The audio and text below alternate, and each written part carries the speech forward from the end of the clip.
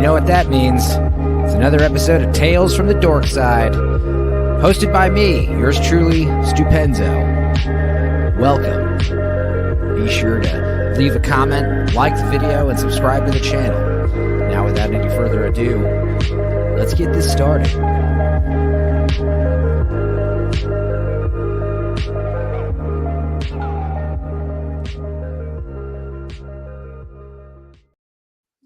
What is up, everybody? I never get to bust out my intro video ever because usually my second monitor is working. Today is one of those days where it isn't. We're going to do it anyway. What's up, Blue Collar? How are you doing? Man, what's up with that intro? That was awesome. I've only played it once because there's only been one stream where my screen was crapping out during a show, but I made it just in case, and I like it. But should be more often. I do like my colors song, color test song that I usually do for the podcast. Yeah. But anyway, we got Goodwin here. Emperor Goodwin, how you doing, buddy? Pretty good.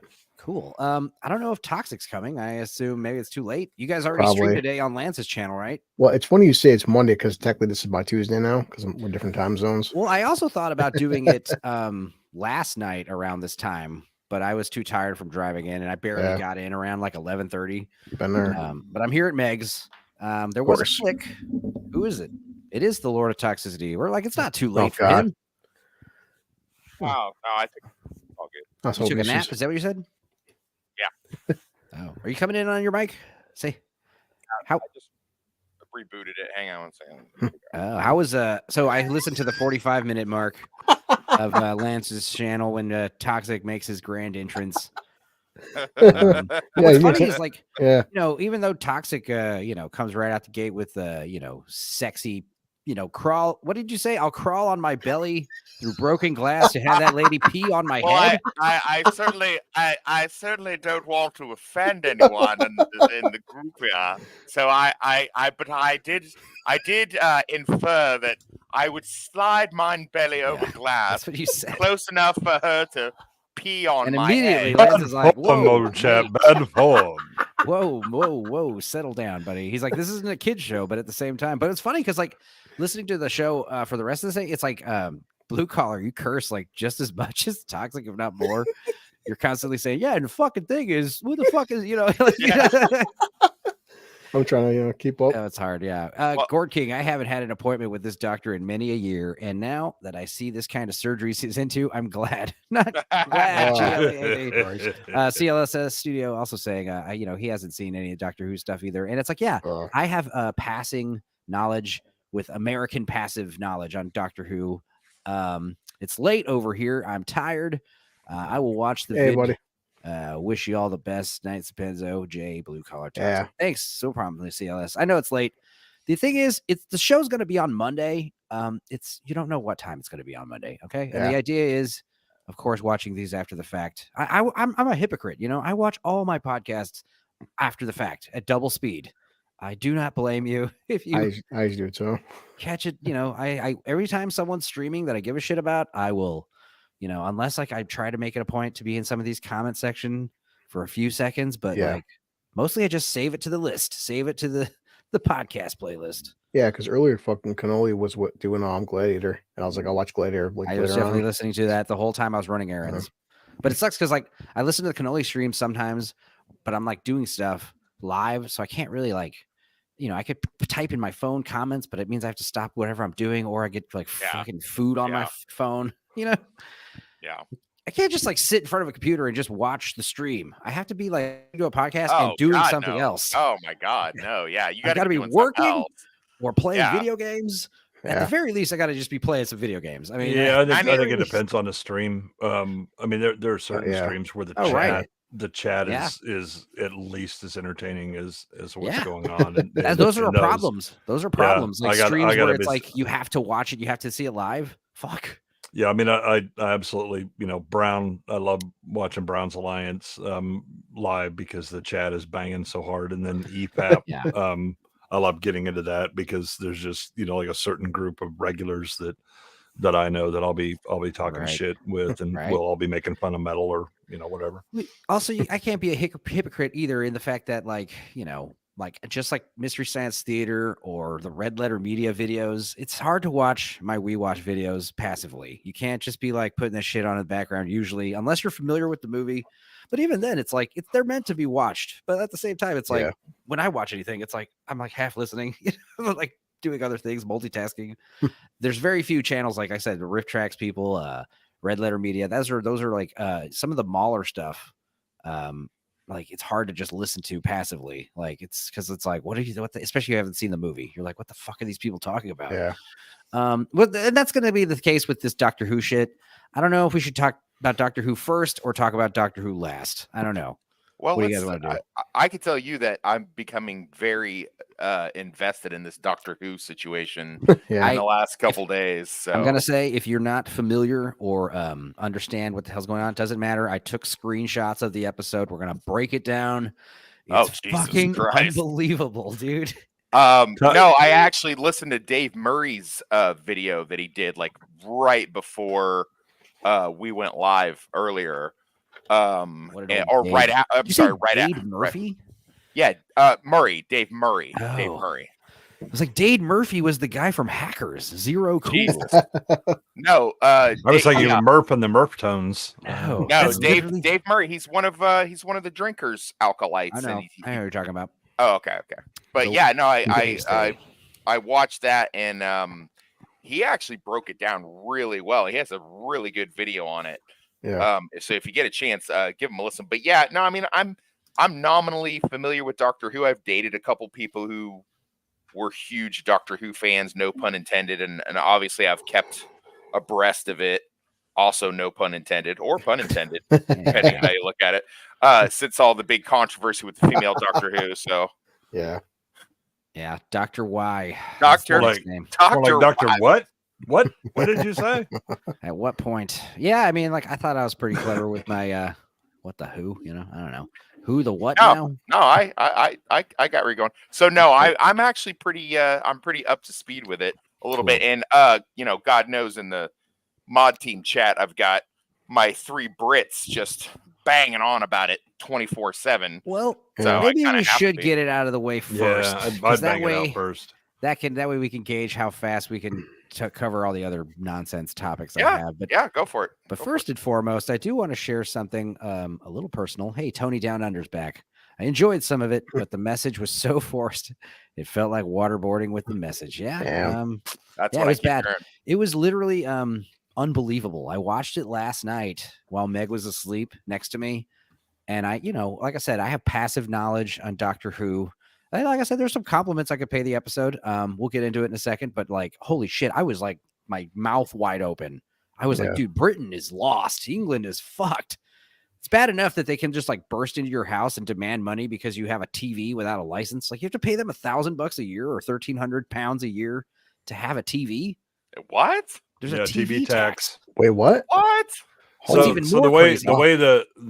we have, like public television, they either, allocate a certain amount because the feds give them, they have like their fund drives or whatever, right? Yeah. The BBC is funded by a television tax. So any time that you're receiving over the air television, they count that as, okay, well, you need to pay the tax to access, the BBC and fund it. And it's been that way, God, since, I don't know, the 50s or 60s. They used to actually have bands that drove around to detect TVs and whether they were tuning in or not, and then would check the records to see if you had paid your TV tax. Wow. Yeah. So what was even crazier is there's a video going around, and I didn't think of sharing this, but it's like, cop trying to basically, come into the dude's window.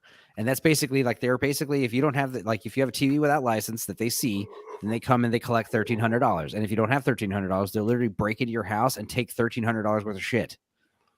What? Yeah. Well, so if the TV is in no way that you don't show evidence that you've been watching BBC or any over the air stuff, you can own the TV, right? Because otherwise they would just attach it to the sale or something like that. But it's a yearly tax, by the way. But if you have a TV that is purely streaming, that's it. You don't have to pay the TV tax. Good luck arguing it. That's crazy. Jesus. Let me go ahead. I'm going to send Gord the link in case he's No, it's more things like that. With people in America, the shit we bitch about. I can't wait to leave America. I hate this country. Yeah, I hear shit like that. Like, Christ, man. It I mean, always reminds me of Churchill's comment about democracy. It's the worst government conceived, except for all the others. Right. I mean, you can bitch about America and you go, "Oh, this is terrible." Okay, well, find the one that's better. Yeah. Hey, but Chris, I mean, listen, you're in New York, man. Don't try to act like this shit ain't like pretty much what you guys are going. Aren't they like forcing a Venezuelan in your fucking basement or some shit like that now? Not yet, but I mean, just goddamn it. But so many things like so much shit like that. A TV tax for owning a fucking television. Like, oh yeah, I know. Man. But it's like they chained you to the back of the truck and dragged you down the Rainbow Road. Isn't Rainbow Road? Wasn't that like blown up in Canada?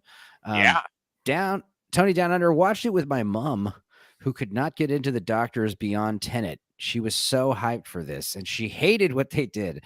I saw the joy die from my mom's eyes. Jesus, I hope nobody sees that. Damn you, Doctor Who, for killing my mom's hype. Well, it's one of the things where I only heard of Doctor Who over the years via the internet because, as Americans, we weren't privy to this stuff. Like, I didn't grow up with Doctor Who. It's hard to find over here. Yeah, you're a little young. So the PBS used to air Doctor Who. When I was remember that because I watched Tom Baker's Doctor Who. Yeah. Was he the one with the big curly fro? Right. Yeah. Looked like Roger Daltrey, kind of. Yeah. Would you like a jelly baby? Yeah. So what's the PBS just one day stop airing? Is that it's just? I mean, I grew up in the 80s and 90s. I just never until I was like, well, so Doctor Who went on a pause. So they did the transition from Tom Baker to Peter Davidson. Okay. And that's kind of when I stopped because the guy he looked like a local veterinarian and had about as much charisma. Then after him, they go to kind of a short, fat guy who was like a comedian or whatever. Yeah. And I think it was like 86 or so. They ended that. And then there was like a decade where there wasn't Doctor Who, essentially. And then they brought it back and fired it up. And you had Tennant and you had the bad guy from Gone in 60 Seconds. Okay. And then, but lately they decided, we're going to have a female doctor. Well, yeah, I mean, that's stuff I know about. Right. And then all the kind of modern blow up with the Jodie Whittaker and then this shit show. Yeah, it's just one of the things. No one I knew, like honestly, not a friend or family, no one besides until the internet started kicking in. I never even heard of Doctor Who until the past like 5-6 years, like guys like Drinker and Gary and everybody, because it just wasn't part of growing up in America, Mm-hmm. But yeah, I guess it's obviously it's. I mean, I'm not sure if you know this, Jay. Like, so I mean, how big is Doctor Who in Britain? Because I know it's a huge it's huge.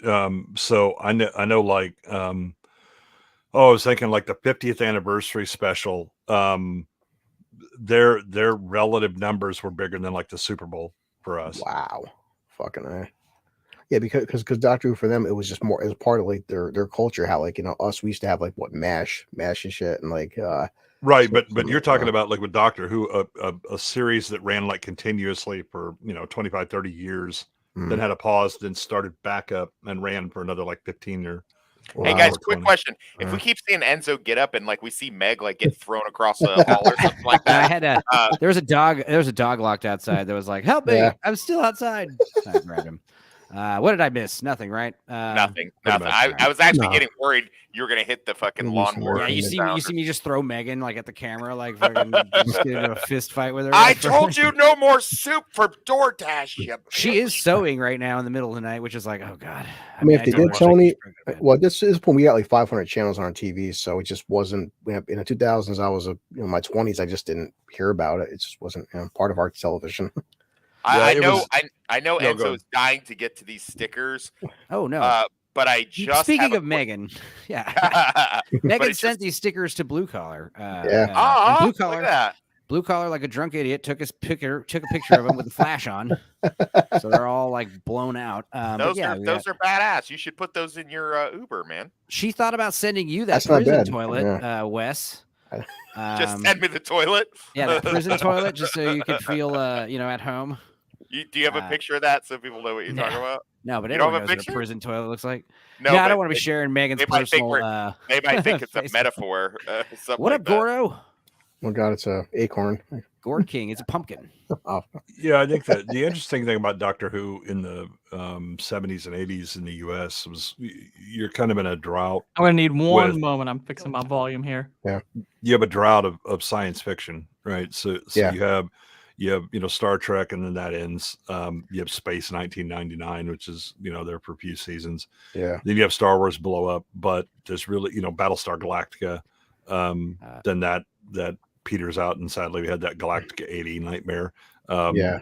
Buck Rogers, but Doctor Who was much more of a not the look, I'm going to have action and things are going to fly around, right? It was more classic sci-fi with here are people put into interesting situations, and how do they react? Gord King's muted, right? Does he know that he's muted? So because the BBC was like our PBS, so it's basically it's free where like every Brit's got it on their fucking television. It's like almost like mandatory for them. Right. Well, it's I mean, it's like the pay-per-view. Well, so the BBC, unlike ours, where you had for profit ABC, CBS, NBC, right? Yeah. The Brits had the BBC, right? It's a government owned, because the Brits were very big about government owned industries in the 40s, 50s, and 60s, well, even in the 70s. So you had BBC, and then you had like ITV and some of those that I don't believe were subject to the TV tax, but the BBC, if you were watching TV in Britain in the 70s, you were watching the BBC and you were paying a tax. Here's something that I don't get, and you're old enough to know this, Jay. God knows you are. But my first pair of tits that I actually saw was on Benny Hill. Like they had like nudity and stuff. So when did the transition to all Wait, this? are you referring specifically to Benny Hills or a guest? No, both. But I remember having my dad having Benny Hill on me, sitting watching with Benny Hill, and my mom walked in. It was like, I don't want Wesley watching this, Jerry. Yeah. And then he's like, there's nothing wrong with this. Shut your fucking hole, And then all of a sudden, this chick takes her top off, and I saw actual live titties, like real live titties, and I'm like, oh wow, okay. Right. The Brits have always had kind of a different mentality about public nudity. So I mean, there are newspapers that literally like the third page was topless photos, and that's part of the normal newspaper. So I'm down. Sadly, not so much here. But yeah, I mean the edginess, and it's interesting because there was at least from the British media standpoint that we got, there was always kind of a division of British media. So there was everything is prim and proper, and this is the way that things are supposed to be, stiff upper lip, cheery ho, and all that stuff. Then you had Monty Python, who were taking the piss out of all of the norms, right? And they were pretty controversial in Britain at that time, right? Benny Hill was just the slapstick guy who would push any boundary to get like a physical comedy laugh. I mean that the RoboCop, I'd buy that for $1. That guy is a straight up copy of Benny Hill. Give him a wave. Oh Meg. yeah. There's Meg waving. Pushing Stickers. Yeah. No, it's good though, because I've always been fascinated for the past few years hearing about Doctor Who. I just never understood the culture, like how culturally significant it was, because we never really had nothing. Because America, we had so many different channels, and and as we got older, cable kept getting bigger. We go from 5 channels to 10 channels to 500 fucking channels. So Look, I wasn't like a rich kid or anything, but definitely like always had like one of the few expenses that we had that other people I might not have had like a pool or a trampoline growing up. Yeah. Or any of these other crazy luxuries. I didn't have like the best house. But you know what we did have? HBO. Fucking Tales from the Crypt and America Undercover and Real Sex. I was watching all Taxi Cab Confessions. I was watching all that shit as a kid. God bless America. God bless America. It's one of the things where people, we still, as poor as my family's always were for Thanksgiving and Christmas, we still had fucking cable though. Well, yeah. I mean, I'm sure you guys. I mean, well, that was my babysitter. Mom, after the parents got divorced and mom was going out cruising for dudes. She's like, just sit and watch TV. I was like, all right, well, dude, that's fine. Oh man, we used to get the cable guide and look desperately for the nudity mark on it, because they'd always show like it's rated R and here are the reasons why. Yeah. And if you saw nudity, you're like, oh, please let the parents be out of the house when this thing is on. See, but here's my thing with the BBC that so I started watching a couple different shows. One of them being Orphan Black, which is one of the things that I'll bring up when people in the group or elsewhere will start crying about Tatiana Maslany from She-Hulk, because she's really great in that. It's a really good show. Yeah. And I don't remember anything being woke in that show, and they had nudity and really serious violence and so like a lot of media there was like the Great Awakening or the major shift, right? And I think that you see it, they all kind of coincide. So everybody in the establishment in Britain loses their shit during the Brexit vote. Everybody loses their shit in the US, in the 2016 election. That's true. Right? Yeah. And the shift for them is for so long, elites have believed that they dictate opinion about the big things, right? That they can guide public beliefs, right? And it's based on a whole bunch of research, including Chomsky's manufacturing consent, right? Yeah. When that narrative ceased to be true, they lost their shit, because it's like you told them that physics got turned off, right? That we lead and the mouth breathing plebes follow, and that's the right way that things are, right? And it's doubly so in a country like Britain, where they had the aristocracy, right? We're busy trying to build an aristocracy for some reason, but for there, it was so, for so many years, there really was a kind of a hard class system there. And to suddenly have, to realize, oh my God, the peasants are revolting. They certainly are. They flip out and double down on everything, thinking, okay, well, what we didn't do, we were too subtle with these idiots. We have to be much more explicit, not realizing that what they're actually going to do is drive people away from them. Wow. Yeah. As far as getting out of the lawnmower territory, before we start with this episode, really break it down. How was everyone's Thanksgiving? Wonderful. That's all right. That's Gort King was what was it? You're the pumpkin man. I mean, what did you do? You eat plenty of pumpkin pie? Is that seriously like a thing for you? We're not. What do you think? Is a cannibal? No, but I mean, you're a human being who is named after a pumpkin. That I assume is you a actually malicious do. lie. How I'd dare assume you? you actually like pumpkins. Do you love pumpkin pie? Is that one of your? I don't favorites? actually. No, I'm no joke. I do not like pumpkin pie. Okay, well That's part of what makes getting into character easy. Is I don't like pumpkin flavored anything. Granted, pumpkin spice has no pumpkin in it, but whatever. Yeah.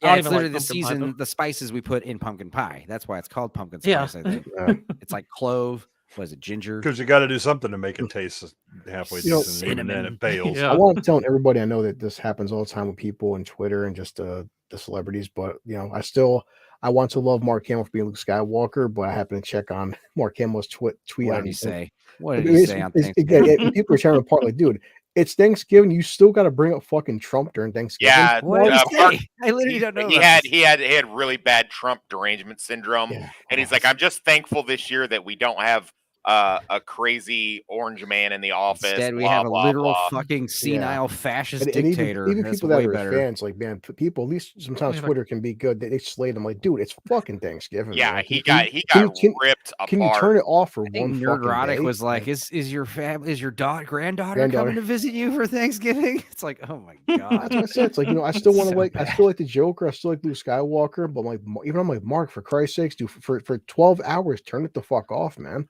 Yeah, I gotta say, after seeing Luke and now Chris, I need a haircut big time. My hair is fucking long. That's why I did it for. I need to do what Chris is doing. Do the Pugsley Adams. I need to bring it back. I want to make Luke feel better because I did this on purpose. He just it's different for Luke because God hates him. We should all do the buzz cut, the Alien 3. Hell yeah! Hell yeah! I'm already there. Cool. Let's do it. I actually spent my Thanksgiving at my bar.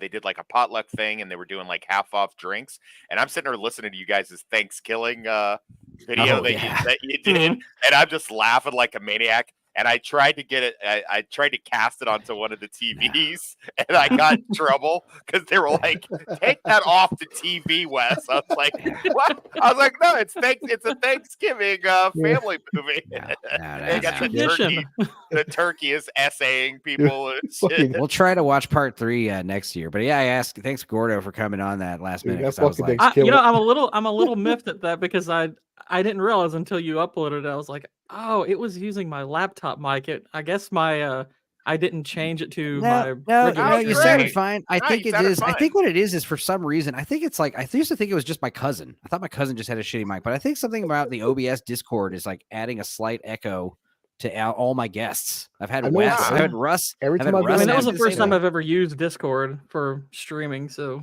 you sounded fine. It was definitely one of those things where when I first heard it, I was like, oh, maybe it is like something in my settings I need to deal with. It's like a slight echo. It's not too bad, but it's something for like almost every guest. I think it's like I don't know. I remember thinking, I was like, how did he get Michael Cera on his fucking stream for Thanksgiving? I was like, what a coup. What a coup. You know, this SAG after strike, it affects us all. I hear you. Yeah, Mark Hamill being salty over Trump is cliche at this point. Yeah, UK gets triggered because of Brexit. USA gets triggered because Trump got voted in. Australia gets triggered because our prime minister went to Hawaii for a holiday. Was it Argentina just got their new guy? Who else? Yeah.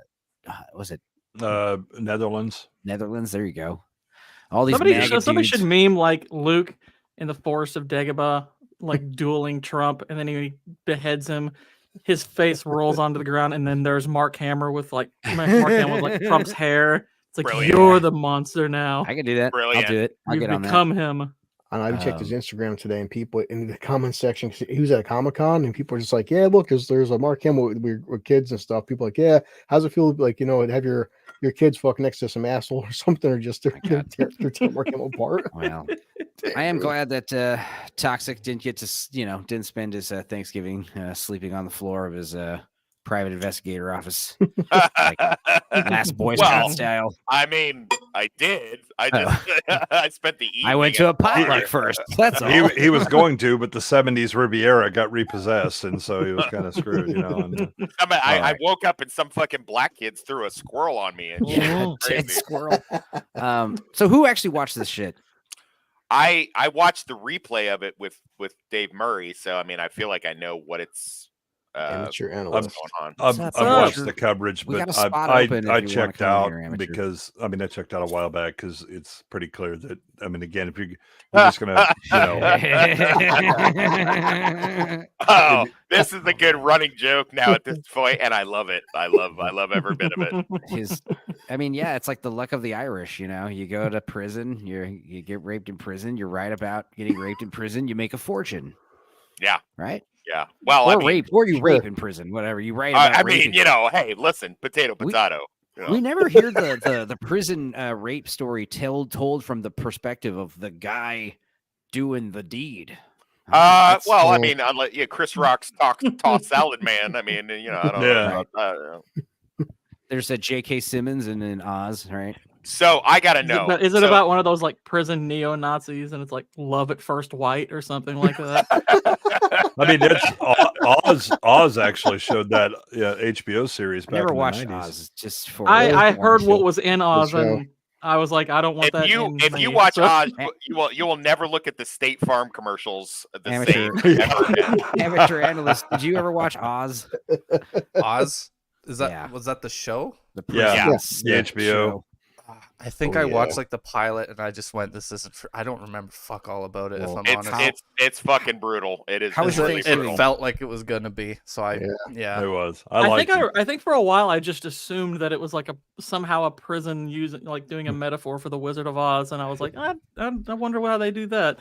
And then I hear there's all just this rape and stuff, and it's like, oh. I like that. Was it that black dude in the wheelchair? He was in Romeo and Juliet and a few other movies. Yeah. What's his name? He's cool.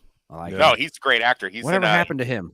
He headlines a TV show. Remember my top 3 of 2023? He's in that TV show from. It's a mystery box show. Right. You would not want to watch it because it's one of those he's in like the first season of Z Nation. What how was your amateur analyst Thanksgiving, buddy? Thanksgiving. I'm Canadian. My Thanksgiving was 2 months ago. Canadians aren't how was thankful. it then? Yeah. They're sorry. No, we're not thankful. We got a tyrant running our shit right now. I'm afraid. I need to get a gun, man. They're still waiting on the Mayflower to arrive. It is in Texas. They took the protein out of our meat. I can't even restring my bow anymore. Yikes. I feel feeble. I feel weak. Anyway, we're gonna dive into this Doctor Who episode. I figured we'd do it first because I'd hate to like run through a bunch of shit for like 2 or 3 hours and then realize like we're gonna talk about Doctor Who for another 2 or 3 hours for this. Boy. And so what was you said you were sitting there watching it and you were like, Meg was asleep or at least laying next to you, whatever. What was your honest reaction when they do the line, did you just assume the pronoun or? Yeah, no, if you had respawned as a woman again, you'd understand. Oh yes, a male-faced doctor. You'll never understand, guys. At this point, fucking 7 years in the game now. 8 years in the game. No, 7 years in the game. 2016. Noticing this shit in comic books first. Then like Last Jedi came out a couple years later, and now it's like here we are in 2023. I see the same shit over and over again. My reaction is always the same. It's just this.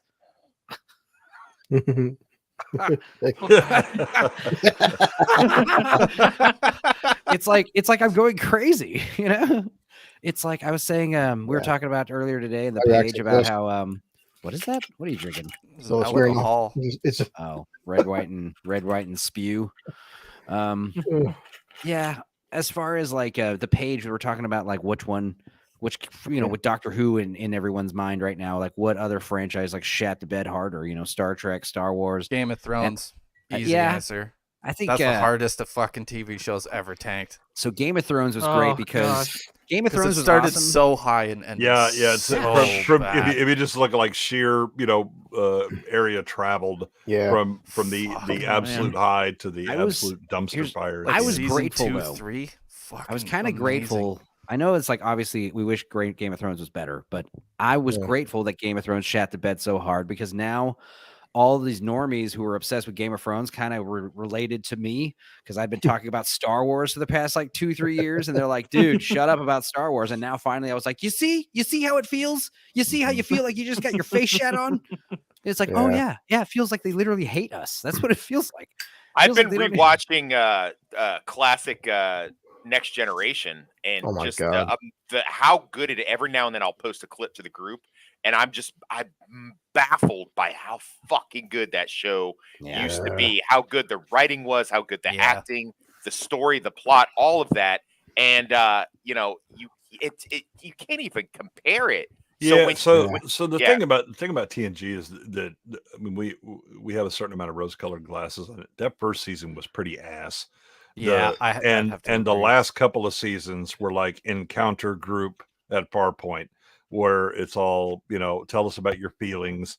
I mean, I just watched one recently. It was when I was back home. I flipped on. It was like, oh look, Star Trek: The Next Generation, and it's Deanna's mom having trauma about the child that she had that they lost and that they had to go into her head. And I was like, oh, I know this is from like the last couple of seasons where everything was just drama about psychological bullshit. But is the first season like actually bad, or is it just bad compared to like the better seasons? It's literally bad in a lot of those. That's always rough because I think maybe the Binars are the only ones that are. Well, I know like Next Generation. It's hard to get people over that first season. I usually tell people to start with season 2, episode whatever, Measure of a Man. Yeah, just start that's how I am when I try to get people into Buffy or Angel. I'm like, just skip Buffy season 1. It's really campy and watch season 2, 3, 4, 5, and then if you like the rest of the show, then go back to season 1 and watch that later. And lower your expectations. Yeah, see, I watched that when I watched TNG when it was broadcast, and I was like, oh, that's. I mean, again, you were kind of in the desert for decent sci-fi stuff, and you're like, all right, I'll put up with it. And then you were like, this sucks. And then I'm a bit younger. The big show for me was Stargate SG-1. Yeah. That's like my all-time favorite. It's just, But that one never I think shat the bed, right? Is that one still good? It's got some weak seasons, but they don't plumb the depths of like it didn't TNG modern day Yeah, like the writing stays pretty good. The casting jumps around, but the writing for the most part stays pretty good. Yeah, they got the odd shit episode. I wouldn't say they have bad seasons, but like when they take away certain characters for too many episodes, like I know MacGyver was having, I think it was health issues or some scheduling nonsense, but he was like out of a lot. I like how he just calls him MacGyver. So they never revamped it and ruined it for the fans, and they did a whole spin-off series, which isn't terrible, but it's definitely not as good. There's like Atlantis. 2 or 3 spin-offs. Oh. Yeah, I never got into any of those. I was just a big SG-1 fan, and then I moved on from there. I like Battlestar. Well, I mean, we talking like it's bad. Like it's bad. Which Battlestar? Yeah, you're gonna hate me. I like the newer one. Yeah, I love that one. The Edward James Olmos.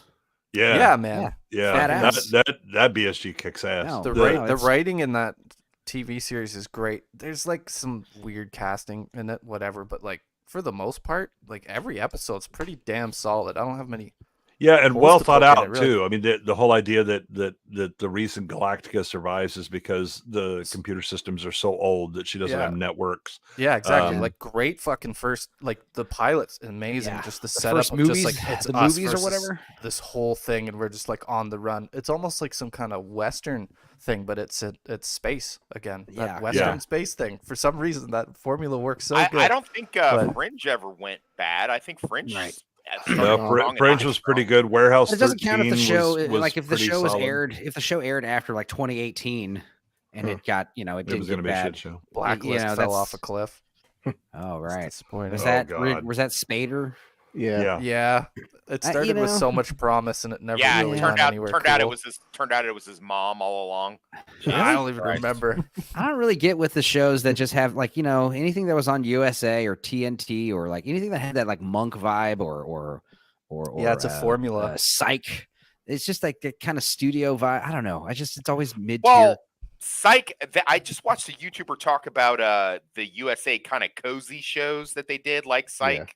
Where you can just kind of have them on, and they're kind of all like they're just kind of you can just kind of put them on, and that kind of thing. So I don't know. I think Psych definitely falls into that. You can just have it on in the afternoon. Yeah, Tony. There's like a couple of movies or something that start off Battlestar Galactica, and they're like made for TV. They're like 90 minutes. I think there's a few of them. Is there one? Yeah, they're good. Like the whole I think there's really only there's 1 or 2 of them, and they're good. They're good to watch. Wasn't the pilot like 90 minutes or something? Right. Bizarre? The pilot's a movie, and then there's a few other movies that you have to watch at specific times or some bullshit. I can't remember. Am I thinking of the right show? It doesn't feel like a movie though. It feels like a really long episode. Well, my favorite's always been TNG because it's like it's got that soap opera feel. But obviously, like the first season shook me off. The Expanse and Deep Space Nine and Battlestar Galactica with Edward James Olmos. Those are like the best like space war. Yeah, I keep hearing Expanse is really good. Everybody keeps telling me that. Crazy. Yeah, I've heard Expanse is pretty great.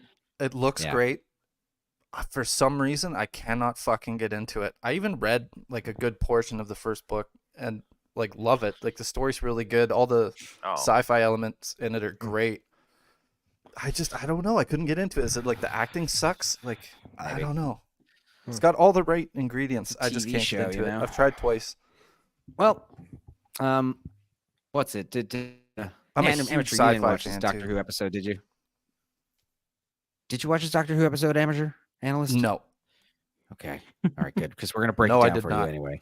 Doctor Who's been out of my life for a long time. I mean, like I said, I watched that little snippet, though. I watched this whole episode just for shits and giggles, and I mostly just shat. So we start off with the Doctor, and it's first of all this bait and switch with Tennant. Of course, like they're bringing back Tennant.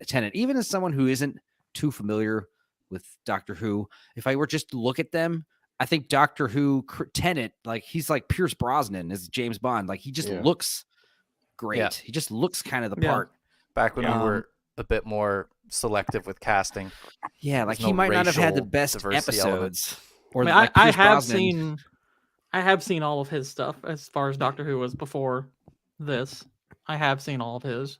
Right. And it's really good. I'm not a big Doctor Who fan, but I've seen like Christopher Eccleston's series. I've seen Tennant's and I've seen Matt Smith's. Tennant's is really good. It's really good. Well, it's funny because, like, you know, like I said with Pierce Brosnan before, like he might have had some of the worst James Bond movies, but like, yeah, But when he you was the think best. about, He's one of the best look James so Bonds. good. GoldenEye's pretty good, man. He was such Yeah. perfect casting, and they Right. I mean, well, they had So- we had that Twitter post that I had where I pick an actor who was too good for the roles they were in. And I was like Bond in every, or it's like Pierce Brosnan in every Bond movie other than GoldenEye. Yeah. I also like, perfect. To play yeah. James The other Bond. thing about like the doctors is like they always change their appearance and then they always change their clothes. And like the newer ones are, Jodie, what's her name? She had like a hoodie. So did Capaldi, right? They're like dressing hipper, This new one wears like a fucking skirt or something, right? The black they them. But this guy, I remember when this was like a laxed look with the loosened tie and the messy hair and like the sneakers. Like that was like Doctor Who in low tops. Like, I mean, I know Eccleston wore the leather jacket. He was like the first guy to like look badass. Like he was dressed like he had a buzz cut, We're all gonna get the same haircut, by the way. Chris's haircut that he's got right now. Oh, yeah. But yeah, I don't know. I just love this look, wardrobe wise. Which is why, it's like Luke Skywalker all over again. We're gonna bring him back. I think he's the only white dude in the show that has lines. If I am not mistaken. Wow. I'm not Wow. joking. Jesus. I did kind of rewatch it again today at like quadruple speed, taking all these freeze frames, and I don't think I noticed any certainly any there's definitely some background characters, like, but I don't think anyone speaks. It's a white guy. So he's basically once upon a time Lord, and he's giving all this backstory about how apparently they erased what's her name, her memory, whenever they were last seen together. And if for some reason, Are you talking about this girl? yes, his sidekick. Yeah. Every doctor has their companion. The companion. Right? Yeah, I was gonna say yeah. familiar. That is how her arc ends. Yeah. Yeah, and then for some reason there's a weird now she's having like dreams or something about monsters and stuff, and she's having this whole like once upon a time, and for some reason Doctor Who, it ended with some kind of like binary thing. I don't know. I didn't watch this. Anybody else? Do you know what happened here? It's She been a says long time. binary a lot. He says some kind of mean- magic spell and erases her memory somehow, reboots her brain. I don't know. But basically she had to forget him. And for some reason, by some strange plot contrivance, I don't know how this works, but if Donna ever remembers him, Doctor Who, David Tennant, she will die. So he's been trying to stay away from her, I presume. Damn. But the question is, like, why does he she's out doing her own thing. She's got this is the actual line. I've got a nice life with a nice fella and a nice house, and we see them getting married. And I also have the most beautiful daughter in the world. Oh, Christ. And Oh my God. but I think something's missing. Yeah. Yeah. And she has a mystery box. A uterus. Her son's genitals. I think there's an hour Battlestar Galactica. Sorry. Tony Down Under. Tennant is the face of modern Who. Ratings skyrocketed in the UK, and he was beloved by all. Yeah, then when he came back interacting with Matt Smith's, that was hype, but the latest return was a misfire. Yeah. I wouldn't call this sounded like a calculated fire the missile right at the hospital full of civilians. That's what this felt like. It didn't feel like this was on accident. This felt like, hey, rocket right in your ass. When she came back, did she start chanting non-binary, non-binary, non-binary? That's how you reverse the spell. So, and also Doctor Who's wondering why he's got his old Dr. Tennant face back. It's a mystery, and he's worried that he can't run into her and cause her to die. He doesn't want that. And she is like feeling like these dreams of monsters in her past life that she doesn't really know anything about is like building up to something. She's talking to the audience directly for some reason. I don't know why. And we get one of the cool things about the show was the new intro with the new updated music. It was pretty dope. Everybody, that's what I keep hearing from everybody. They're like, the whole opening theme, whatever, was amazing. Then everything after that was, woke dog shit. Oh no, the woke dog shit World started Health Organization started a few seconds ago. We already saw it before that. So did someone pop in and out? Sorry. Good way. Yeah, I think Jay passed away. Oh, there he is. He's alive again. All right. Yay. I like what was that cool sound effect? That was cool. That was actually pretty cool. I wish I could. I'm gonna save that for Jay. I It's like a genie appearing. I want to have something pop up and be like, Yes, some I mean, honestly, if we start being like the regular crew, I might start making intro videos for everybody, because that's the thing is like when it was like random people. Just have mine at like the free clinic. You just like zoom in to like all the toxic diseases and just use one of the clips from B-sides where the people are filling out the card for their STDs. They have to fill it out. Yes. Perfect. I like the scene from Demon Knight with Billy Zane pissing fire. Yeah. So, who are these people on the screen right now? Do anyone know Pat Mills or Dave Gibbons? These names sound familiar. You should definitely know Russell T. Davies. We were making fun of him last week, right? So remember when we were laughing about this wheelchair situation? How weird that was, and that is like pale in comparison to this shit that we're about to see. All right, just be warned. So the episode starts officially, and we've got this really amazing stock footage of England, London. I don't know who shot this or what, but it looks incredible. And of course, the telephone box shows up in the middle of busy London, and Rachel Talalay. We'll look her up later. I actually have heard of. I've heard of. Who, I don't know who. I mean, I'm trying to figure out who. Sounds like a street hooker. That is a great name, Talalay. Oh, that's why I know her then. Probably. Oh, right. Okay. I was gonna say Talalay. Okay, so we go down to busy, bustling London with no homeless people or crackheads or anything like that. It's just diverse people like lounging around, drinking espressos and having cigarettes and chatting.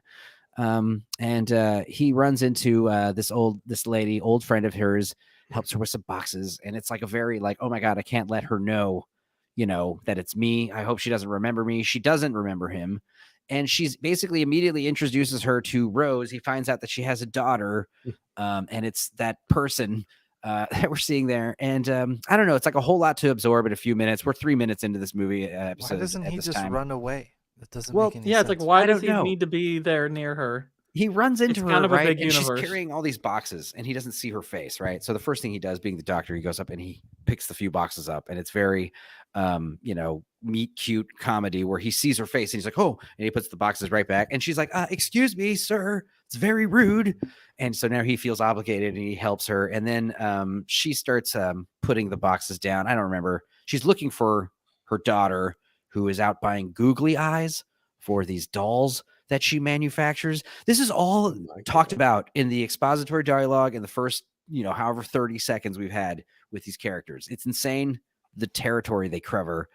But basically we cover that she doesn't remember him. She's got a son. She's got a daughter, excuse me. She's got a husband somewhere.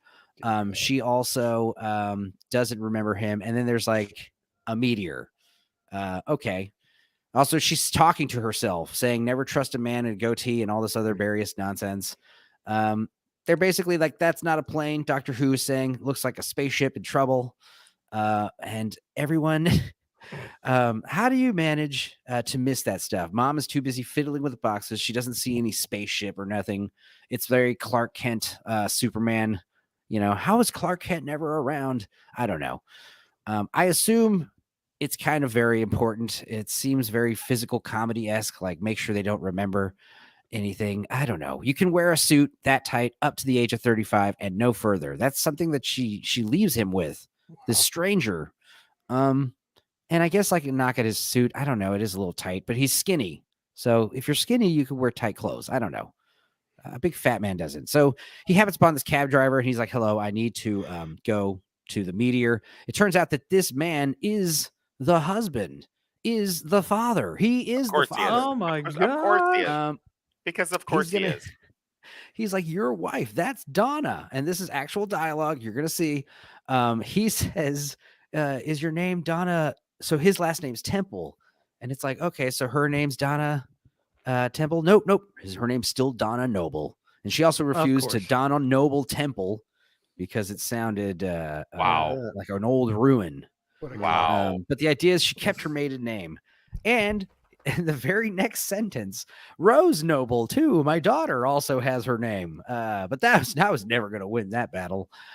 Jesus. And then he says, but it doesn't matter because I've got the two best girls in the world, mate. I'm not fucking making this up. He's talking about life ain't easy, baby. It's fucking insane. probably loves her I'm boyfriend. about to go pick up her boyfriend right now. Yeah. Yeah. Another I thing- gotta bring her boyfriend back to the flat so he can Picking up her cuck. rail her. What's that called? Oi, The Symphony stallion? ain't it, They mate? got like a they get like a stallion or a Mustang or a buck. What's it called? What? I don't know. When you have someone have sex with your own wife, what is that called? Being You're- cucked. You're Cuckold? The cuck is cuckold. the husband. Cuckold. A Right. bull. Yeah. Thank you, Megan. A bull is what it's called. Wow, You Megan. You One woman put knows us this up and think about the fact that I was literally- she Wait a minute. knew I Wait was a minute. literally and saying told it it out to you. loud because I knew Megan So would wait, know the it's answer. a cuck and bull story?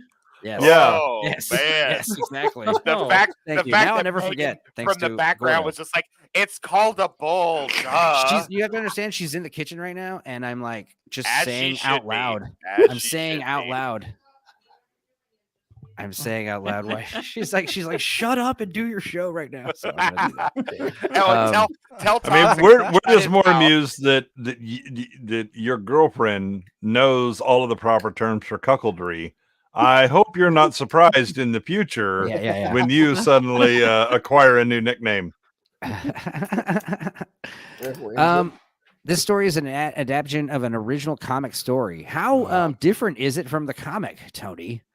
That's what you get when Disney money. Yes, Disney did have something to do with the distribution rights, but we'll later realize that they definitely had something to do with the story as well. And the puddle tends to be piss. Yeah. That's what you get with Disney money. Beautiful on the surface, but shallow as a puddle. Beautiful. Rachel Distribution Talalay wrongs. is an American filmmaker and producer, best known for directing films such as Ghost in the Machine and Tank Girl. I Sure. love those two movies. And I do love Tank Girl. Tank Girl actually has this great like Burning Man quality before Burning Man was super trendy. I'm pretty sure she did the remake of Ghost in the Machine. Yeah, of course. The one with no, Ghost in the Machine. You're thinking Ghost in the Shell. Oh no, yeah, Ghost you're in the right. Machine was the terrible cyber ghost movie Yeah. where there's like a killer in the computer. Yeah, It's the so computer. funny. Yeah. It's like Nightmare on Elm Street where he's like chasing the boys in a virtual reality world or whatever, and they're like these like low polygon images, these green people with like, oh man. We're gonna have to do a rewatch of we're gonna have to do a rewatch of Ghost in the Machine immediately. Now that I'm thinking about it. Anyway, in this other exposition, we're fucking 6 minutes in this episode, and she basically reveals to this cab driver because he says that they're like a mutual friend through some person named like Nesbitt or something. I don't remember. But he's like, Donna won a big lottery for like 162 million quid or pounds and gave it all away to charity, except enough to just keep our house. Of course she did. Of course. Did she give it to the liberal arts professor at the university? And then she walked around healing the sick and making the lame walk, and it was very exciting. Kept just enough to keep us comfortable and right. do our gender affirming care on our boy. Apparently he just drives a taxi because he loves it. Yeah. Oh yeah. Sorry. I drive this taxi so I can find proper bulls. I'm just hoping someday I get a nice, good acid attack. I'm so glad my wife gave away enough so where we could keep a house, but not enough to where I still have to work as a cab driver. Like, what would I be without my career? So anyway, it's like no, I think all the money's hers. She's like, no, you have to earn your keep. No, I was gonna say, Tommy's relative. This is 7 minutes in. I'm not watching this episode, and I feel like I've been here for fucking 5 hours. Oh yeah, we're gonna EFAP the hell out of this thing. That's kind of why I was like, we should time start travel with this. show. Yeah. So we're at the crash wreckage, and Doctor Who, being Doctor Who, cleverly sneaks right in with his little cosmic screwdriver. Sonic screwdriver. Yeah. Thank you. That didn't sound right. That suddenly has magic powers that never had before. It does all kinds of crazy shit in this episode. I don't know. If they made screwdrivers at the Sonic restaurant, that would be a cool Sonic screwdriver. Yeah. It comes with like a cherry and a slice of lime on it. And they just deliver it. You can get fucked up in the drive-thru and just fucking carry on with your day. Gordo, I'm not gonna lie, dude. They make those like alcoholic Sonic seltzers that are like ocean water or cherry limeade. Like shit. They're awful. They taste like, terrible. It's literally like seltzer water, and then they showed it a flavoring, but they didn't actually add any to it. Hang on, but I made a post about it. Great branding, all the same. If you could have a drink called the Sonic Screwdriver, all of the Doctor Who fans would constantly go to Sonic. It's like, oh, we're the best restaurant now. We don't even. It's not even good. They just come. Yeah, all the Doctor Who fans, all 8 of them now. Yeah. Oh, I remember. Here's what I said. I posted it on social media on June 8th, 2022. That's a picture of the hard seltzer Sonic Ocean Water. My caption: "This shit tastes like body lotion." That's exactly what it tasted like. I remember now that I saw it, I was like, it tasted like something we're not supposed to eat. I remember thinking that, and it's body lotion. That's what it tastes like. Disgusting. Fucking ocean water is delicious, especially if you make your own. It's literally just Sprite with coconut extract in it, guys. It's amazing. And just what they do is put more sugar in it, which is like not necessary. And blue food coloring, which is again not necessary. Well, I mean, I got the Sonic. I was like, oh, an alcoholic cherry limeade. I'm in. There's no cherry. There's no limeade. It's just fucking seltzer and fuck this shit. That does sound miserable. Just give me the liquor straight, man. Yeah. Oh, blue collar. Yeah. I mean, he knows all about drinking the straight liquor, but it's more like liqueur. As long as it's like got like fucking sugar and flavorings. Once you say liqueur, it's not straight. I know.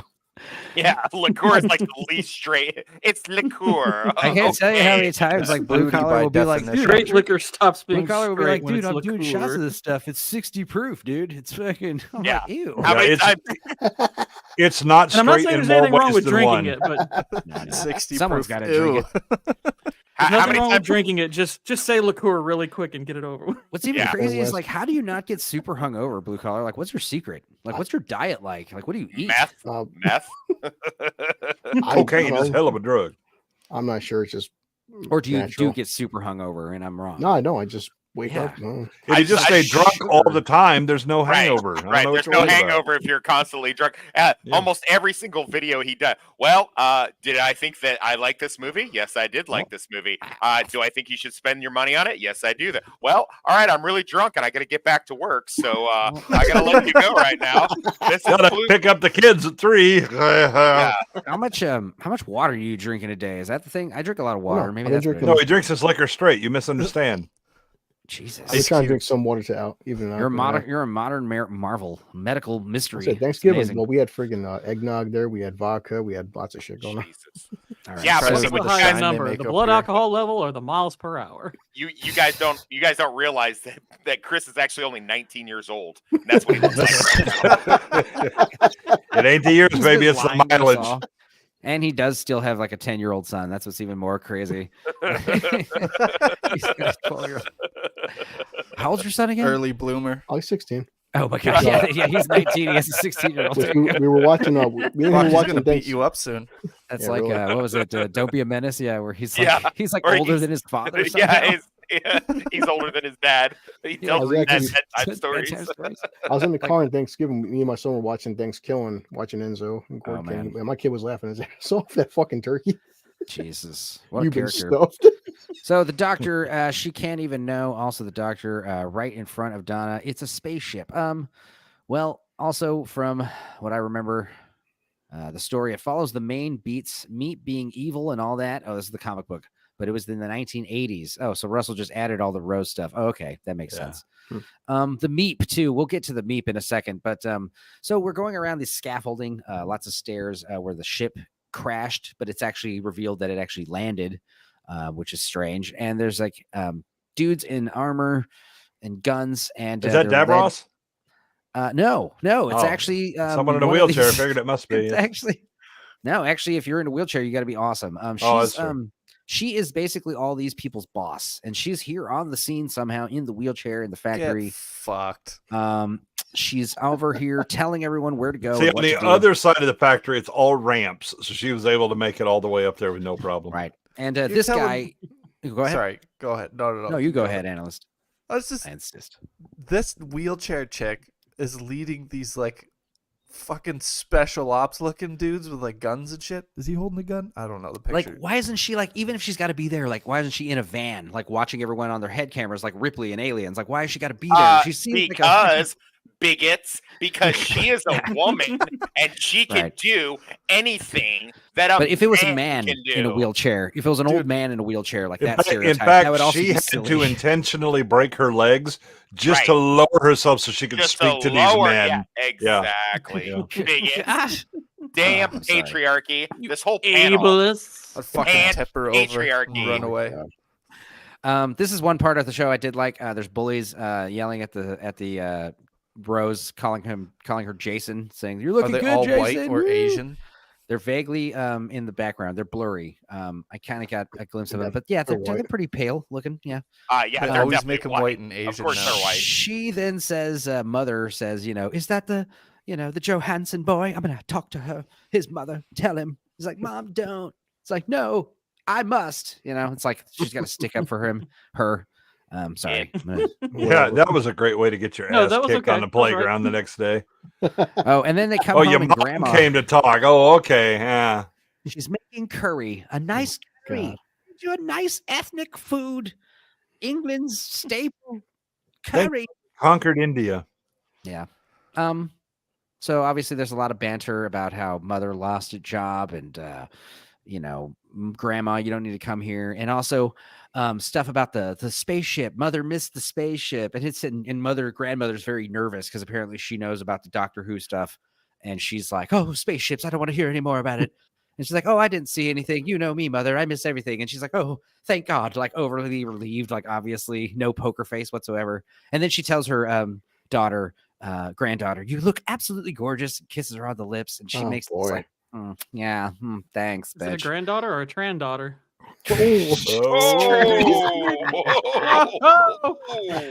And then before she goes outside to put her googly eyes in the shed, which is basically her little workspace that she has, she makes dolls. Mother stops her and is like, "Listen, I would burn down the world for you, darling. When the time comes, I will descend." Like she speaks like a demon for a minute. Basically, that actually sounds pretty much like these people.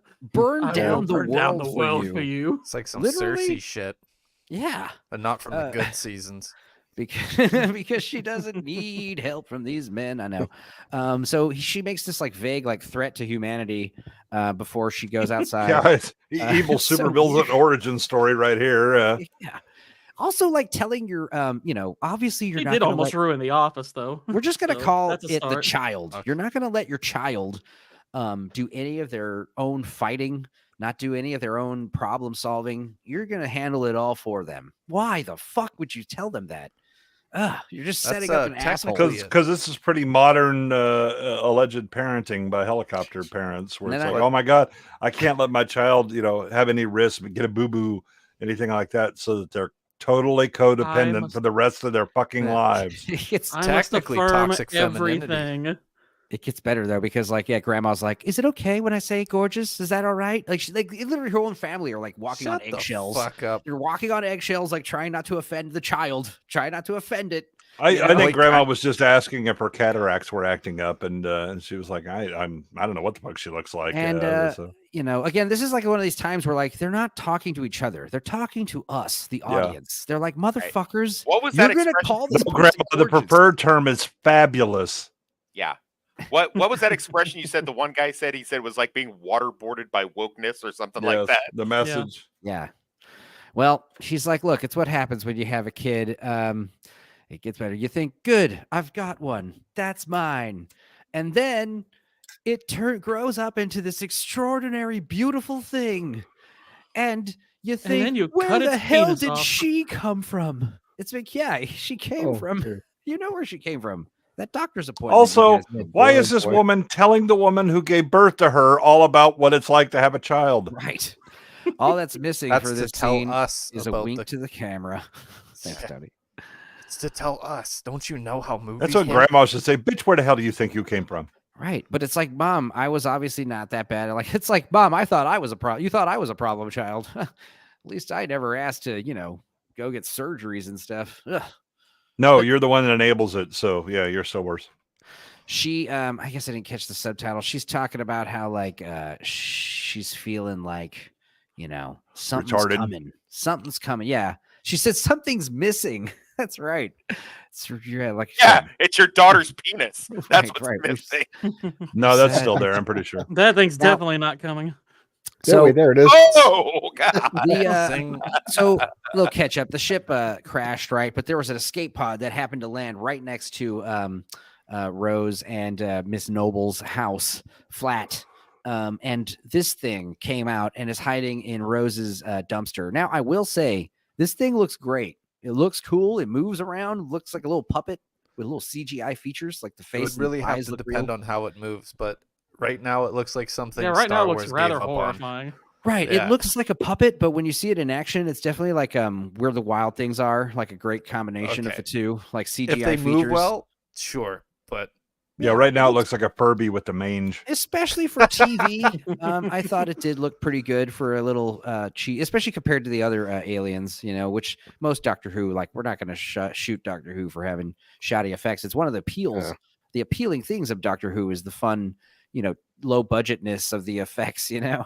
it looks like a heroin PSA, man. Yeah, the problem is the Meep is, I could tell immediately the Meep is like, oh, they're hunting me, I'm hurt. And it's voiced by Miriam Morgiles. And I knew right away, I was like, okay, something's gonna happen with that thing, because Miriam, as much as I think she's a great actress and she's funny, yeah, she's lost to the cause. She's one of them. Rule 34 has got new content. Yeah, the Meep. Every day, baby. So there's the these furry big, community feels represented.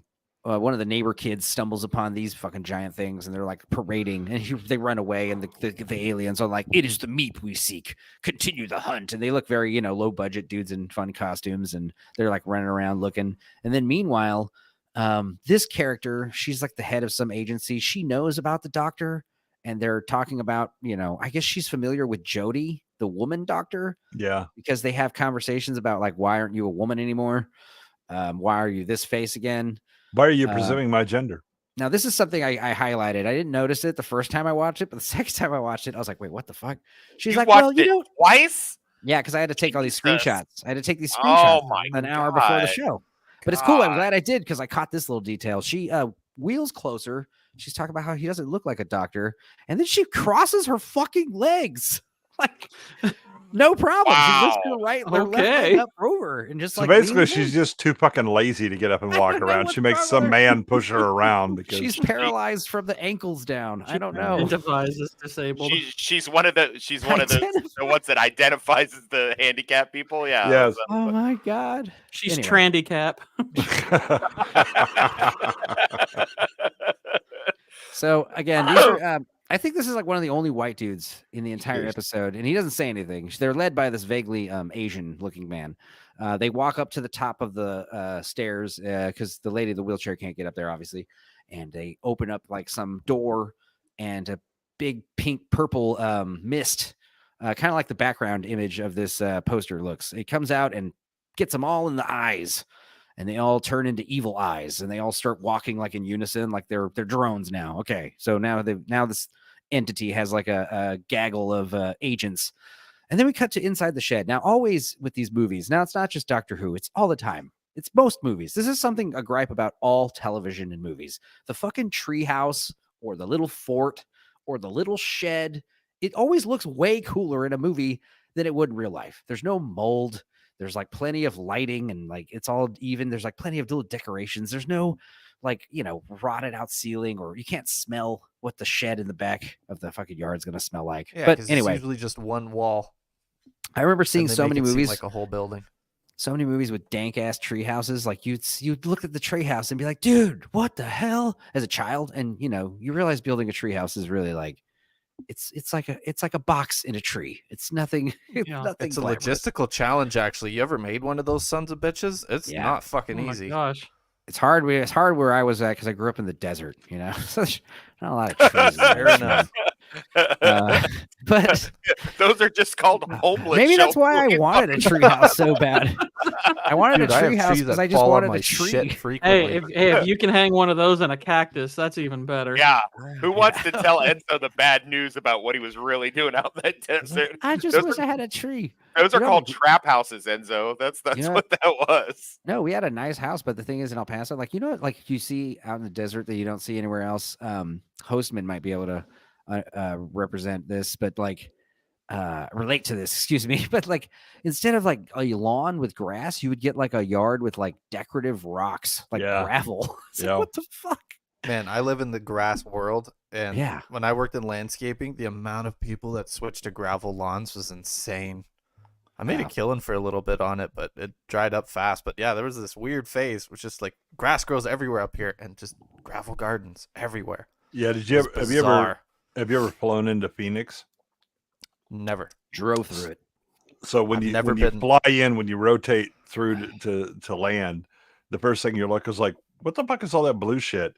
There are more pools than there are yards. Right? So it's just brown, blue everywhere, right? There are pools everywhere. I can probably count on one hand the number of actual green yards I saw. Trippiest country I've ever flown over has got to be Holland, Netherlands. Those tulip fields. Fucking, I thought I was having a brain aneurysm for half a second. I'm like, what the fuck? It looks like Skittles. Tony Skittles.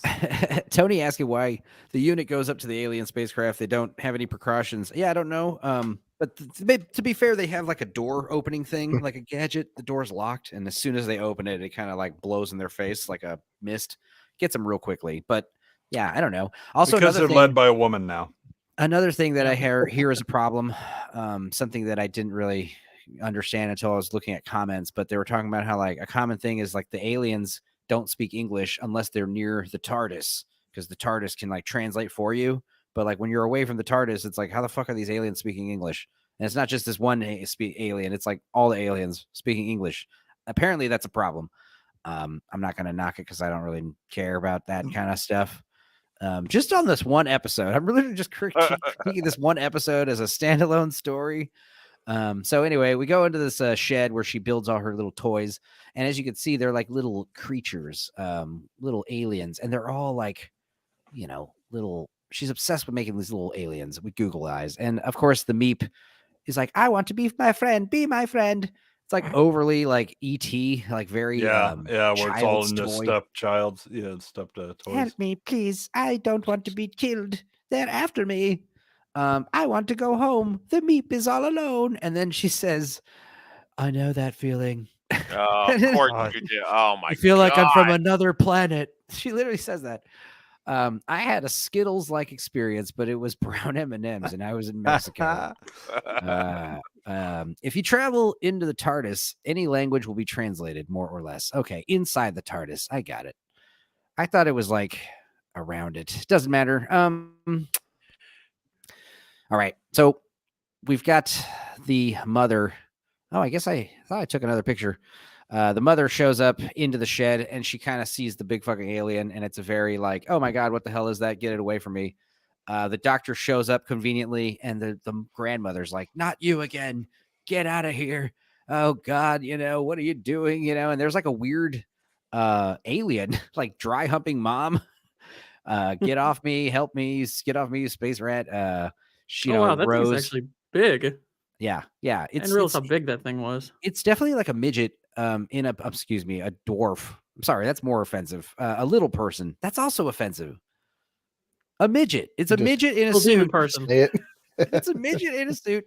And I think like what the wild things are, where the wild things are, the face is like tweaked with a computer and just gives it this great enough real 34, basically. Yeah. All right. So the doctor comes in. There's a lot of commotion going on. And then dad comes home and sees this and says, smell good, doesn't it? Sure smells good. And grandma's like, oh, it's tuna madras. Puta madre. Beautiful. It's beautiful ethnic Indian food. Your favorite.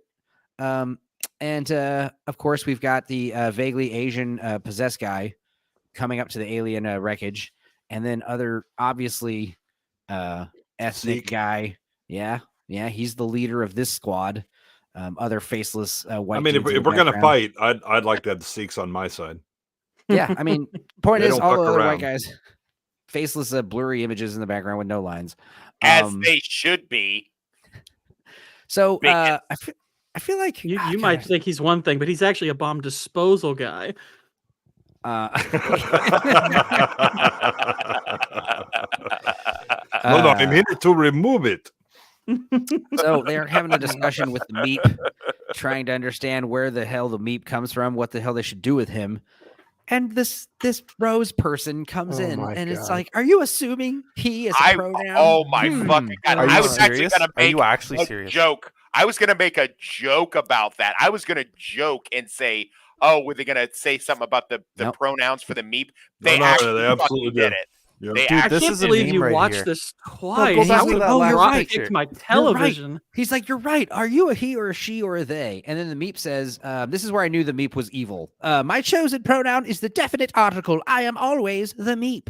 And I was like, all right, you're fucking evil. The thing is evil. I bet you anything. The thing It's is true. evil. My chosen pronoun is the royal we. Voiced by Miriam Margoyles. Mine is I the was French thinking- we. Oui, yes. So, yeah, again, like that's all Rose thinks about. That's all she talks about is the fucking genders of things. You know, it's why Grandma is like, is it okay if I call her gorgeous? Like, I don't want to upset her like I did that last time, you know, like the last 500 times. Like, you know, that's how everyone's like walking on eggshells around this person because it's like, oh, That's because they live with a crazy person. Yeah, mother's just as crazy. I would say mother is crazier. Yes, you know? because again, it was like, yes, you're a much larger disappointment because you are the one that enabled all this shit. It's a disgusting like Munchausen. Munchausen by proxy. Yeah. It's just like You just said they live, and I just got this idea of a remake of what that could actually be. I nowadays. have come here. it. That's what the meep needs to say. I have come here to chew bubblegum and kick ass. It's like these places like you put on the glasses and you're first seeing all like men and women, and then we put the glasses on, you say they're all the opposite gender. Yeah, yeah. Anyway, trying to think of a clever title for it. I'll think. no, of it in a they second. them live. They, them that's- live. It's Yeah. they them live. Yeah, I think that we're all in agreement on that one. Yeah. They them live bigots. There you go. Okay, so there's a clever little escape scene where they actually use the sonic Them lives screwdriver. matter. The sonic screwdriver is used to like apparently all the houses. This is a way you can break out of the place. Like because there's like sorry, I skipped some stuff.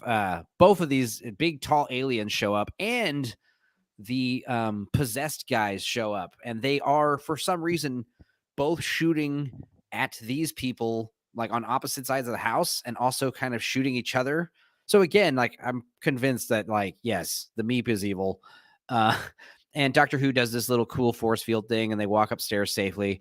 Upstairs is not the place you want to go, but apparently you can in England because all these houses are like one building. So like the idea is you go up into the attic, which is what they do, and you can just like use the sonic screwdriver and like move these bricks from the wall of the attic, and now you're in your neighbor's attic. You just cross through that wall. There's actually crazy. there's actually a funny British comedy duo called Flo and Joan, and they talk about getting drunk and breaking into people's fucking houses doing shit like that. So I didn't realize you could do that in England. That is fucking nuts. I'm sure it's like that in some big cities too, like townhouses and stuff. Is that what they're called? That's what we would call them if they were here. I don't know what the fuck they call them. Yeah, Flats, your house probably. is literally your fucking next door neighbor's like house is conjoined to yours. Like that's so alien and foreign and intrusive to my Texan ears. I hate that shit. I just get off my property. You Texas. I just want to fire my six shooters in the air right now, like It's gonna be 50 Yosemite acres Sam a person. style. God damn it! You get off my lawn. So they do this fun little sneak out of the neighbor's house, and the neighbor's like a fat dude with headphones on, like asleep, so he's not hearing like the massive gun battle going on outside. And they get in this car, and again, more evidence that the meep is evil. These aliens. Now the thing is, like, I don't know if this was supposed to be clever, but it's something I picked up on immediately, first time watching this. But like, first thing he does is like, there's like a dead like police officer here. SWAT guy, and before they steal this car, David Tennant like checks his pulse, and he's like, what, huh? And then he gets in the car, and then these alien dudes, these big tall insect dudes who are looking for the meep, they start shooting the car, but like the bullets are like jellies. They like bounce off the car and like don't cause any damage to the car, and then they drive away. And Doctor Who's like on the same page where he's like, all right, we either got away or we're very wrong. And he pulls the car over into a fucking parking garage, and he pulls the meep out of the car, and then he fucking puts on this funny little like wig, and then he summons two of the guards, and he's like, all right, court is in session.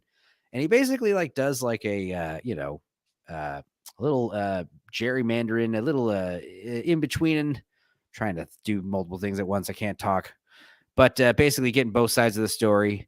And of course the big tall aliens are like, oh, we're looking for this these people because like they went crazy from their psychedelic sun drove the survivors of this planet insane. And he's like, all right, your time to spill the beans, Meep. And then the Meep totally changes his face. And the thing that sucks is like the thing looked so cool.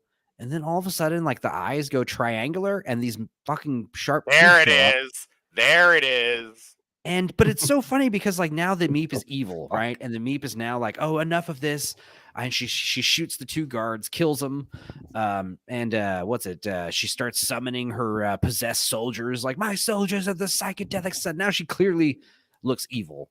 But what's so funny is like I was thinking immediately, like, dude, if the Meep still had the cute face, but was like, here are my soldiers to bring about the end of the world, like that would have been amazing. That would have been way better. Instead, they have to make the face literally change for some reason. It's like literally a different face. Hey, Northern English Bastards here. The doctor taking advice on pronouns from someone who's taken so many hormones. He doesn't what's up or down. He doesn't know what's up or down anymore. That was a trans, right? Oh yeah, I guess Northern English just got in here. Yeah, sometimes he types the same way he talks, and you don't understand. Yeah, you have to say it in his accent, man. Why is it every time they get someone from my generation to point out pronouns, no one actually cares for my generation? It's only a small minority, a vocal minority, but a minority nonetheless. Exactly. Because all of these old people, their only connection, because they didn't actually have kids, their only connection to the youth is Twitter. The minority is correct, you bigot, says Lord Toxic. He gave us his pronouns. Indoctrination pays no mind to which is normal. I read it on the Twitter. That must be what the youths are saying now, the hip kids. Yeah, I am assuming. I'm going to call the Meep a she because it's voiced by the Miriam Margolyes. She was in, Romeo and Juliet. She was Claire Danes' nanny. She's in a ton of other shit. No, its preferred pronoun is the Meep. Yeah, it gave us its pronouns very clearly. Yeah. I'm kind of mad that the fucking Meep isn't wearing a red MAGA hat neither. Right. Yeah, it'd be funnier if it had a Texas accent or something, Or it was orange. Yeah, it suddenly goes orange when it goes evil. You're not even from around here, are you? The guards show up. Gives everyone Meep hats. All right. The guards show up and the Meep says, you stupid woman with your weird child. And then we cut to now you know it's gone evil. Now you know it's gone evil. That's why it has white fur. Dude, I'm not joking. How dare you? Don't like you dare. She gets called a weird child and it cuts to inside the car and she does this. She's like it's the 100th time I've heard it, Like she's so frustrated of people calling her weird. She's just a beautiful flower, you guys, with a normal, Adam's apple, mangina, rock pocket. Is that why they look so weird? Okay. Yeah. Oh my god. Yeah, I was in Hostman's Discord and someone was calling it a rock pocket. That's like unbelievably foul. Anyway. Just because I've still got my twig and 2 veg doesn't mean that I'm not a real woman. So we got the doctor and the gang and the whole family. They're all hostages now, and they're being taken back to the spaceship for some reason. I can't remember why. I'm sure they mentioned it. Hail to the Meep. This thing is funny, but again, it would have been funnier if the Meep was all cute looking still, And that would be funny. All these dudes in guns like, hail to the Meep. The Meep knows all. And she's like, yes, all of you bow to my evilness. But she had that cute face. That would have been better. It would have just been way better. And also, more character designs. So they get up on the elevator. Right. It's unbelievable. I couldn't really capture this. I'm going to explain it to you. You might have seen it on Twitter, but they go up to the elevator. The hostages are being escorted by armed guards, and she's there waiting for them. And she says, "Hey, evening, boys," and 2 little darts fired somewhere out of this area. There's just an extreme close up of her wheelchair. All of a sudden, we see little darts being shot out, and then with pinpoint accuracy hitting both guards on opposite sides of the hostages and knocked out and stunned immediately. Of course. Then what is it? They say bust a handicap in you.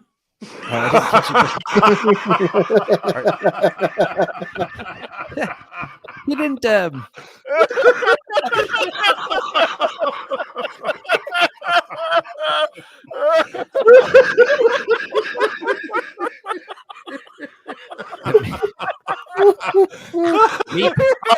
wins. You can kill the stream now. We're done. Right. We've reached the peak. Yeah. All right, guys. Have a good night. We've done It all. was nice talking to y'all. Yeah, let's just bail out now. You guys, it gets worse. I'm not gonna lie. Oh, It gets way God. crazier.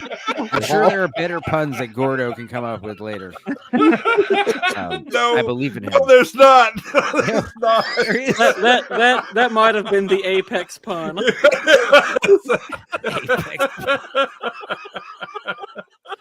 Holy All shit. right. All right. Oh shit! Oh, lost my him. God, that is No. bad. It's good. It's bad to the bone. Love it. She's wearing a weird little jumpsuit too. I don't know. Anyway, she fires 2 rockets. Well, she's not going to be jumping in the wheelchair. So what's crazy is like after she stuns these 2 guards, David Tennant's like, "You've got weapons in that wheelchair," and then she says, "I shit you not." She's like, "We all do." And she spins around and fucking like starts wheeling, like, "Follow me." Now is she meaning like everyone in a wheelchair has weapons in I've their always wheelchair? suspected. Like in I've always general? suspected as much. But yeah, also, I've always the suspected. idea that like a handicapped person in a wheelchair can't just like pull out a gun with their hands and fucking use it.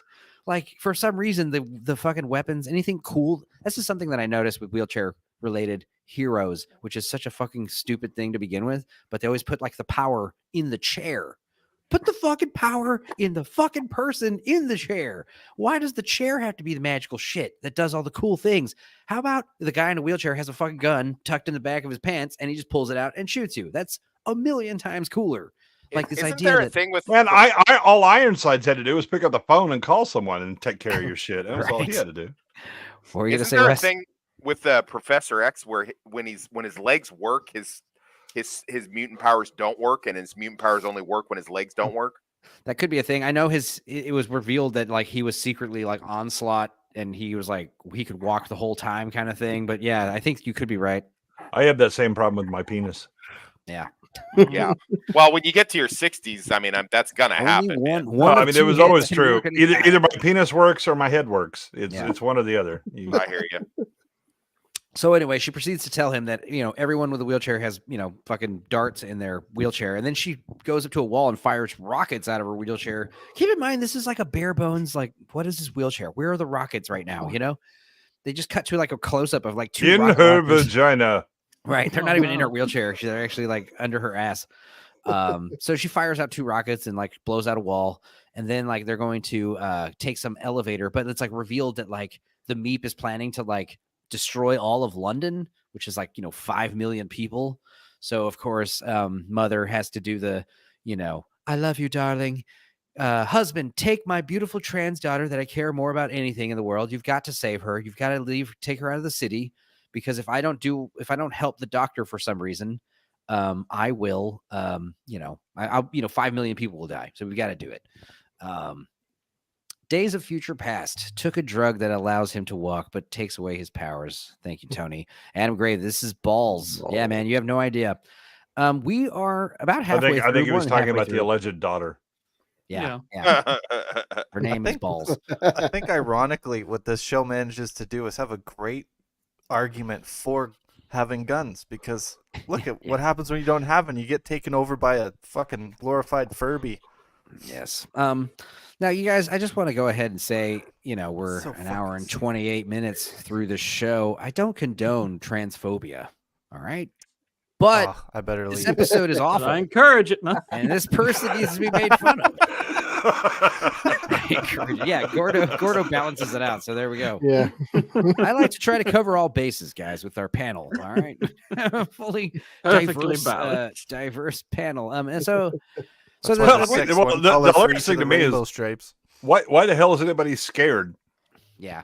Right? Yeah, I mean, you- the transphobia is like, you don't scare me. I'll knock you both out. Whatever the hell you identify as. Einhorn is I know it's Finkel, Finkel. boys. Finkel is Einhorn.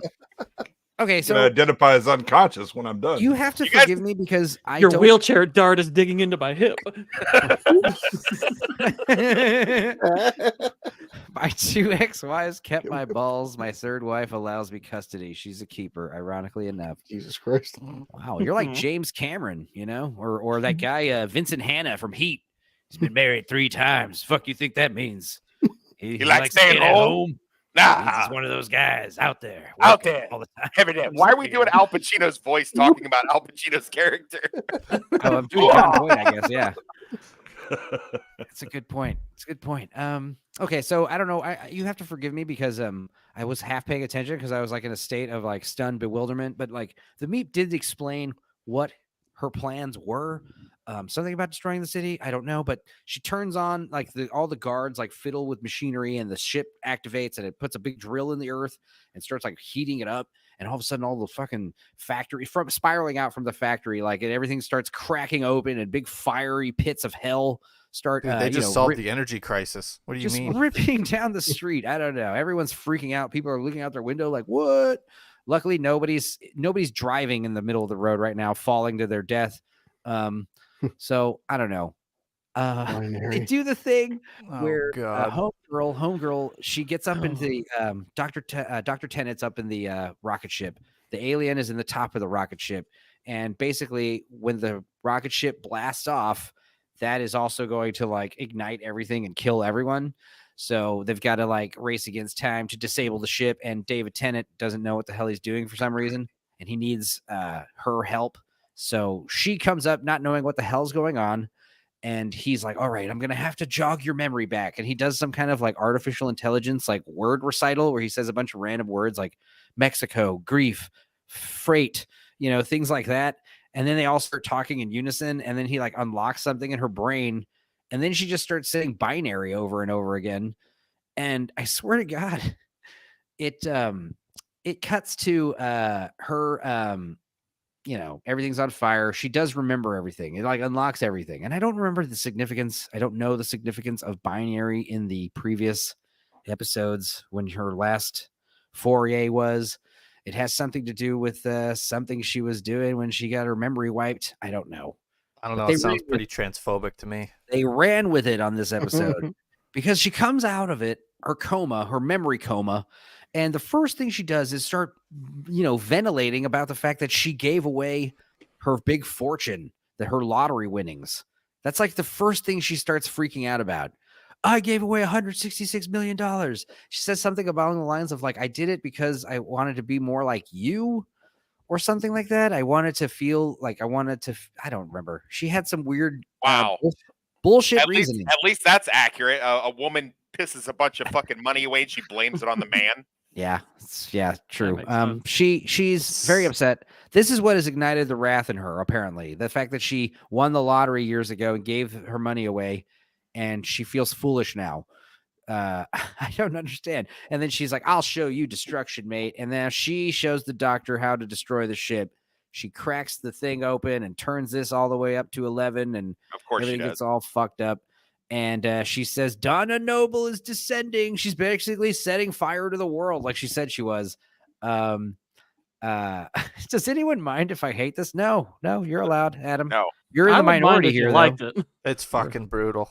You missed you missed the best part. Should almost go back and show them. It's unbelievable. What was the best part? There's a few. The best joke was, a handicap in your ass. Shit. Yeah. Honestly, I think at the very beginning when they're like talking about like my beautiful daughter, I have everything in the world, they just show like extreme close up of that person, and it's like it's like a femi black dude with curly hair. Let's be real here. That's what it looks like. Yeah, that's what it is. That's what it is. She's monstrously huge too. She's like a foot taller than Mother and Doctor Who. Anyway, not gonna bash her looks too much, but anyway, she turns off the ship and destroys the thing. But what's even crazier is like when the engines stop roaring and the fire starts happening, all the streets like start magically healing. So like the fires get put out, but also like the big chasms to hell like close up somehow. I don't understand. Well, they don't want Donna. Yeah, I don't really. Oh my God, she essentially blew $209 million because a voice in her head told her so. Seems legit. Thank you for putting that into dollars for me because 166 million sounds like a lot. Jesus. 209 million sounds more. So I appreciate that. As annoying as Catherine Tate can be, her 2004 sketch show was actually fucking funny. Oh yeah, Catherine Tate was perfectly capable of being funny. That's Mother. She can be funny. Yeah, to be fair, that was 2004 when a lot of people were Right. Yeah, watching that anime. was Yeah. Being edgy was time trending. ago. Mhm. The fun thing was like we're already like seeing the the point where like this is the downward spiral of the trend is ending of like the woke stuff, the PC stuff, the edgy stuff from like the 90s, the 80s, all the way to like the late 2000s, 2010s. That's like what that's how long it was reigning, basically until Trump became president. So I mean, really, the fact that edgy shit was so popular for like decades. And like this shit was only popular for like 2-3 years. Actually, it was never popular. They're trying to gaslight us and make us think it was popular, but it's already like backfiring so hard after just like 6-7 years. And what's crazy is like you see like this Pixar stuff, the Pixar AI memes, like they're being banned now from Microsoft Bings. You can't do these edgy Pixar memes. You've seen them all, right? But the point is, like, when you see this is what the people want. We want our fucking edgy memes, and the goddamn corporations keep saying, no, you will watch this shit instead. It's like, hey, you weren't a good kid, so you're not going to watch Commando. You're going to watch some PBS Schoolhouse Rock thing instead, because I say so. And it's like, motherfucker, we are all begging to be offended here. Like, and it's like, it's in everything. That's why we're over here sitting here for an hour and a half making fun of this shit on the internet, on a fucking Monday night, because it's fun. Anyway, the naivety of 2004. I know. I mean, to be fair, I had to live through 5 or 6 years where Hollywood kept trying to convince me Molly Ringwald was attractive, and Molly. I always call her Molly Ringworm because she's about as attractive as that. Did you ever see that? But did you ever see that like softcore thriller porn she did? That was pretty good. No, I saw her enough. Nothing is going to convince me that she is attractive. I know what to get you for Christmas now. What's it called, Wes? Tell us what it's called. We can start clacking our keyboards, looking it up. I don't know. Put a Ringwald on. Is still not hot. She was hot in that. I'm gonna tell you, she's really hot in it. It's the only porn that John Hughes directed. The Shilitary industrial complex funding this culture war won't be defeated so easily. Yes, I know. You're right. It is a David Goliath situation, but we are many, they are few. Gordo, remember that. Adam Gray, the backlash is real, but Hollywood moves at a glacier pace. Northern English Bastard, woke trend is ending. I got in the game too late. Guess we'll have to talk more and more about things we like. The horror. Yeah, God, please bring that back. It's called Malicious and came out in 1995. It's really good, actually. Space Hunter. Oh, are you talking about Molly Ringwald? Yeah, Space Hunter. Some tragic periods in history have long legs to talk about them, so we can keep talking about this once a day. Yeah, I mean, B-Sides drags up dog shit movies from the 40s and 30s and whatever. That's great. But the thing is that's a nice break. But when every fucking thing that comes out is just Kentucky Fried dog shit, fuck this. I'm tired of it, right? Give me something that I can actually enjoy occasionally and not just have to go back to my archives. Kentucky Fried dog shit, if it has anything to do with Kentucky Fried movie, I would see the fuck out of that. I would see that. 2024 coming soon, Kentucky Fried dog shit. I'd be like, what? Excuse me? Where do I? Kentucky Fried dog shit on the moon. Even if it was another, I really think that's going to be the next trend, and it's going to be happening sooner than you think. Like within a year or two, they're going to be, movies and shows and books bragging about like the most offensive fucking thing, the most Islamophobic movie you've ever seen. I feel like that's around the corner because the backlash to the woke shit is so strong. People are going to start advertising like this is they used to do that in the 90s. There's something about Mary, the raunchiest, goofiest. Yeah, it's like the Dead Space thing. Your mother will hate this game. Your left-leaning grandma will hate this movie. Jay, that was a blowback to like the 80s satanic panic stuff where it was, oh my God, music is going to drive us all insane. So skip Striper. Oh Jesus, don't. And then, my Dungeons and Dragons is satanic and we're all going to die. Video games are going to kill us all. Right. Yeah. And remember 92, 93 when they did PC was a big thing. They even had the PCU movie. Yeah. And then, but they squashed it really quick because there was no real social media back then. That's all that happened. That's all that has happened. It's like PC came back and we have social media where you have, one person can become 5,000 people on the internet with bots. Well, I mean, the joke, because my wife has always been like, where the hell do these people come from? It's like they always exist. Every village always had its idiot. The difference is that now we have like a big convention for them daily, and we call it Twitter. Oh, it's X, man. I like Twitter because I was around when Elon Musk tried his first X.com. This will be just a shit. Yeah, like on Facebook, you know, I behave myself to the most part because it's like, friends and peers and family and shit. But on Twitter, it's like I told Stephen King to his face, like, "Fuck you, old man." Like, you know what I mean? It's awesome. I love it. That Twitter is what you get out of it, what you put into it. If you go around bitching about things, people will bitch at you about it. And you know, if you go around just being nice, usually people are nice, but there's always fuckheads. Right, but the thing is, like, if you want to get mass followers and traction, you got to be spicy. At least in the comments, like your posts on your wall need to be like, you know, fun stuff, but like in the dude, Hostman, dude, I don't know who that, you know, I don't know what that guy, you know, he's like always sharing screenshots of new people that blocked him and shit. And it's like, he's still like doing pretty good on Twitter. He's a fucking popular dude. I don't know. I like the guy. Well, again, I mean, find me when I'm young and edgy and I'm flaming everybody, right? It's just what you said something stupid. Here I come, right?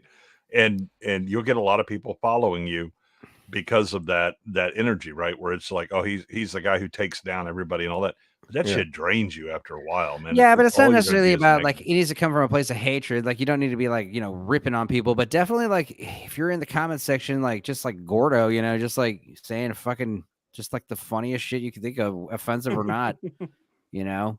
You just everything. Yeah, I mean that's the reason. Like if I was on a YouTube chat where I mean like FNT is a good example, right? I'm not getting into the chat. I tried it early on and I was like, Jesus Christ, everybody is just either parroting what was just said or it is, you know, hate everything and all that. It's like fuck off, right? You know, I'd much rather. We have a huge problem with the put a chicken in, make it gay, or make it lame again. Yeah, it's already so played out. Yeah, already. it was tired as soon as it was said, right? Because it became a normie meme.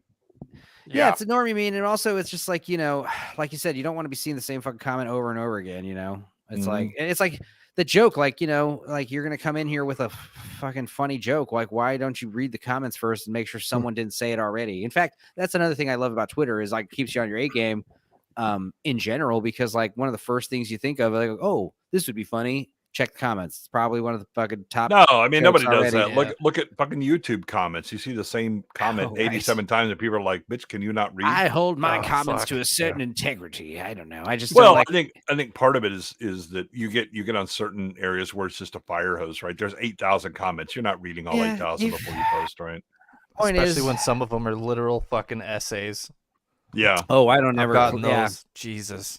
I don't ever click that show more shit. It ever says I don't. Well, you got to wow me in that first sentence. Maybe I'll click show more if you did, you know. But if I click show more and it's like a bunch of paragraphs, I'm like, nope, bored. I'll like skip to the less. I didn't know you could do that on Twitter. I thought Twitter was like so many characters. No, he's talking about YouTube. No, verified now. I'm not verified, but it's also the same thing with all the social medias, like show more in general. It's like, bro, I don't know. I don't know. I can't tell you how many times it's like fucking hot bitch with like her ass hanging out, and it's like just her venting. I baited you. I tricked you into reading my problems. It's like, no, you didn't. I didn't read anything. I just scrolled to thought. If I see your cleavage, I'm gonna give you a heart react. That's just how it works. I'm not gonna lie. As much fun as this is to like be ripping this thing a new asshole and stuff, I gotta tell you, it's so woke that even with us bashing the shit out of it in a team effort here, we're not saying anything that anyone else isn't gonna say either. I'm sure Drink or any of them cover this shit. Yeah, I still feel like I'm being inundated with fucking wokeness with this shit. It's so heavy. Well, yeah, man, you need to know what the enemy's thinking, dude, how they're working and what their assaults are, dude. We need to understand what the hell they're doing here. I know what they're doing. It's a simple-minded view of the world. I mean, it's not hard to okay, that's I have a running joke with friends where they'll bring something up. Somebody complained about this, and I was like, look, I can literally come up with a woke argument about anything. And which is especially humorous in the computer industry because like, oh, use binary computers, bigot. You know, where's your analog? Where's the spectrum? Everything is a spectrum. You know, if you understand the mentality. What? Okay. Oh, the mentality. Oh, the mentality. They go censored. They got the BBC. Anyway, got to him. The BBC that was definitely a complete thought. Miles Morales is Miles Morales. Didn't see all the engagement. Head your way. Oh yeah. Yeah, get Twitter followers that way. I get you. Leave me alone in a darkened stairwell with Tipper Gore for 5 minutes. I will force her to eat a live cockroach, says Adam Gray. Okay. The joke is no longer funny if it's repeated over and over again. Well, sometimes if it's a good joke. But the thing is, like, put it. Go ahead. Yeah, put a chicken or comedy comes in threes. Yeah, putting a chicken in Make Her Gay is not a joke. That's a catch. That's a fucking slogan. That's a chant. You know, it's not like fish sticks. Saying fish sticks over and over again, Kanye West is hilarious because it is a joke in itself. You know, if put a I was chicken actually in, a little annoyed. One of my jokes ended up like as an FNT title this past week, and I'm like, I don't necessarily think they got it from me, but it's like they said like Mary Suicide. Marvel commits Mary Suicide, and I was like, I had a video with that title months ago. I felt that way about Rich Johnson. Fucking Red Letter Media is taking credit for non-traversy. I was like, bro, people have been saying non-traversy for, or at least I've been saying good it luck for years, tracing the bro. origin to that. Yeah. Good God. Yeah, I don't know. Just say YOLO. Thank you, Adam, keeping us in check. Oh my God. Northern English bastard under. What? Let's try to read this in his accent. Under. Don't do Scottish. Yeah, I'm trying not to. It's because of toxic. It's just toxic. We ought to decline. No, I can't do it. Decline. It's a hard accent, man. I can only do short phrases. Listen, who has some peanut butter? Put some peanut butter in your fucking mouth. Right. I have a dog. Under we ought to decline. I said Irish. I keep doing Irish. What are you? Yeah. That was like Minnesota. I'm trying to hear. Oh yeah, you bitch. I'm running in my head and it's turning into Scottish too. I can only do like in my head. Well, it's because he's so close to fucking Scotland. It really sounds like a similar accent. Try to read it in Little Platoon's voice. God, that's too posh. Vowels. Way too posh. Only down under. Yeah. We had to decline any posts with the Marvels, put a chick in it, etc., because it was becoming expensive and not leaving room for other topics that could be touched on. Like I could easily do, little Platoon, for instance. You'd be like, yes, he had to decline any posts about the novels, put chicken in it, etc. Make it become aggressive, excessive, not leaving room for the topics. I mean, that's a good like posh English accent. It's like way easier to do. Yeah, posh is easy as fuck. Yeah, Northern English. It's very nuanced. Anyway, fuck it. Northern English. We'll do it before the. Yeah, there you go. Northern English. I can't do the whole thing though. It'll turn into the Irish or something. Yeah, you had to decline and right. I can't do it. Jay's got hooks in his mouth. No, see, it turns into Scottish. Fucking Scottish is much closer to what it is than going Irish. Yeah. Yeah. Fucking Ed's is like, oh, where's me Lucky Charms? What about the fish sandwich, eh? What about the fish sandwich? How late am I? I've had a Xanax and 6 glasses of scotch, and I'm ready to go live. Anyway, I'm gonna fucking stop doing these accents. I'm terrible at it all of a sudden. Please. Okay, so the ship's flushing this turd here. Yeah, the streets magically heal themselves, and the ship turns off, and what's her name? She has like 55 seconds or a minute to live, so she like destroys the ship. She now collapses and dies, and then the guards show up to execute these two. And out of nowhere, something turns off, and their eyes go off. The ship powers down completely. The Meep is like trying to escape, and all of a sudden the ship is like dead. And we cut to what's her name? Miss Noble. Donna Noble. She wakes up. She's not dead anymore. Everyone's like, "What happened?" Can you guys guess what happened? What? The trans daughter did special trans black girl magic and saved her. You know exactly what happened. Yes, it turns out that Rose is closing down all psychedelic light waves emanators. She's like fixing all the shit. She's like doing all the switches. All of a sudden, she's like, "Guys, I think it's safe for you to come down now." She was the key. You see, it was too much power for one person, but she had a child. You see, Donna had a child, and that pregnant women are the strongest. Was passed down. But it gets better, guys. It gets better because the metacrisis was passed down to a non-binary person. I was joking when I said that early. I was fucking joking. They literally try to like She's like non-binary. That right there is the face of the future of women swimming. So because she's non-binary, she's basically Captain Marvel. She's basically. Oh my god! Black girl magic. She's got the black girl magic. It's unbelievable. And it's also how does he have black girl magic? Exactly. Yeah. You can't. You just can identify as having, but I mean, obviously, men will be the best at having black girl magic. Okay, obviously, we're better at everything, incling having black girl magic. We are better. Men dominate everything. Awesome. All right. Yeah.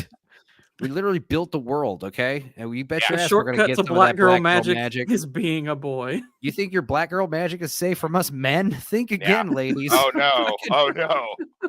Not at all. Not at all. We're coming for it. Anyway, I'm going to come for that black girl magic next. I want to get some somehow. That's like Skeletor. Like, I feel like I'm like an evil lair. Like, I will get this black girl magic no matter what it costs. We all find out.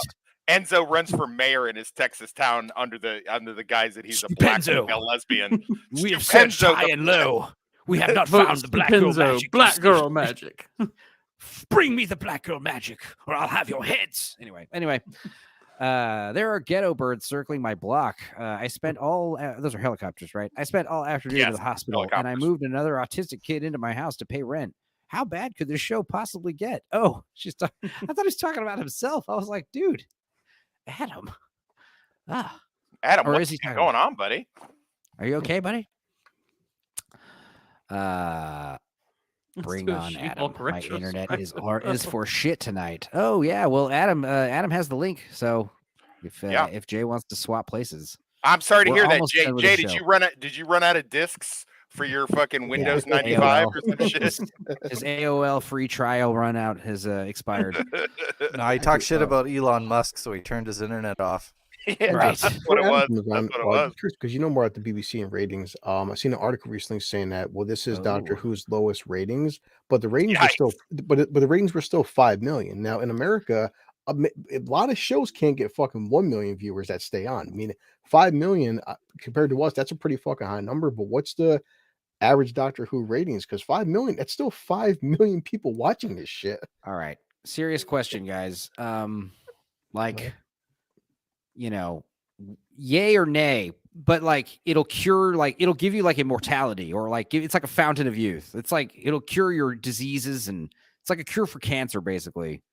If you hit it with Rose, would you? It'll get rid of your say that again. Let's say like if you hit it with Rose, it'll like give you it's like a fountain of youth, or better yet, it'll get rid of toxic STD free resistant what have you. My super chlamydia. Yeah, right. Wait, I have to do what now? Okay. Would you guys ever, Rose, yay or nay, for like world peace or whatever? No, the world can burn. No. All right, I got you.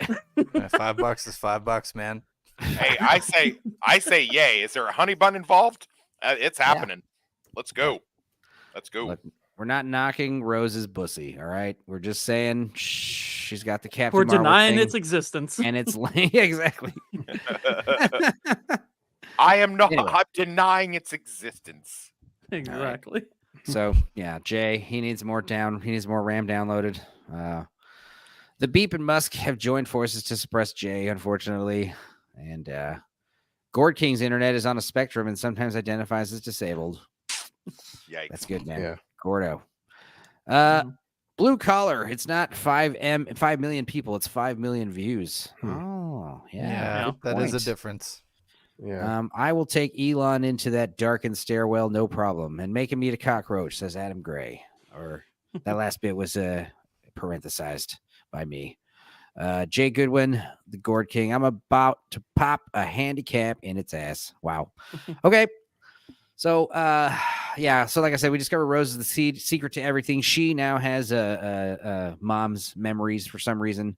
The reason why she was building all these little fucking robot dolls is because they're callbacks to the aliens that her mother had encountered. It's some kind of shared experience or something. I don't know. It's okay. The problem is the fact that it's like male and female and neither and more. That's why she's the answer. The thing is, she's not. Let's be real here. She's not like a hermaphrodite, right? Was she born with two sexes?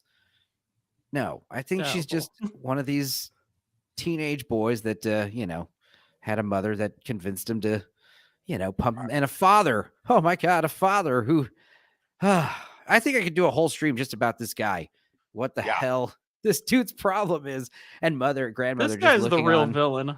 This guy is the real villain. He never stepped up and stopped Donna from giving away all the money or stopped Donna from mutilating their kid. That's right. Is he also the biological? Is he the biological father of Rose? I wouldn't be surprised if he wasn't. I would assume so. I mean, baby. Rose looks a bit mixed. Could have been not another just black in dude. genders, but could easily been a different black dude. Anyway, wouldn't he have had to fuck his wife at some point for that to happen? Yeah, one time, and then the bull does it all the other times. Only once. Yeah. Wow. Anyway, so the Meep is arrested. Back to normal Doctor Who shit. The Meep is arrested. The Meep is like promising revenge, Scooby-Doo style. And then the Meep says something like, "A creature with two hearts is very rare indeed. Wait till my master hears of this," and then disappears. Talking about, I assume, the non-binary person, in suggesting they somehow have two hearts now, like no, metaphorically. those are testicles. Yes, right. Those are not. Anyway, and we've all seen this scene, right? We saw this shit, right, on Twitter and social media. Something a male presenting Time Lord would never understand. They actually fucking said this out loud. Yeah. Jesus. And it's crazy because like the idea is like they say to him before this, you know nothing and we know everything. And it's like, it's a shame you're not a female anymore. Cause like, this is something like a male presenting Time Lord would never understand, this idea. And then everyone has this fucking, again, it's like such a trend. I point it out all the time on social media. It's the grin, the shit eating grin. Everyone has this fucking grin of like smug. How do you like them apples? And it's just like them ovaries. It just makes it so much worse. Nobody has like a tear in their eye or like actual emotion. The audience is in no way moved. We are being like fucking pointed at and told what to think instead fucking of like apathy. You could have made. I could have done this. You could make. Let's see if I could do something like this. It's so like there's a way to tap into that audience, and convince them of stuff they might not have understood before. There's ways to reach people. There's ways. If you are going to do propaganda, there's ways to fucking get us to empathize with these people. And this is not it. This is like makes us repulsed and angry. And like, you're fucking insulting our intelligence here. It's insane. Anyway. Like I could have solved this whole plot with a pump action shotgun in like 2 minutes. Like the whole thing is stupid. We're just being taken over by a ferret. Like what is happening here? Yeah, I don't know. We're relying on a chick in a wheelchair who's not even like wheelchair fit. I mean, God, if the Meep's base of operations is in a tall building and he disables the elevators, the chick in the wheelchair is done. Can't do anything. Adam, you should have the link in that email thread, buddy. But I was saying, like, again, last week we spent like fucking an hour talking about Doctor Who, the villain, not in a wheelchair anymore. And now we're talking about this stupid bitch who's in a wheelchair. We don't even like, that's not the problem. The problem is like, she's in a wheelchair and like, it's made to like her wheelchair is basically, I don't know. It's better than her practically. I don't know. She's just got this idea like, because that's her victimhood right there. That's her disability, which is equals. That's how I'm special. That's like I'm not handicapped. I'm better than disability you. Disability is my superpower. All of this stuff, all of this shit goes back to, like when they go to the college campuses and they ask all the kids how they identify and they all have a laundry list of different labels. It's all the same thing. It's all it's all look how I'm special with my trauma. Look at the thing that I am that makes me special. That's it. And then it's, when everybody's special, then nobody is. Right. They believe subtlety led to Brexit, so they have to be explicit. That's a good point, Jay. Adam might be popping in here. Handy capable. Tony, you give more power to the wheelchair than the person in the actual character. Yes, exactly. It's like, I don't know what this lady's fucking name is even. I don't care. She works for this company that has something to do with the Who's, the doctors. She's familiar with them. I mean, that in itself is weird. You know, she's like I say more woke shit, actually, because like you said, it's going to burn itself out. The more heavy-handed they are with it, the worse it's going to get. And the worse it's going to get, the less people will tolerate it. Sometimes I feel like we're the ones being psyoped. Like they're trying to make us like react like this. Like, oh, this will really get them on the YouTube channel. That was the whole point. The whole point of Dave Murray's video that I watched earlier before we streamed was he was just saying, listen, don't let them gaslight you. They're just trying to get a reaction out of you by doing this kind of stuff. Don't give them your time. Doctor Who is dead. Leave it the fuck alone. I mean, he said it a little more eloquently and a little more British than that. But I mean, that's basically what he said. You know, he's like, it's dead. It's gone. Let it die. Leave it alone, which is, I mean, to be fair, is the same thing I said about Star Wars a couple weeks ago in the group. You know, and it's just like, it's over. Just let it just die, because it's Doctor Who was fucked up with Jodie Whittaker, though, right? She showed up and they gave it a backstory to the Time Lord, right? And that ruined the whole show. Doctor Who's been dead for a long time. This is just like, it was like worse. You never away your mysterious character's backstory. Don't tell us who Boba Fett is. Don't tell us who Wolverine is. Yeah. Don't tell us who the fucking Time Lord is. It's like don't tell us who the Crypt Keeper is. If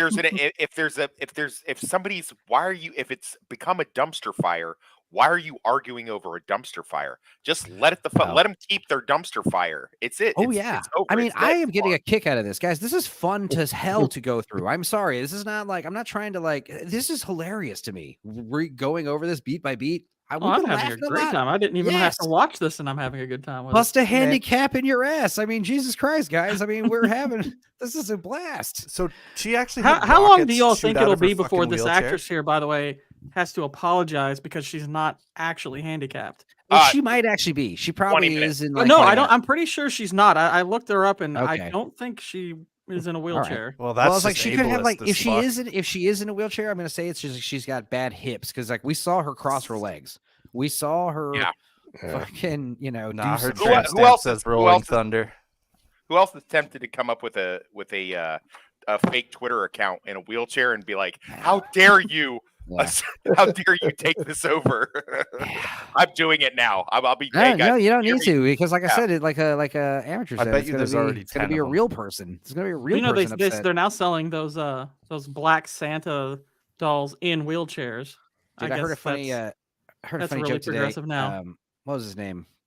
Kill Tony. It was like he's doing his own stand up. Tony, what's his name? Hunchback or something. He says he can't say the C word anymore because certain people get upset. I'll give you a hint. It ain't the fellas. And it isn't the women who have a sense of humor. It's the cunts. That's a good one. That was funny. Yeah. No, they don't think that the audience comes to his own conclusion. It's either follows what media tells it or swayed by disinformation by other invalid guys. Guys, sorry, I'm reading on like tiny windows because I don't have two monitors. So I am squinting. Adam's here. How you doing? You're also muted, buddy. He'll figure it out. I do want to talk about Doctor Who because it was my childhood show. I'll only talk about it after the 3 specials. Yeah, that's the other thing. There's 2 more of these specials, guys. So holy shit! Oh yay! 2 what? Yeah, she's appropriated. She appropriated disability. And when all the episodes are specials, none of them are special. Yeah, Ariel, this makes me sad because I was hyper fixated on the show. Like, would watch every episode from start to finish and take notes. I refuse to watch anymore because it doesn't feel the same. Ariel, holy shit. Damn, Ariel's kind of hot. Which one are you in that picture, Ariel? Ariel is a child. She's 22, 21. She's a little karaoke friend of mine. Perfect. Karaoke buddy. Perfect. Hello, Enzo. Thank you, Ariel, for watching. Today, hello, Tony, Ariel. but the way. Hi, Ariel. The way that 60th anniversary is going, it's going to be gone and forgotten, and everyone will talk about how great the 50th anniversary was. Yeah. That's not including the Christmas show. Okay, Ariel's based. Hell yeah, everyone loves you, Ariel. Let's see here. What else we got? So the show's wrapping up. We're about done with the shit. We'll get on the second part of the show. Thank yeah, God. they do their weird Captain Marvel. Yeah, she's 23. You guys. Okay. But she is engaged to a nice young fella. Oh, Ariel, hey, bit of advice. Ariel, it's always good. I'm proud of you for being engaged. It's always good to get that first marriage out of the way in your 20s. That's a practice marriage. Yeah. His name's Lord Toxic. Don't listen to him, Ariel. He sleeps in a fucking private investigator desk under a fucking cold. Wow, what a shitty wingman you are. God damn. Well, no, I mean, yeah, you're not getting. I mean, this is like, you're like, think of her as like your little surrogate granddaughter. Oh God, what are you doing right now? Think of her as your little cousin. You know what? I totally covered up that live Ariel's stream family. All right, when you were beating your wife, I totally covered that up with a joke. God, I'm from Ohio. What's wrong with that? Well, what part of Ohio? Like Cleveland, or like any part of Ohio? Any part of Ohio? I'm sure there's nice parts of. Yeah, I'm sure there's nice parts of Ohio. Man, yeah, I hear Cleveland sucks, echo. Right? Let me fix. Yeah, they all say exit on them. Is anyone else hearing an echo, or is that just? It's on my headphones for sure. Okay. It's just your headphones. How's that? Yeah, Adam, are you here? Yeah, I think so. I hear him. Can you hear me? I hear him. Yeah, I can. Yeah, I got you, Adam. We can hear you. Thanks for coming tonight. Good night, everybody. It's funny because Amateur, Gord, and Adam all kind of have similar like tone in their voices. So unless I hear their accents, it's hard to break them up in my head sometimes. Oh, I'll do way more Canadian then. Oh yeah. If you guys can amp up your accents, that's why I love having Bastard on. I'll just do it right up, There you go. My accent is sarcasm. Oh yeah. All right. And then just like Gordo, ham up the Michael Cera-ness. And then Adam, just keep doing you, baby. It requires no effort. Literally, it's just soccer, Greg. It's just soccer. I won't say that out loud, all right, when I'm reading. Sorry about my... I will. Okay, go for it, Chris. Actually, I can't. Yeah, good luck. Oh, yeah, the cat's going to read it. Yeah, he's on board. Is that the cat, or did Meg burn something and you knocked her down the fucking No. That's my crotch. Adam's wife. Adam's cat. Oh, okay. Adam's kitty cat. Oh, whoa! Yeah, it's more pussy than I'm getting. All right, Ariel does make us grits feel gold for sure. We all love you too, Ariel. Thanks for coming. Thanks for sticking around. I don't know Ariel. No, she's like in real life friend of mine. It's fun seeing them in here. It's like, yeah, I remember having real life friends. This Ariel. Okay. So anyway, what the fuck are we talking about? We're about wrapping up the show. We're sorry to be late. Captain Marvel and her trans daughter, also Captain Marvel. They basically do a little flare up, and they become one with the universe. Did that really happen? Or are you making this up? No. I mean, they kind of get like bestowed with like the knowledge of the world or something. I don't know how it works, but like, and then this guy's like, look, I said, how lucky am I, mate? I got the best women in the world in my life. And it's just like, holy shit, dude. Gosh. It's unbelievable.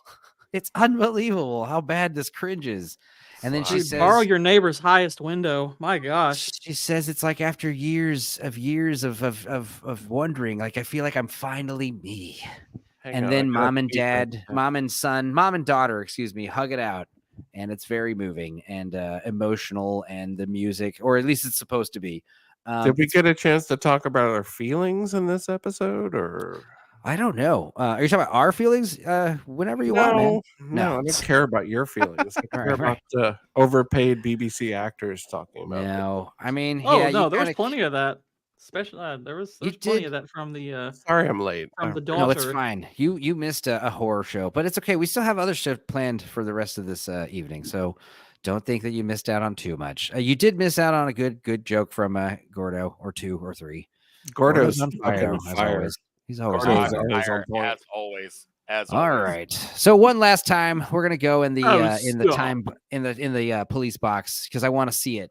And then they have this great moment where he's like, "Well, husband, you're so great. Even though you're letting, you're not even worried at all that it's going to be me and this guy, in a box with another man. Oh, Are you been worried about there. that? And then I swear to God, he says, yeah, but not him. I'm not worried about that guy sexually because no, not with him.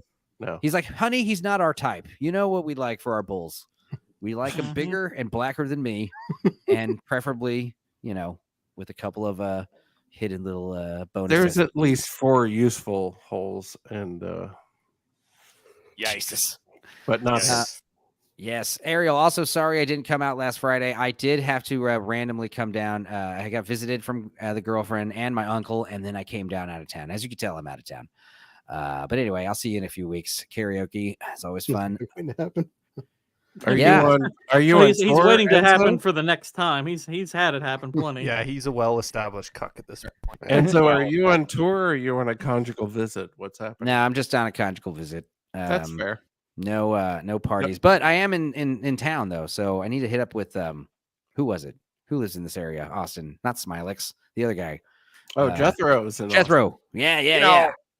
Texas isn't that far from Kansas, and now I really want you to visit. So as soon as you do, I can introduce you to all the hot chicks at my bar and be like, "Oh, he has a fucking girlfriend, and he's definitely." I can be your wingman. I'll be your wingman in real life for like a woman that is like of age. I don't believe you. Personal friend of I don't mine. believe you at all. He brings drum set. Yeah. It's also like, we ever have any panelists? I'm probably not going to be the wingman for you there either. Like any hot girls here on the panel. It's like, unless she lives in Kansas. If she lives in Kansas, then I'm your fucking wingman for sure.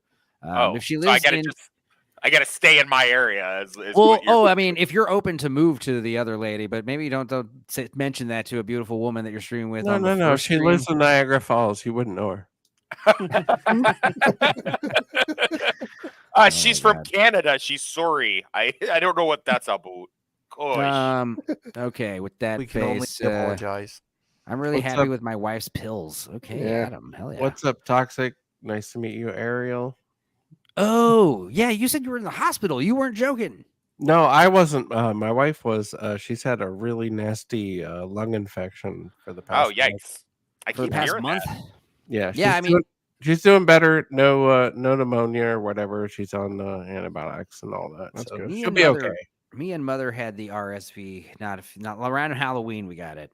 We were sick for about a week or two, but yeah, it's going around the entire world right now. It's weird. Everyone's we were streaming with Lance earlier, and he was he's pretty sick too. Yeah. Lance sounds sick on a good day. Week. Weird.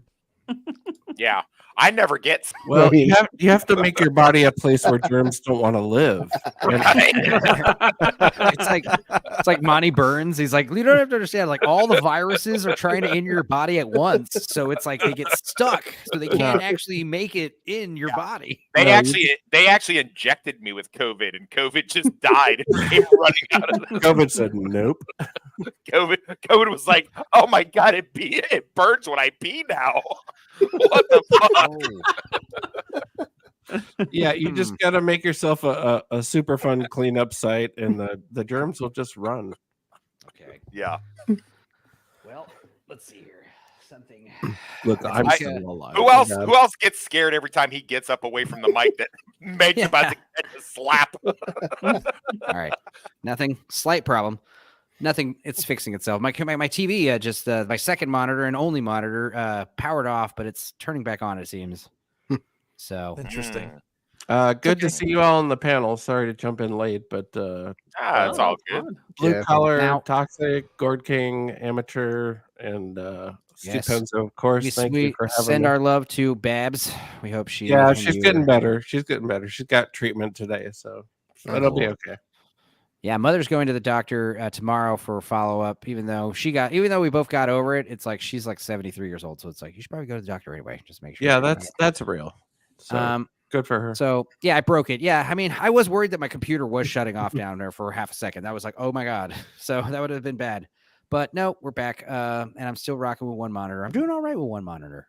It's a little gerrymandered, little, what's it? You can have more than one monitor. Where have I been?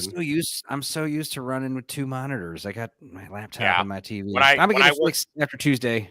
When I worked Also- from home, I had that whole 3-monitor thing going on.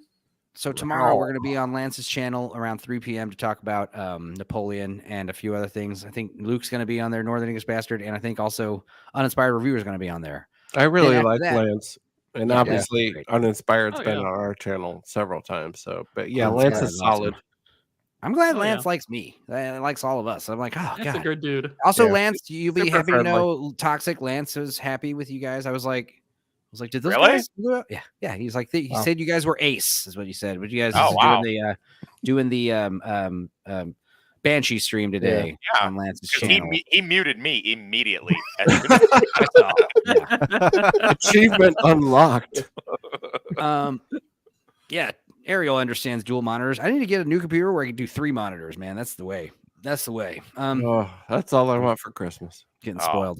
Yeah, I am. It is time for me to get a new desktop computer, and I'm thinking if I get like an expensive one, sometimes they'll throw you like a shitty like $200, $300 laptop for free. That's fine. And it's like, so, yeah. have we officially flushed the Doctor Who turd, or is it still lingering in the bowl? What's going on? No. Yeah, we're almost done. I think that's the last affront. Is like when he says like, I'm not sexually threatened by Doctor Who, and it's like, okay. So then they walk into the inside, and the interior apparently has been updated drastically. Oh, look, it's the Minority Report. Yeah, it looks crazy. Yeah. All these lights change colors, and they do cool like displays. And then fucking Dr. Tennant is like running around like a little child. Look at it, you clever thing. That's what he says. Like, you changed while I was away. Oh, it's bigger now. It's weird. And apparently there's still ran through. There's still a coffee machine. Apparently, is what I keep wanting to call her Jody, Norma, fucking whatever her name is. Donna. Donna, thank you. Donna. Norma. Oh, Donna. There you go. I'll remember that We song. just call her hot. I'll remember her name finally. 54 into 57 minutes of the show. Finally. So Donna remembers where the cappuccino maker is, and she pours herself a coffee, and she's talking about all the cool stuff and all the stuff she wants to do. She also mentions that her daughter likes to act in the school play, even though she's a terrible actress. Don't tell her though, because I have to shield her from everything. Don't even tell her that she sucks at acting, even though that's. Wait a minute, is she saying her daughter isn't convincing? Because I would agree. You bastard. So she not to slow this down too much, but this is the movie that's coming out on HBO is what we're watching. We're not watching the series, or am I wrong? No, this is like a special. There's 3 specials that are coming out, and this is the first of 3. Okay. And they bring back Dr. Tennant. I don't know. We just missed a whole lot of the message, for lack of a better word. So much. And it was really, really forced. Really, and when I watched it on the website that I watched it on that shall not be named, you look in the comment section, and it's just like all the comments are just like, what the fuck was this? And there's even people in the comments like, I wanted to give this a chance, but honestly, I threw up. It was too strong. Like the story came second. Even the people that like agree with this politically are just like, yeah, it's still a bad episode. Yeah, even Elliot Page got on there and was like, "This is woke as fuck."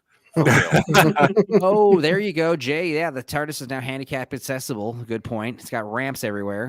God bless the retardis. Yeah. The retardis. Thank you. The retardis is cool. Admittedly, I like the look of it. Yeah, it does look slick in there for sure, especially when all the lights they turn colors. Yeah, it totally does not look like Cerebro from X-Men at all. Like, not at all. Yeah, a little bit. What's funny though is Donna is holding her coffee, Jesus and then Christ. she spills her coffee all over the controls and causes a big fire to break out. But what's crazy, I don't know, maybe Amateur or Gordo can explain this, but like when she does it, she says, "Oh, not again," and spills it, and everything goes into fire and shit. And then the ship burns down, and all the alarms go off. And the ship disappears with them in it. The whole family gets to watch them disappear into the realms, and it ends. This is the last fucking frame of the show right here. Wow! Get this comment out of the way. It's just like, we could end up anywhere in time and space, and then the no credits. Shit, that's what Doctor Who is. Right, but the idea is it just ends on such a hard note. I mean, maybe that's what every episode's like. Fuck, I don't know. I'm pretty sure 3 Mile Island was somebody spilling their Pepsi. Yeah, I'm pretty sure the Challenger disaster was that woman teacher that dropped her coffee on the thing as well. Jesus. 3 specials with David, and I think a Christmas special too. And it was Jeff. We stand David. Yeah, everyone likes David. I mean, The Guardian gave it a bad review, for fuck's sake. Oh, nice. Yeah, I mean, it's bad. The BBC gave it a bad review. That is hilarious. They made it. What the hell? Yeah. Well, they paid for it anyway. The Turdis. We're not happy with ourselves. Yeah, retardis. That's great. We're gonna make that stick, guys. Make that trend. Retard, unless it's already out there. Hashtag. Probably. I mean, it's not it's pretty low hanging fruit. I would imagine we're not the first people to say it. That's the thing. But then again, the fish sticks jokes comes along, and you're like, what? No one thought of that. Anyway, but yeah. So I guess we did it. It only took 2 hours, and I mean, we vamped for like 25 minutes before we started. So I mean, 2 hours. That was rough. That was. I'm happy to back clean up here. Well, yeah. Okay, so. Oh, how do you guys feel? How was that? Wasn't that amazing? I mean, I feel like I can't even go through that again. Please no. This is like the first time I was SA'd in prison. It was just like, please no more. And there's not even a honey bun on the end of it. You know what I mean? Like it's not. Oh my God, is that a real graphic from the Beeb? Oh no, I did combine 2 real graphics, but yes, there is a full graphic of just her with the bisexual lighting. She's got pink and blue on both sides of her. Because of course it does. Because of course. And then of course I just blended 2 photos together. Okay. I want to say the main wallpaper that we're looking at with the 2 of them, this was like a teaser image because obviously this is the bait. This is the bait to get people excited about the special coming out. It's so crazy that even the normies know. Like I get on certain stuff and I see even the normies have figured out the bait and switch now. You know what I mean? Like when they advertised the new Beverly Hills Cop, they're like, yeah, it's just going to be his daughter or something like that, and that's going to come back. Yeah, like, nobody's falling for that anymore. And so is Blade, and so is every Star Wars piece of shit, and every Disney. What's funny about Blade was like they were like the South Park episode dropped, and then like literally like a day later, they were like, by the way, Blade, the actor wanted to leave because he's like the 4th most important character in the show, and there's 3 strong women leading him everywhere. It's like they're doing the shit on purpose. I don't know. It's like I've said this before, and I'll say it again. It's like I don't even think they're trying to get us on board with the trans stuff. I don't think they're trying to make us better, make us like get with the times. I don't think it has anything to do with that. I really think it's about systematically destroying these proproperties, these icons, these American and British heroes. They must be destroyed because it's commies. It's commies. Satanic commies. I asked this question last episode or the week before, which is, do you believe it's incompetence or do you believe it's a conspiracy? Yeah, conspiracy. Because even a broken watch is right twice a day, so it can't be incompetence. Also, these people love money. They love money. They're greedy motherfuckers. So well, they're not very good at making it. Right. So they're doing this shit on purpose. They're getting all this like BlackRock ESG money. It's trillions of dollars in those funds, because of Barack Obama and stuff. It's unbelievable. Yeah. The fact that Barack Obama is on the board of Netflix is disturbing enough. Both Obamas. Him and Mike. Correct. I like the inside TARDIS better in 2005. It didn't look too slick. Yeah, it looked like all the devices were cobbled together from other computers and machines. Yeah, that's the other thing. It's like the new Star Trek. It has lived-in quality. Yeah, the new Star Trek movies versus like the other Star Trek stuff. Like the Star Trek movies, like it's always like way more dramatic lighting. Whereas like on the shows, it's like nice, even, like a school. Like even lighting, it's not the best for a film, but it's the only new Star Trek that I've seen has just been dark to hide whatever bullshit is going on with the set design and the art direction. It's just been dark. Well, dark and then a bunch of lens flares. Jay talking about a conspiracy of incompetence. There you go. Yeah. Well, that's a conundrum. Let's see. Northern English Bastard agreed. I think the 2005 iteration was grungy, but it had a personality. Yeah. Lived in, it's like the Star Wars tech in the first movies, like that. All those X-wings look fucking ancient. Yeah, the OT looked like cobbled together, lived in, fucking grungy, battle worn, beautiful, amazing mechanics. It looked real. And that was the first time that we saw that. Yeah, and that's the other thing is like with the Doctor Who, from what I've gathered, is like it's not so much about the Doctor and his ingenuity. It's more about what are the wacky. It's more like Felix the Cat with his bag of tricks, his sonic screwdriver, and his fucking TARDIS just do everything. So who cares? It's like the later iterations of Iron Man with his fucking suits. They can do anything. Right. Nanotech. Nanotech. It's so nanotech. That way, anytime I have to land and say something, my helmet can come off and you can see my beautiful face, and then I'll say the thing, and then my fucking helmet. So anytime I talk, like my head is exposed. So like as an enemy, where you end up at Ant-Man 3, where it's just like take your helmet off every time you speak a line, and then get shot. Yeah. They're like running and shit. Their helmets are like coming on and off. It's like, stop it with your faces. We know what Paul Rudd looks like. He's very handsome. Good for him. Northern East Bastard. Yeah. And a testament to all the shit that has been through. Ariel, the TARDIS was just a statement in itself. Stop it, Ariel. I can only like you so much. Good. No, originally the TARDIS actually was a very cool icon. Like that made sense in the context of the 70s and 80s. But now it's just like, oh my God. Yeah. So, Scream controversy, anyone? Scream controversy? Boy. Oh, yeah. What was it? So, yeah, we can talk about that next. Let's just put this. Well, I figured we might want to, while we still got Ariel in the comments, we can bring up Melissa Beretta. Sure. Before we do, let's just go ahead and bring up our attention to this person again, because really it makes no sense. Like, where is this guy? We need this guy more than ever to watch this shitty shit. Oh my God. You know? God.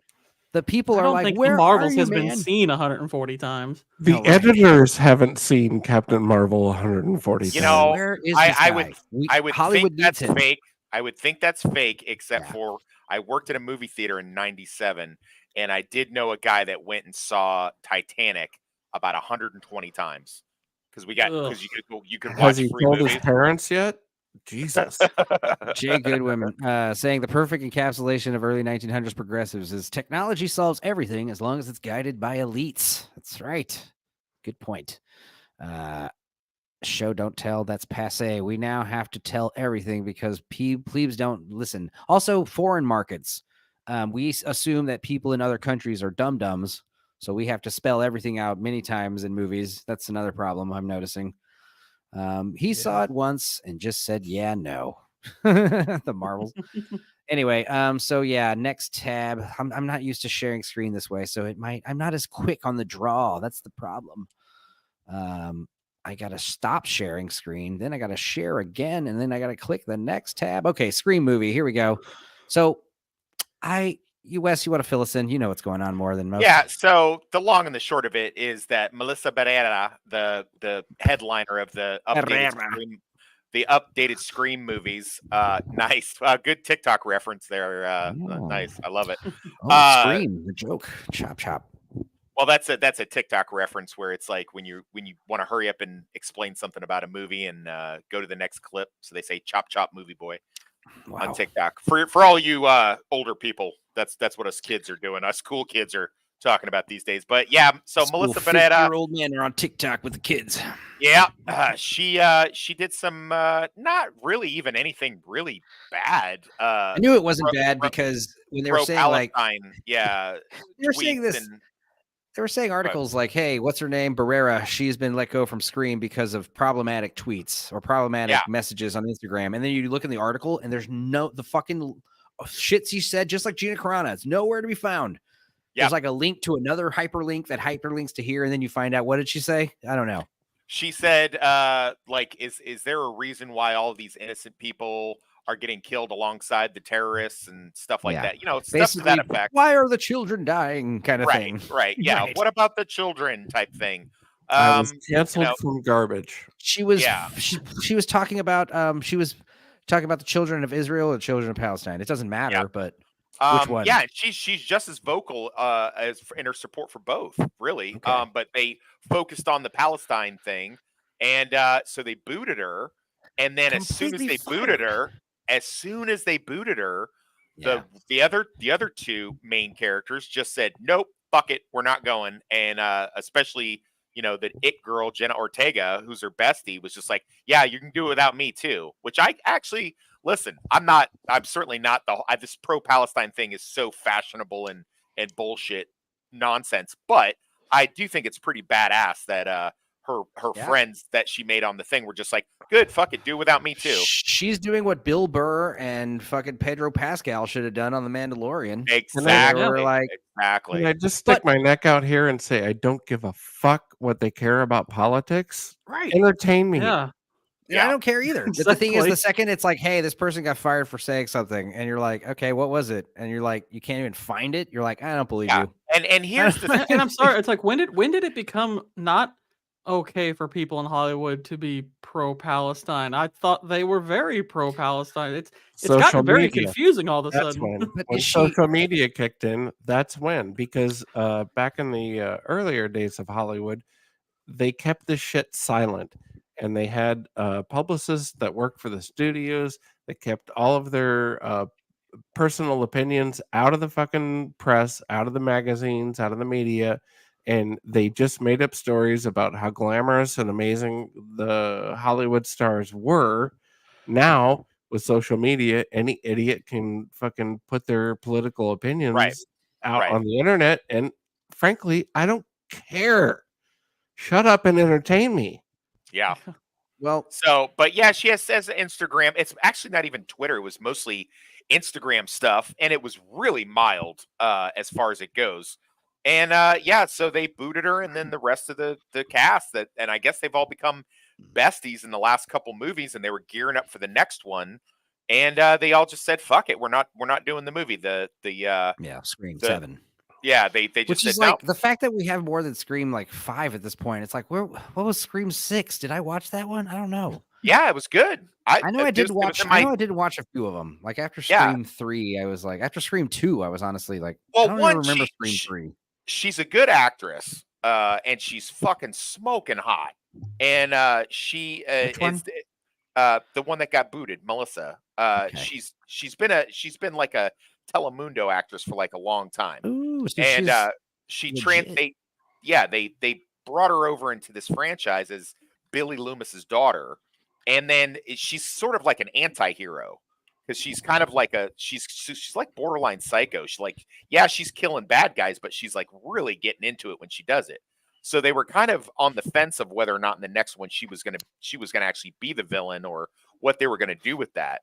And then, of course, it was only helped by, Jenna Ortega becoming the it girl in the last couple of years with stupid Wednesday Addams. And she's become a little scream queen herself. See, that's another interesting thing is like we're talking about Jenna Ortega now suddenly leaving the project, but everywhere I'm seeing is framing it because of scheduling conflicts with Wednesday Addams. The Wednesday show. She has out and out said that she would not do it if Melissa would not do it. She has vocally said that she would not do it. Every news article I was looking at was like, Wednesday Addams, she can't do it because she's scheduling conflicts. That's why she dropped out of 7. They're probably trying to spin it in that direction, but that's what I'm saying. Like if you've seen the last 2 movies, which I have, they were gearing this up to like be a big end of that trilogy with like figuring out what was going to happen with Sam and her sister and Tara. That was going to be the big thing in the next movie. So, oh my god! So I didn't see Scream 6. That was the last one where fucking Ghostface is running around with a shotgun in a convenience store. They're in New York. One of them anyway. Yeah, I saw the one before that. Yeah, it's really good. I saw the one before that, and then I didn't see the one before that. So I'm like, I'm kind of out of the. Oh, you're all reboot. Yeah, Scream 4 was all about rebooting the franchise, right? 20 years later, it's like a whole new gang of people. I don't know. It's all stupid. Don't care. Yeah, it's kind of got to save this towards the end of the night, but it was I guess might as well get it over with. Good palate cleanser to get some of that other shit. Like, this is one of those things. It's like a mountain out of a molehill. It's like really they want us to believe that this is like a big thing. Like it's just fashionable. You can look at almost any person's Twitter or Instagram. They've got some kind of political messaging on their shit. So she didn't really a controversy. Yeah. Oh my gosh. I see what you did there. So I wonder if it's one of the things where, because it's obviously Hollywood's different than real life, but my old company, because I did work for a transit for a bus company, it does make you wonder though, if I were to put out a tweet saying whatever, I support Palestine or I support Israel, does then my company have the right to fucking fire me because I put out a tweet? That's something. Well, please tell me you weren't a bus driver. Yeah, he was. I think if the place I worked for saw my tweets, they would fire me. Yeah. The big thing that's going on with this that everybody keeps saying is it's because she's a lefty and she's doing the pro. So they're just like the lefts are all up in uproar about her getting canceled, but then the right is saying, well, I didn't see, where was all this passion when Gina Carano got canceled for her shit? Like I don't see, like I don't see what the difference is, because then you said, oh, you can say whatever you want, but you're gonna have to deal with the consequences. But now it's not true all of a sudden. Did anyone with any real Hollywood clout stand up for Gina? No. Yeah, I mean, Carl Weathers was one of the only guys who was like, "Hey, this is fucked up," but he kind of wasn't too vocal about it. But he was definitely he's not really relevant. What he basically said was, what he was basically saying was like, "Shit, like Gina Carano's the best. I love her so much. I can't, I love her very much." It's very like positive affirmations, not a lot of condemning what is happening to her. More like, "Hey, she's a great person.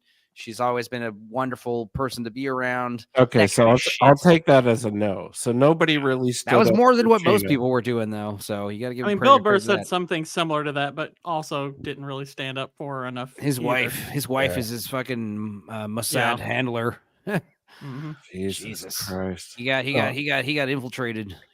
What's what Jay was saying? Because like, just for argument's sake, my sister, she's been a nurse at the same company for 16 years now, and just said if like I hate to see if one day. She has Instagram, she has Twitter, she has Facebook. She makes a Facebook post, and her nursing place that she's worked for the past decade and a half happens to, hey, we seen this one tweet. You're gone. Like, come on, man. Is this a photo of Vex's birthday party? No, this is my party. Hopefully, this is such a great picture, except for this dude's little 3 arms. And obviously all their faces, but I don't is that 3 arms or is that an incoming reach around? Yeah, this person right here. Where I gotcha. Yeah.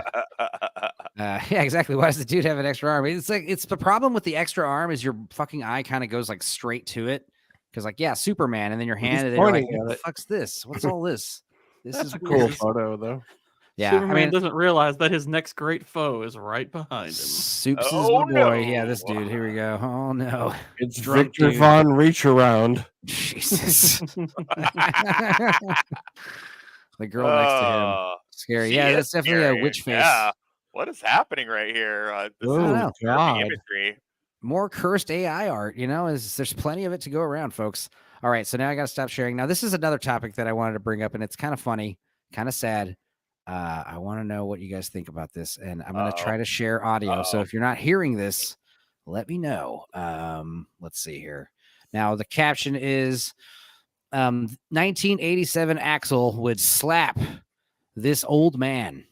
Okay. Oh God. Let me know if you've seen this. I thought Axel was fat now.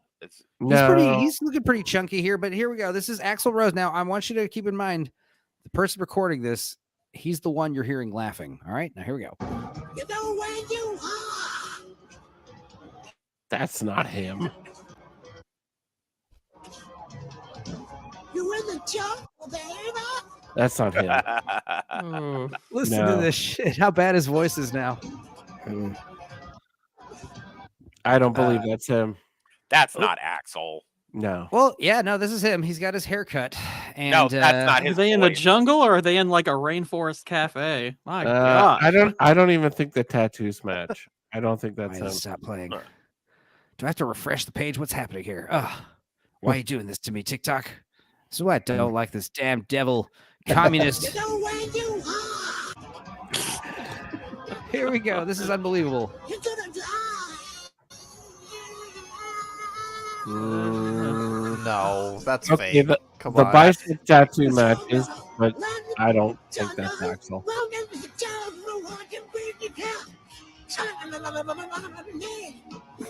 That's not Axel singing. That's like 1991 Rob Zombie. That's not cool. No. I mean, it's not as bad as like Yoko Ono. Now, but she was that's a never low bar. I know that's a filter, but the thing is, here's the thing. There was that great video of him playing at the MTV Movie Awards. Remember? And this is like one of the first time the whole band was back together with Slash and everything. And I don't know what Axl Rose did this. I'm not going to try to show this because of Viacom, Paramount. But what it is like there's like a huge like runway on the stage, right? So like everyone can do like I'm sorry, not to interrupt, and I am interrupting. No, go for it. That profile doesn't even look like Axl Rose. Like this is definitely Axl Rose. Visually, I'm not sure if someone has dubbed over that terrible voice. Someone has dubbed over the voice. I feel like this is dubbed. Maybe he looks like I think they filtered it. I think his voice Mike is not going to sound like that on the mix. I hope so, because I mean, the story was he's sounding like shit, and I've heard him sound pretty awful before. Also, at MTV Movie Awards. For at least a decade now, Axl Rose has had his eyebrows yanked up to the front of his fucking forehead. Oh yeah, and that's not that. He looks like a Johnny Rotten impersonator, says Jay. Yeah, I see it. Ish. Well, what's funny is like at the VMAs, he did this thing where I don't know, he was so excited to be on stage for the first time that what he does is he foolishly, like, they start playing Welcome to the Jungle, and it's like it starts with the music and shit, and he comes in and he just starts like screaming, what? Do it, because you have to understand, he props to him on the way he used to sing. Sure. I can tell you, I don't know if this is his voice or not. I can tell you right now, if he's still singing, there's no way he still sounds like that. How he used to. I will sing like that forever. I will buy that. Maybe he looks like this now, but I do not buy that that's his voice. That's absolutely not his voice. There's no way he fell this far. Well, let me see if I what. Well, just the way it sounds doesn't make any sense for a stage mic mix. Like, it just doesn't sound like right. that. I hear you. Yeah, there's no low end. There's way more background shit. There's way more like Ariel promises. Ariel promises. Well, at this definitely happened at VMA where he's running down the stage and he's like screaming the whole time, like show it. Get copyright blocked. Show it. All we right. do it every Friday. Show it. All right, I'll find it. Let me see if I can find it. Let's see. VMA. Is it? I hope it is the VMA. And I know it's MTV. First time. It's like Guns N' Roses. Big like Jay's comment. Yeah, Jay knows audio, and I know a little bit about it. I don't buy this at all. I don't buy this. Oh, the Madagascar live. Oh, this is Facebook. No, I don't want to see this. I know which microphone he's using, and they don't. It sounds like a kid in his room. I don't buy this. It looks like an E85 to me, and they pick up way more than that. Like, it wouldn't be that stilted. There's no way you could get that background that clean. And also, he's got a mile of fucking effects racks behind him on a good day. There's no way. There's no way he sounds like this. No, I don't buy that for a second. Let's see here. The debacle. Oh my God. Well, there's Madagascar. That's not the right video. I'm looking at this. To be fair, though, everything on TikTok is fake. I hate that fucking website so much. Or whatever the hell you call it. App. Oh, I know. Except for the I've never downloaded TikTok. I gotta say something. Wes likes to share TikTok videos, but one of the problems I have with it, many problems, but one of the big problems is he shares a video on TikTok and he doesn't say anything about it.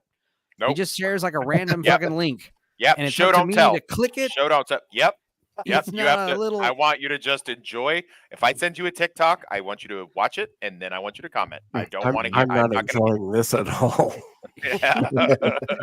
Well, this is terrible. This is the kind of shit Enzo would be like. Look at this. Isn't this real? This is crazy. How he still sounds like this. When I send you a YouTube link or something, there's like a little thumbnail and it says the title of the video. Or if I'm sending you like a random link that doesn't, you know what the fuck it is, I'll always be like, hey man, check out this funny website. It's got a picture of Barbra Streisand's ass or whatever. I don't just send random links because I know TikTok is not like, a virus, but it's just like, I don't give a fuck about what am I about to watch? Give me some kind of heads up. Give me some kind of, appetizer. I need to know.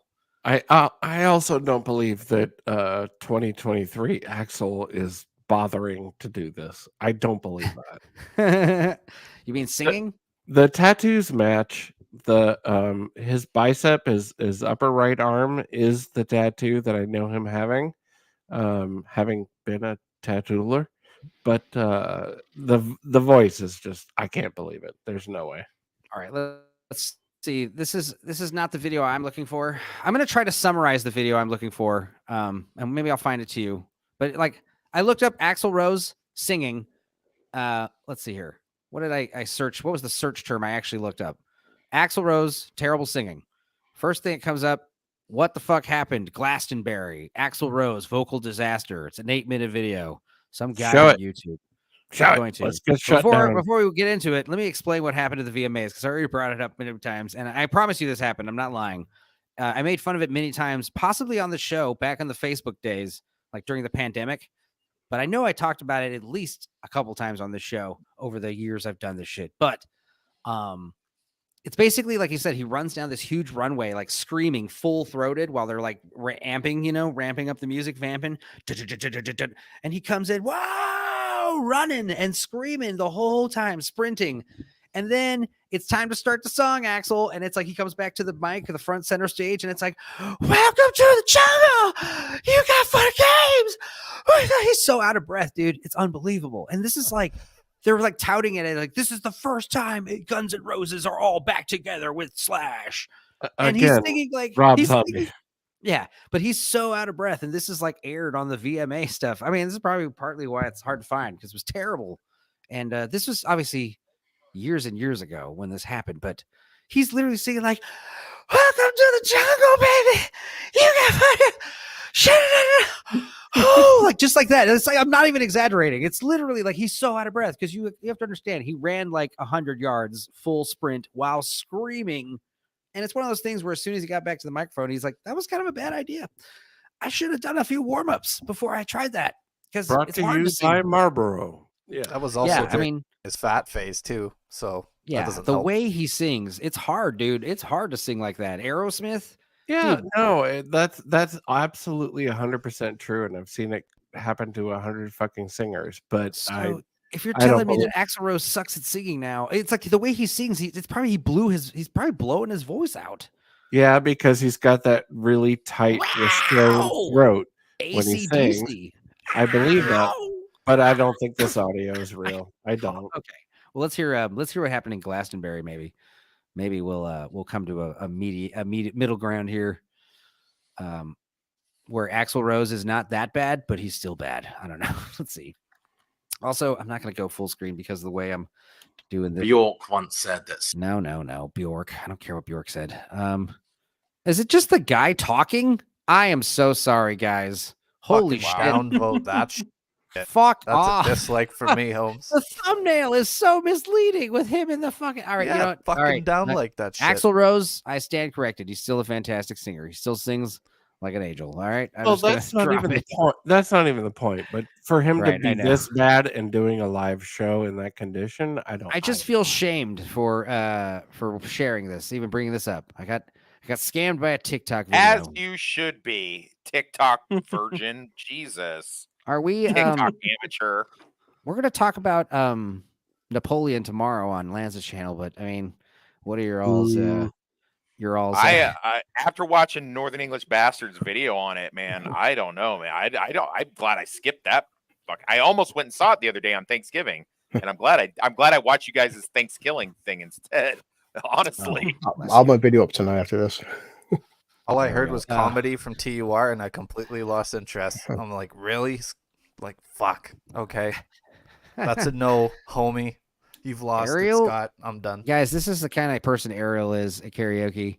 She'll like come out to like, smoke real quick, and she'll like set her timer to like a song because like, God forbid there's like 30 seconds of like, dead air or like some random song playing, she has to be up there to be like, guys, give it up for so-and-so. Up next, we've got so-and-so. And it's like, Ariel, we're not going to care if like the music stops for a minute. She's a perfectionist is what I'm getting at. I'm not good fucking DJ is what that is. She's a professional. She knows what she's doing. You don't have to keep selling me on it, Enzo. I love her already. God. I like that. I like doing those compliments where you think I'm making fun of you, and then I wrap it up with like, you make me want to be a better man. That kind of thing. It's like you know what? She's actually an amazing perfectionist, and she just gets her job done. It's great. Look, I worked a private party with the chain smokers who were hot for 5 seconds. And their equipment wasn't even plugged in. They were just playing a tape. Oh, and it was so just funny. a fucking joke. Like, so this stuff happens all the time. You know what's even funnier is like rappers, not only do they have the tape, but they don't even bother to use the tape that has no backing vocals. Wow. Anybody catch Chris Pratt freestyling fucking Eminem on some fucking radio show randomly? I saw that. It's fucking amazing. I thought it was fake at first, and then I'm like, no, he's just like fucking spitting lyrics out. That's crazy. Nice. Good for you, Chris Pratt. I love you so much. Crisp Rat. I always love to say his name like that. That's another fish sticks thing where like once you realize that, you're like, oh my god, how did I not Crisp that? Rat. Crisp. So rat. what? Anyway, so don't keep us in suspense, Chris. What is the deal? Is it a piece of shit or what? No, like a lot of people said, I think it's Ridley Scott has excellent battle sequences. Waterloo and the Battle of Austerlitz look good, but there is way too much Josephine. I did give it credit though, Vanessa Kirby. She has no problem. The entire movie, she wears very low cut blouses and a push up bra. That's the best part of the film.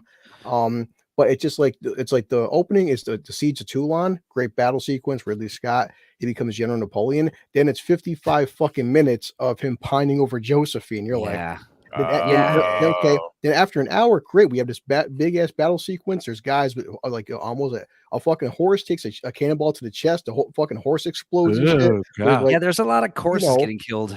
And there's even Austerlitz, you get guys are getting fucking limbs blown off. It's like Ridley Scott can do big battle sequences for 10 minutes. Then it's another 45 minutes of Josephine. You're like, oh fuck. I heard the siege sequence dragged really badly. Yeah, I haven't seen it yet. The and there's like some cool like you said, like little tidbits here, like watching people getting mowed down by cannonballs and shit. Yeah. It's brutal. It's like, but it's like a few seconds, and it's like that's not what makes a movie, obviously. No, that's what but like the stuff like with Napoleon, like it's like the last line of this joke, like they portray him as a petulant man-child, and it's like I don't think he was really like that, but at the same time, it's like Ridley Scott doing his own thing. He's been, I don't know. I didn't like Gladiator, and everything after that has been mid, except for The Martian. Thank you for saying that because I didn't like it either. I think Ridley Scott's been over. Wes has mentioned this before years. As well. I like Gladiator, but I do think The Martian's better. The Martian was like I said, one of the few post Gladiator movies that was great. That was not bad, but everything since the Gladiator and after is like not as good as like the stuff he was doing in the 80s and 90s. I don't think it's fair to say that like Martian was good for Ridley Scott. I mean, it was he I've never said he couldn't make things look pretty, but he just basically did the book. He just put the book on screen. That's all he did. He should do more. Watchable. I mean, it's not believable, but it's watchable. It was poop potatoes, folks. He lived off of potatoes grown from his own feces and poop packets. It's okay. I told Toxic about this. That's the thing with Titanic. Take away the Jack and Rose love story. You got a great fucking disaster film. And Napoleon, take out Josephine in that film, that would have been a lot different film if Napoleon would have been the conqueror, the emperor, the king. When he says, I'm not built like most men. When he's being a fucking tyrant, he's interesting. But then that's only like half the movie. The other half is Josephine, I need you to be a better man. Yeah, and showing her like sleeping around and him like basically writing letters like, why don't you write me? Yeah. Why don't you love me like I love you? It's very like so it's Jenny from Forrest Gump type. Yeah. She's way worse than Jenny. She's way worse than Jenny. Yeah. It's like no, she got at least Forrest here. At least Forrest was actually like a poor retard when she first broke up with him. He had to become like a shrimp billionaire and Yeah, then she was like, all right, now I'll fuck you. Now I'll give him the king of the world. I'm Napoleon, and you're like, no. That's like, if I was married to someone like that, like a Genghis Khan or a Napoleon, I probably wouldn't sleep around on him because he'd probably cut my fucking head off like many, many other people he's done before. He's probably a goddamn brutal maniac. What are you doing? And the fact that he doesn't kill her is also kind of weird, but okay, wants to save his marriage for the whole good of the good of the nation. But I think we'll dive into it a lot more tomorrow. But I thought this meme was funny. He's basically an incel when he first meets Justin. I mean, incel. He's very stiff and robotic. It's weird. It's funny because like this is one of the good. Oh shit! Damn, I'm so used to two monitors. Here, let me go to my joke.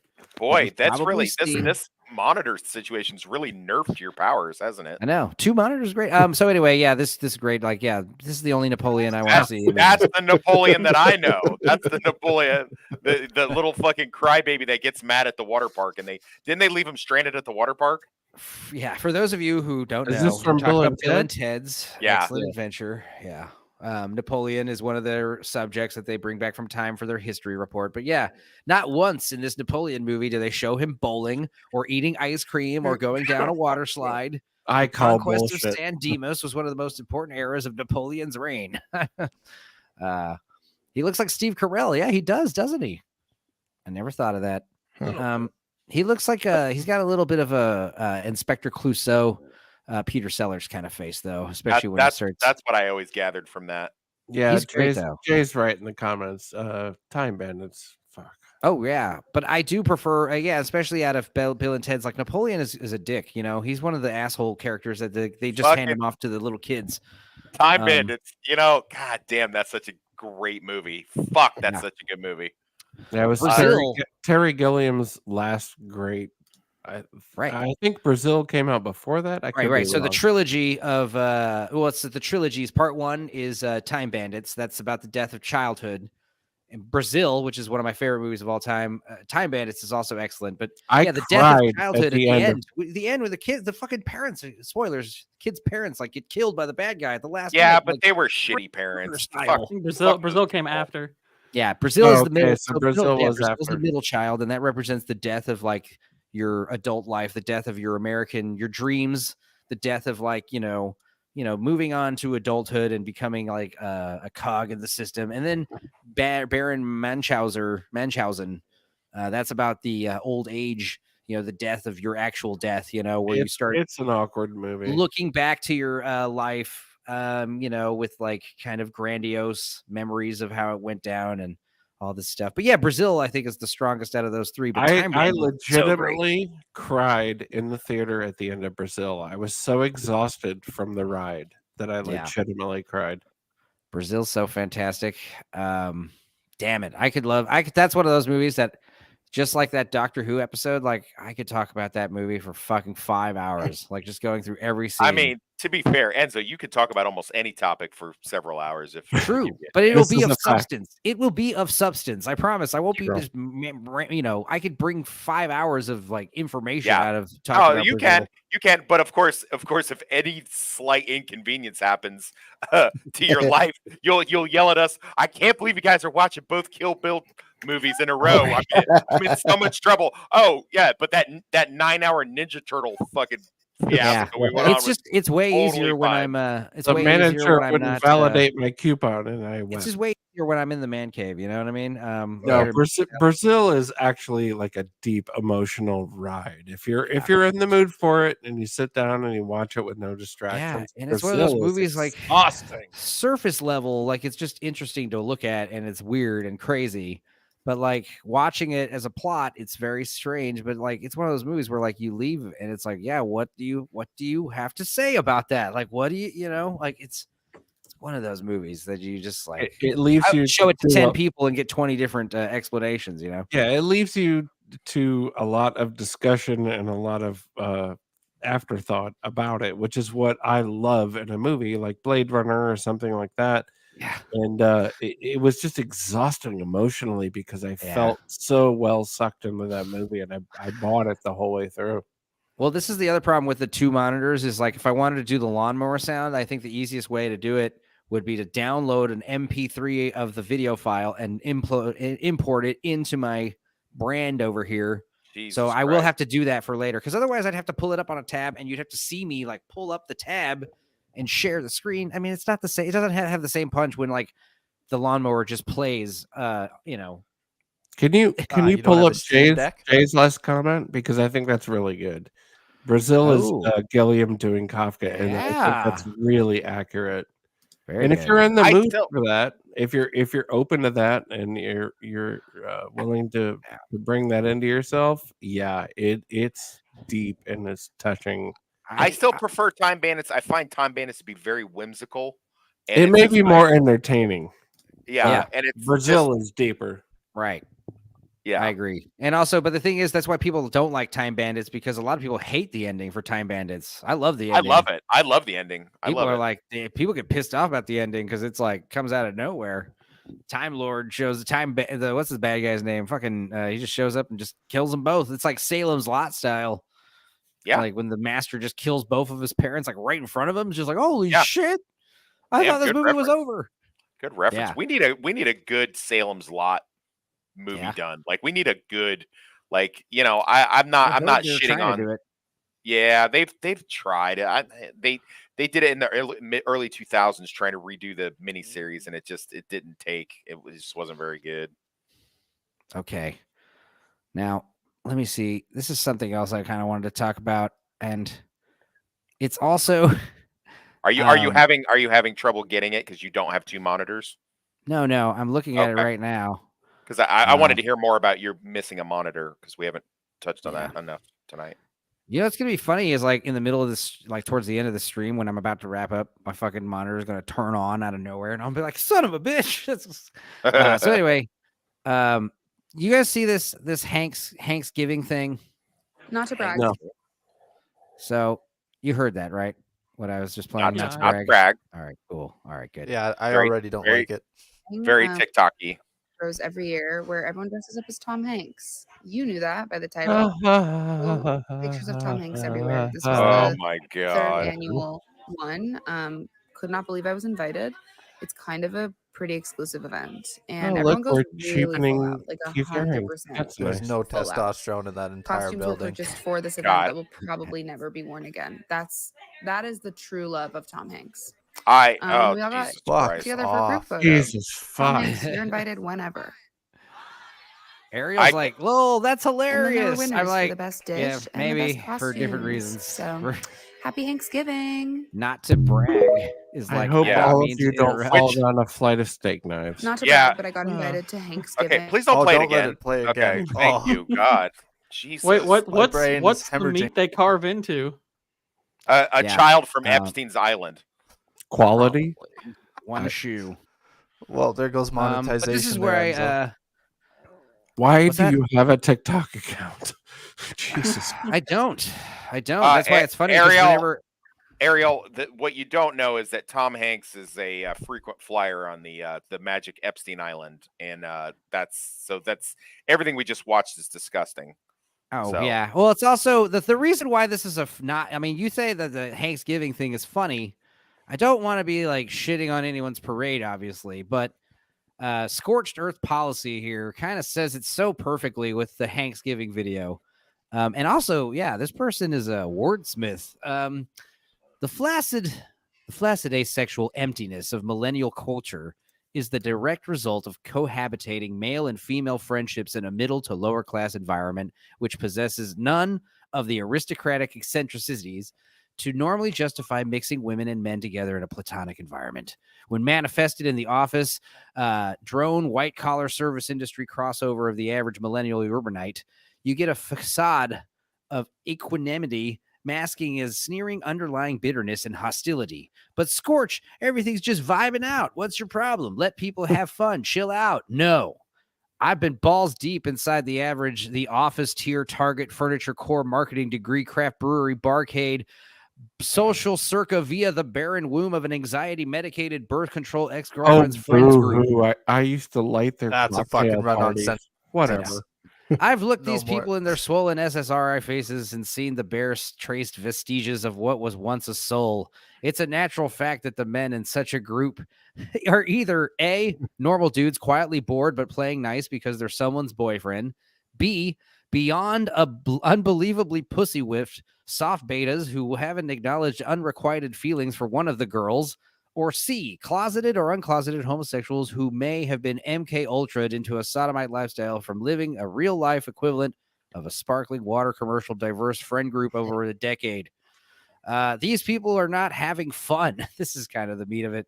Every group I've ever encountered that does this cringe shit is populated by people who all constantly complain about how depressed and anxious they all are while making ha-ha ironic jokes about wanting to die, living timid, trembling lives with little to no joyance. Joyance? How do you say that word? Who uses that word? I don't know. Nobody. This guy is He's just obviously using a thesaurus. Yeah, I mean, it's obviously pretentious and a little mean-spirited. But Dude, this is a guy writing? I don't know. Probably. It doesn't matter. I mean, I don't think it would be good for us to assume anyone's gender here. The millennial is arguably the most unfortunate generation in recent history. It's okay. They represent the apex of a devastating culture war and the most direct result of a spiritual castration with the least amount of pushback, antithesis elements among their ranks. Besides the obvious insufferable premise of an entire performative event being built around a shitty pun turning into the accidental idolization of a mutilation, blood sacrifice, cannibal, child rapist, reptilian, adrenochrome junkie, the video is just one of many seemingly inconsequential iterations of that the average millennial presents. Theirs is a world of nagging rationalizations and pseudo sensibilities. Sometimes you need to take a step back and trust your gut instinct. The only thing standing in between you and the total domestication of your bloodline into the human equivalent of a labradoodle is your ability to say, nah, this shit's gay, and not be crucified by your entire friend group for it. The murmuring millennial male who goes along with the soft human resources tier Lululemon Longhouse of burgeoning mids in this bumble-built friend group in the modern eunuch. If you're a young man and your friend group does shit like this and you're enjoying yourself, then by all means discard this entire post as some wackadoodle rant from a bitter incel or whatever. Live your life and be happy. But if you're in a friend group that does shit like this and you feel some resonance with what I've said, if you've known the quiet turbulence of bored rage listening to the forced wine-drunk laughter of your 400th session of Cards Against Humanity, then for your own sake, please free yourself. If you're charming and have good taste, take absolute control of your friend and filter it down, your friend group, and filter it down to something meaningful. It's too far gone if you're not capable of that. Slowly cut yourself off. Pursue something meaningful. Make more money. Become stronger, faster, more violent. Seriously, learn a new skill. You're wasting your time. If you're a young man, stop wearing spandex. Never watch another episode of Friends again. Or if you're a young woman, I'm sorry, stop wearing spandex. Never take another SSRI.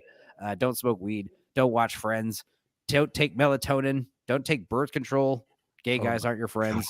And if you don't have other female friends, it's because something is wrong with you. How much time for you is there for me to scream? That was manosphere shit for sure. This was first of all, this was written by a millennial. Obviously. Definitely. This is fucking bullshit. I like the idea of it, and number one, and so I've been meaning to tell you, next time you're gonna go on a long reading of a biography or some shit like that, let's go. No, yeah, well that, but also let's go back to middle school with it, so it's you can keep the audience engaged, and we'll all take turns reading a portion of it and going around the room, especially when you have 6 people, instead of hearing your fucking voice for fucking 20 minutes while you read this goddamn War and Peace Tolstoy fucking novel. I let you and Jay talk all the time. You let us talk for 3 minutes and busted out a fucking lawnmower noise. I just had to listen to you. It was the best of times and the worst of times when people were dressing up as Tom Hanks and blah, blah, blah. I was like, Jesus Christ. Did you not see Jay in the comments? He's made 50 fucking comments about the Jesus Christ. Your ham radio? Okay. We have Thanksgiving because we're stunning disappointments to our families and aren't welcome at Thanksgiving. Yeah, oh my god. True. All right. I spent 15 years in the Bay Area servicing these assholes, and I know them when I see them. I was the backdoor guy for doing lighting for Google parties. For Adam, are Facebook you intentionally making pseudo-sexual references in undertones with your comments? I'm 53 years old. There is no sexual anything anymore.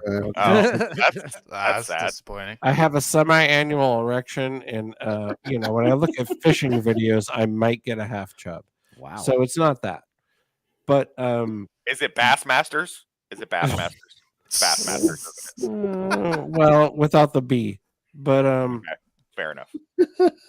This Bassmasters? is this is the most thinly veiled propaganda bullshit that I have seen in at least a couple of days. This is bullshit.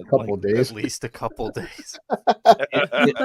You got to spend some time off Twitter, my dude. I occasionally get recommended a Nerdrotic video, but oh no, that is that's like stuff from the marysue.com. Like that is just yeah. It was like garbage. Someone from the Onion had gone way off a script and just went fucking nuts. I'm not even going to let myself get mad at it because it's obviously so fake clickbait, just crap. Like, I wanted to get mad at the beginning of it, and now I just want to. I almost want to believe that, like, are we talking about the video or the response to the video that I just read? Both. I almost want to believe the guy that wrote the article had his friends do the whole fucking Thanksgiving thing just so that he could write that fucking article about it. Yeah, no, the article is what I'm really responding to. I mean, the Thanksgiving thing I have seen way worse in San Francisco. Oh yeah, way worse. And I'm the guy that goes to the stage door. Like I'm explain the one of those. Explain one of those things that you see this where. Hey, what is like one of the stupidest parties you've ever heard of? I've heard of a few. I've done private parties for some of the richest people in Northern California that you could possibly imagine. I worked for the top lighting company in the San Francisco area, and we regularly paid to do terrible parties. Hell yeah. Yeah, on my knees, like awesome. Actually sucking these people off, like just being. That's not even a double entendre anymore. That's just no, it's not like being treated like a black servant in the 1800s. Wow. Like, yeah, these people would throw away filet mignon and chocolate mousse in front of you and not even offer it to you. Just throw it in the trash rather than share it. Like, these are horrible fucking people. Before I moved back to Kansas, I worked at a bar in a catering service in Palm Beach Gardens, and so if you work catering, yeah, they would throw parties where they all dressed up in 1920s, prohibition and stuff like that. So they had all the chicks as like flapper girls and stuff like that, and all the guys. They're living the worst possible iteration of The Great Gatsby. Right, a horrible story to begin with. Right, it's just rich people acting horrible. Oh, definitely. People doing Great Gatsby parties. That was another thing that started after that stupid movie came out, which I have not finished. I tried to watch it like 3 times. But There's no point. It's a terrible book. It's a terrible movie. I tap out at the same time every time. It's the time where they're driving on the big bridge and the computer animated cameras like zooming around them, and they're playing Jay-Z music. It's right around there where I like tap out every time. Yeah, I mean these people would literally take a piss on you if they found out that you were, working backstage. Like it is just the most horrible thing. Like you spend a week, 3 weeks, 6 weeks setting up one of their private parties on private land or a rented venue or whatever, and there are literally, guys puking in urinals, there are women throwing their panties up into the rafters, whatever. And they will still shit on you because you're, clothed in all black and trying to hide behind the scenes and get the lighting right and everything for this party. Like it's a shithole. It is the absolute most embarrassing, awful, degrading thing that you ever have to do for money. Well, besides, fucking, like straight up fucking for money. And hey, that's empowering. Well, yeah, more empowering than being a slave to the the .com people. Yeah, it absolutely is. But they treat you like garbage. That they refuse to feed you, no matter how many hours you're there. I worked at Sean Parker's wedding. Sean Parker, one of the founders of Spotify, Facebook guy, and he had a $18 million wedding in the Redwoods. Wow. Up near Monterey. I worked there for 6 weeks. I ended it on the day of the event with a 27-hour shift outside in the redwood forest, and Jesus, they could not have shit at us any worse. They didn't feed us anything reasonable. They didn't give us any proper food. They treated us like garbage. And on the day of the event, you have to watch Sean Parker lit as fuck on ecstasy and cocaine and booze and whatever. Q-Tip is DJing, and Sean Parker will just grab the turntable from him and try and throw it in the river behind him, but it's all still attached by wires, and you can't do that, so it just fumbles onto the floor and whatever. That is some very specific grievances that must be true. I have stories that will curdle your fucking blood, dude.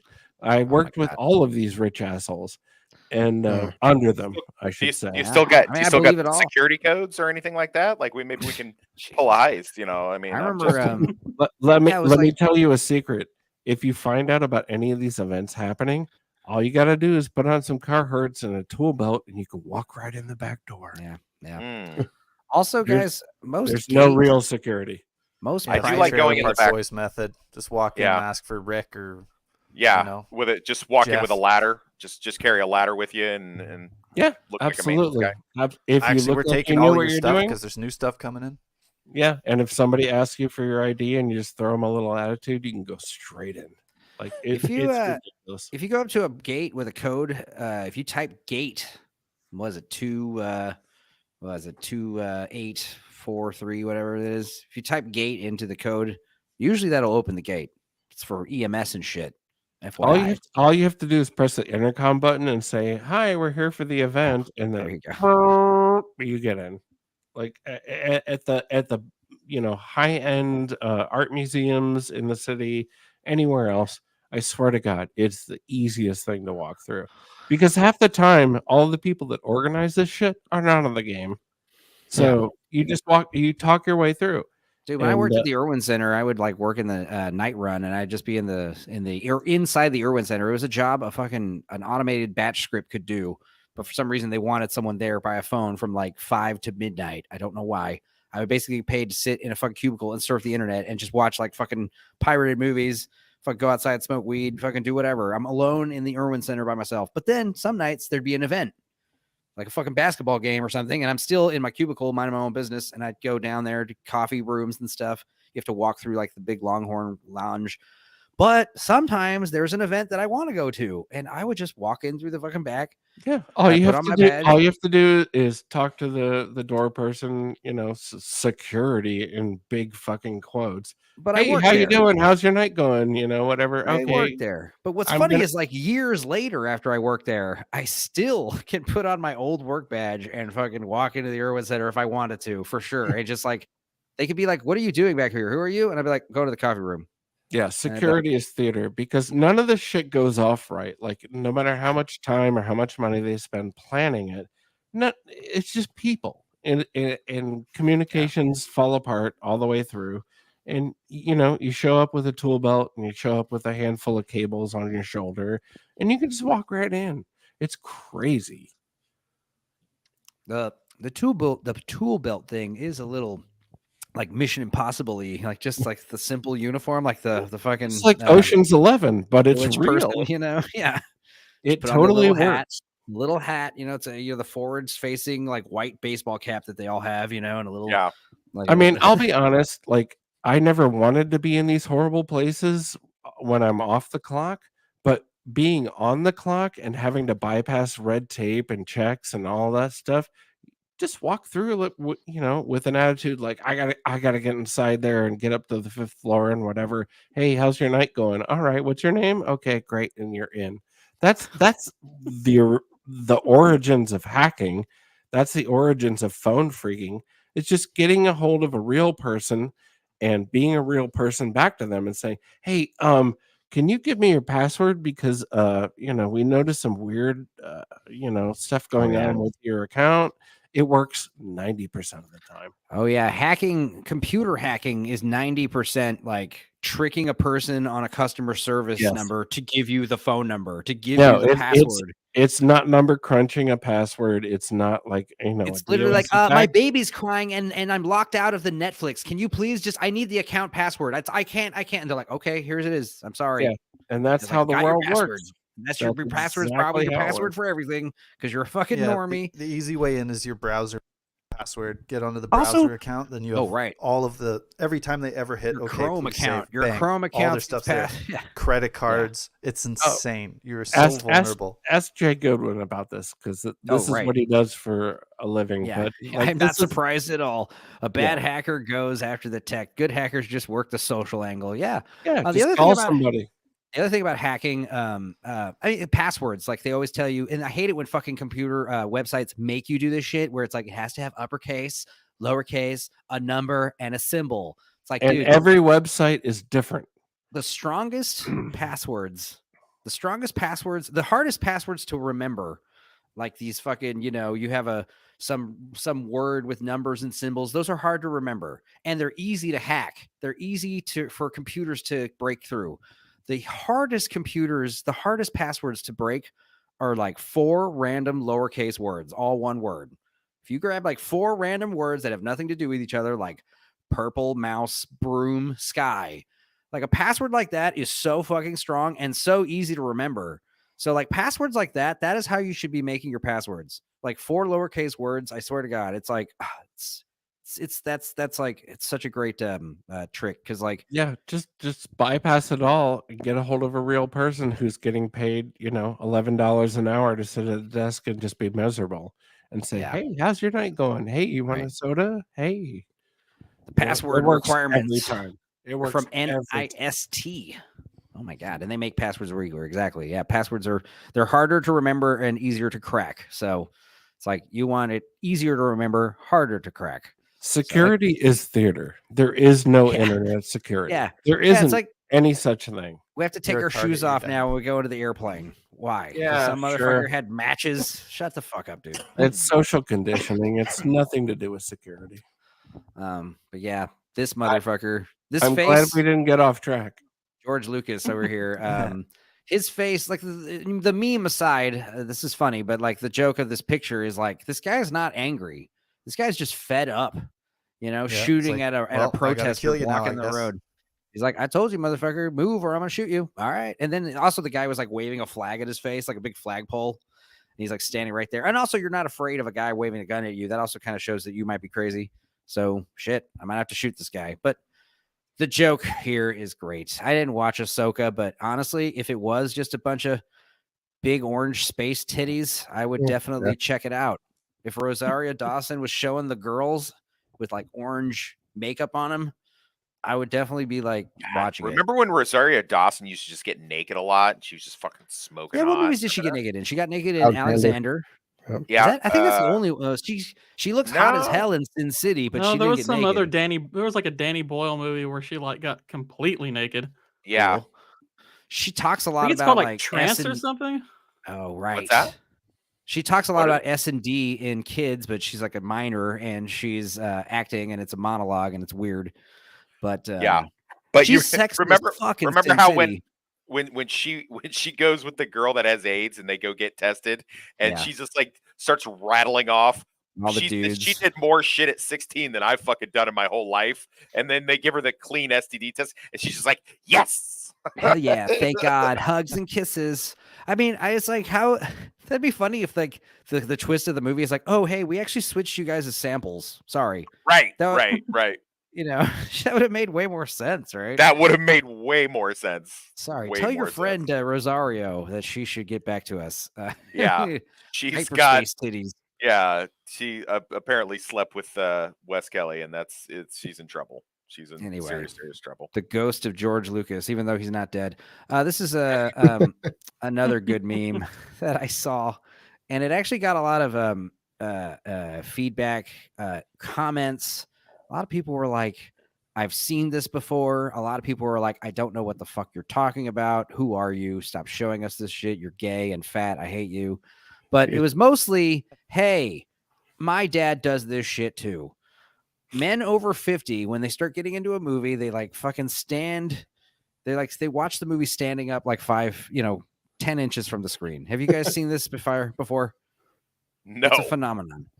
And it's usually because like the man is also like running around the house doing other things. I heard many various justifications. The man is busy and he happens to be walking by the screen. Also, as noted, these two movies are bangers. We got Last Crusade at the top and then Total Recall at the bottom. So that's another big reason. But those are the kind of movies that when they come on TV, even if you're just got out of the shower, you're in a wet towel, you'll sit down and like watch the movie. Right. Another good one was like older men have back issues. So it's like you sit down for a minute and then maybe sometimes like stand up, kind of stretch it out. And I mean, I can kind of see that like I tell Chris, I try to go to the movies. I can't go as much as he does, but when I try to go to the movies, they have those lounge seats, and I just fucking fall asleep almost every single time. How weird, dude! How weird would it be if you were in a theater, in a fucking theater, and someone in the middle of the movie just started like stood up, just kind of like stretched out, went into the fucking aisle, started watching the movie from the aisle, you know, like stood up, walked to like the front of the screen, started like staring up at it that way, you know, like. I would honestly be like, let the guy do his thing. I don't know what he's doing, but fuck, you know, he's not bothering me too much. He's adjusting his nuts, man, because he's been sitting on them for like an hour and a half. Yeah, it's like I got huge balls. I can't like sit on them. Well, they do start to hang a lot. Like I do agree with Toxic though. These new chairs are too comfortable, and I hate reclining in them because I'm one of those guys where I fell asleep in Oppenheimer. Don't go crickets don't go horizontal. You just can't. You got to sit upright. When I lay down and watch a movie, I don't care if I'm in bed or on a fucking couch. If I fucking lay down and put a movie on, like 20, 30 minutes in, I'm asleep. I mean, that's how it works. It doesn't matter what the fuck movie is. I don't care. Oh, that's a good thing about the 4D seats. You can't fall asleep.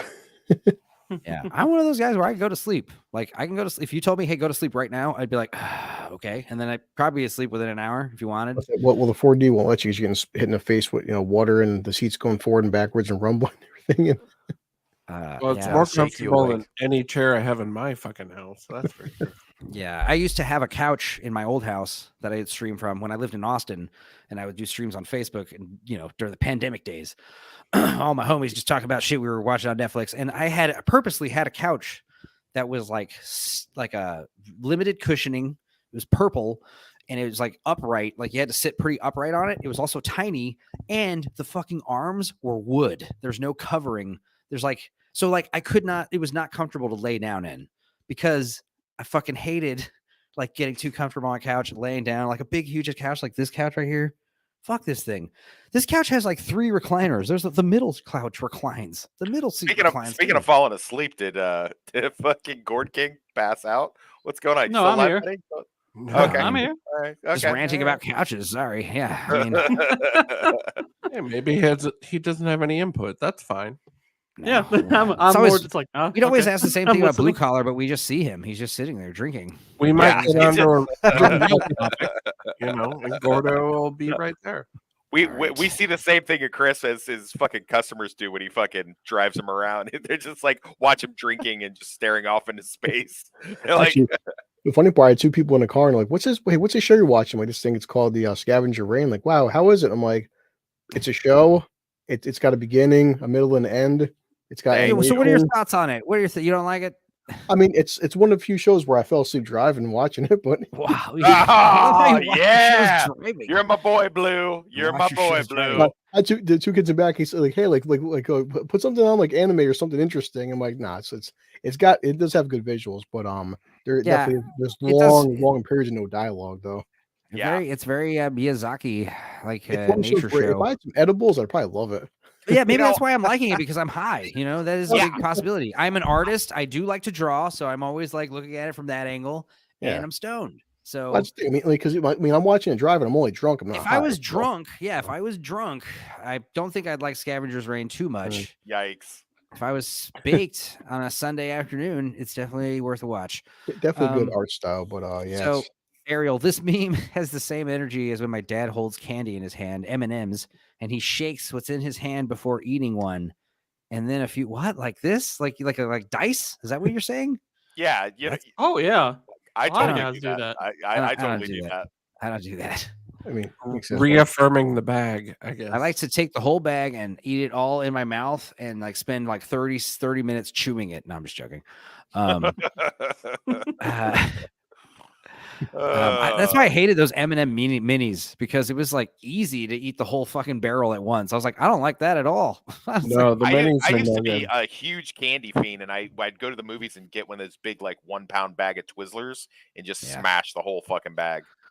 Yeah, I'm a chocolate guy, but Megan's getting me onto like the sweet tart ropes and the nerd ropes and the other ropes foods, whatever rope shaped candies.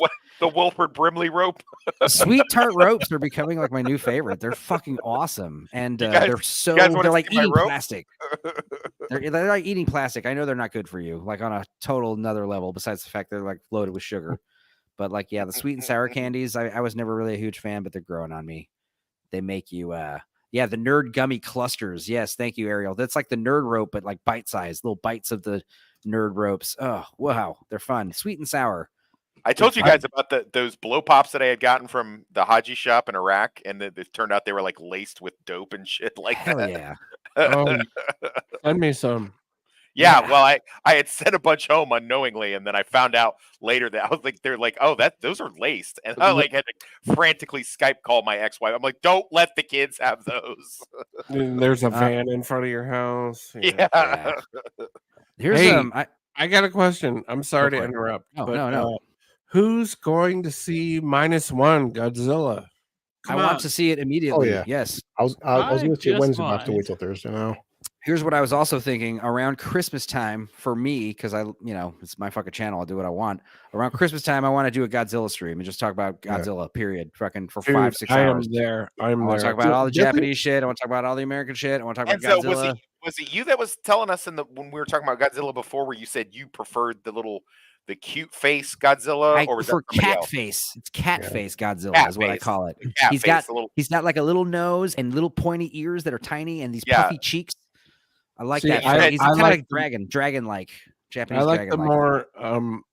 Okay, so I love the original above all because it's a horror movie, not like a goofy comedy thing.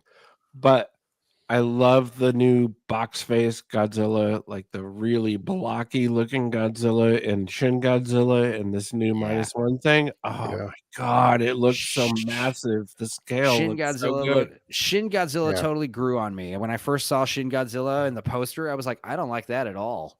And then when I saw the movie, I was like, I'm loving this. Because like I didn't like the eyes. But then when I see it in motion, it's like a goldfish eyes, like they're lifeless, little tiny eyes that mean nothing.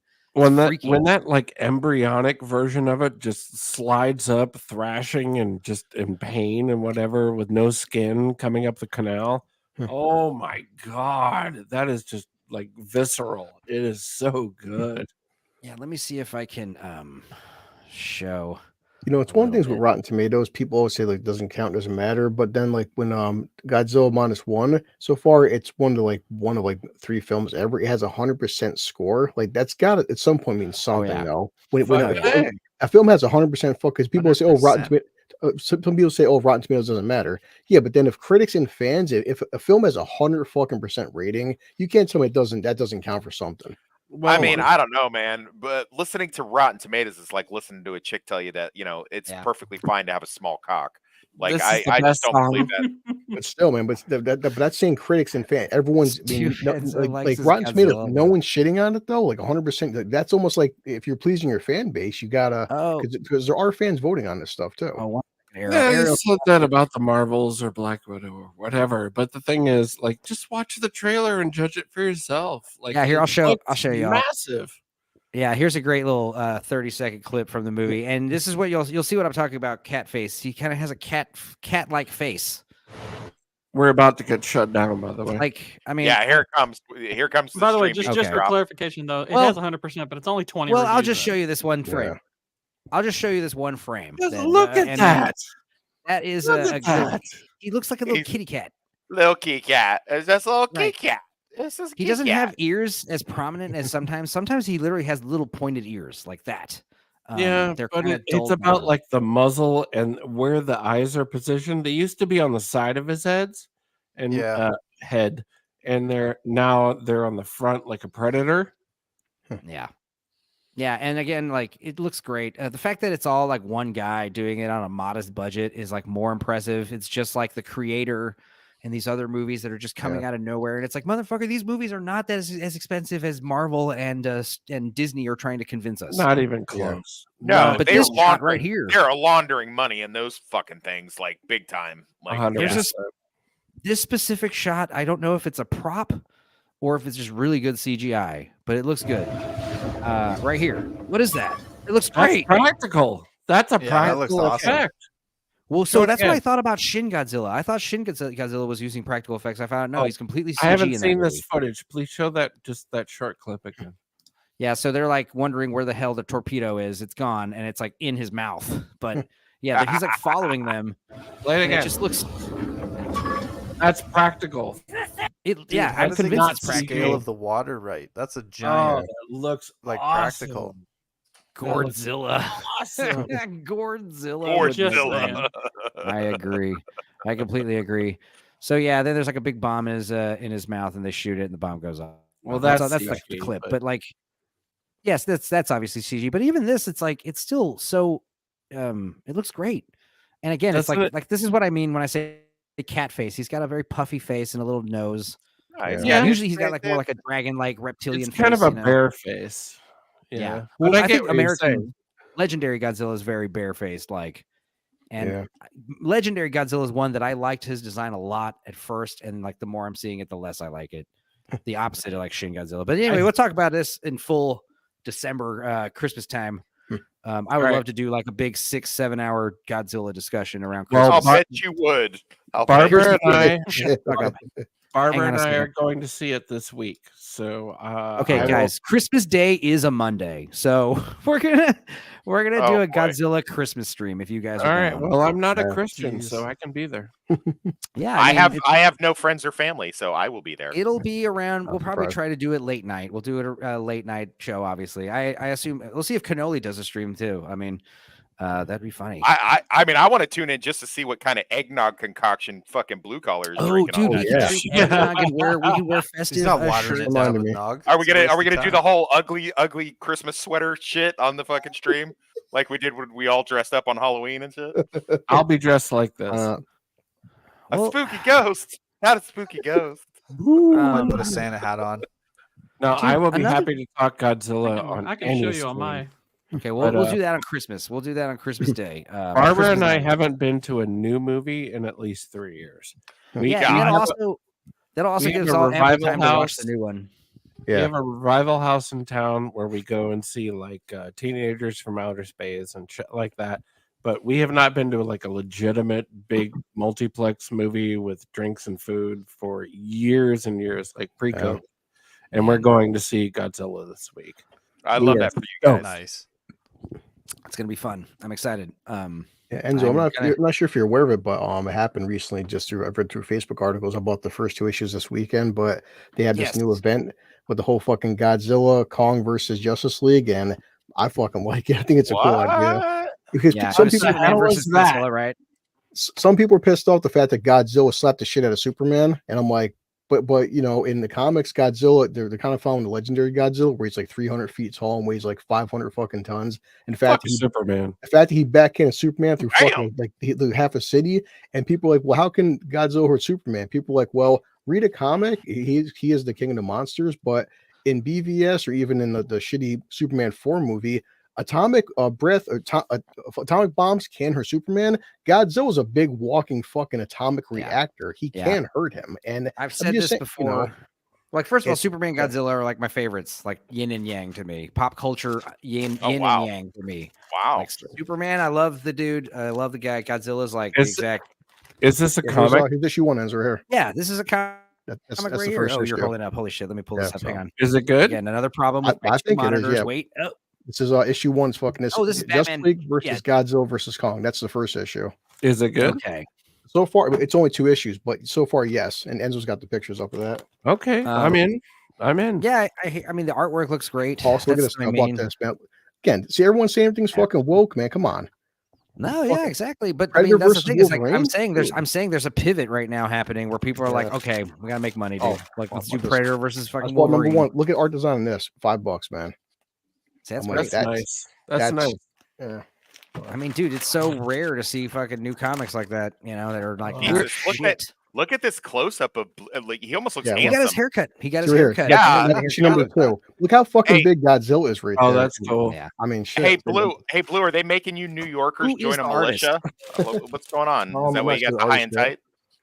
Blue's in New York. Are you in New York, brother? Yeah. There's issue 2 of Predator versus Wolverine. Look at Wolverine. Wolverine's fighting a goddamn the Predator in the jungle. Like the concept sells itself.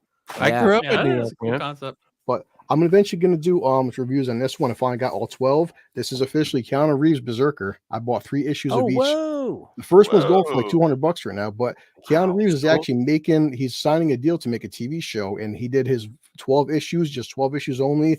Some of the issues look pretty. I hope they can get the Olaf Jay and Silent Bob song. Look right here. That shit. It's called Berserker, and it's Keanu Reeves and everybody. Well, why weren't we talking about this 2 hours ago? Yeah, exactly. But yeah, Enzo has pictures there. We could have been talking about this instead of listening to that fucking Twitter monologue that we had to listen to for 45 minutes. Good point. I blame Enzo. Well, no, Blue Collar. I mean, Carnage, the other one, just because comics were half off this week. So I'm like, fuck, for $40, I bought $100 worth of shit. So I'm like, yeah.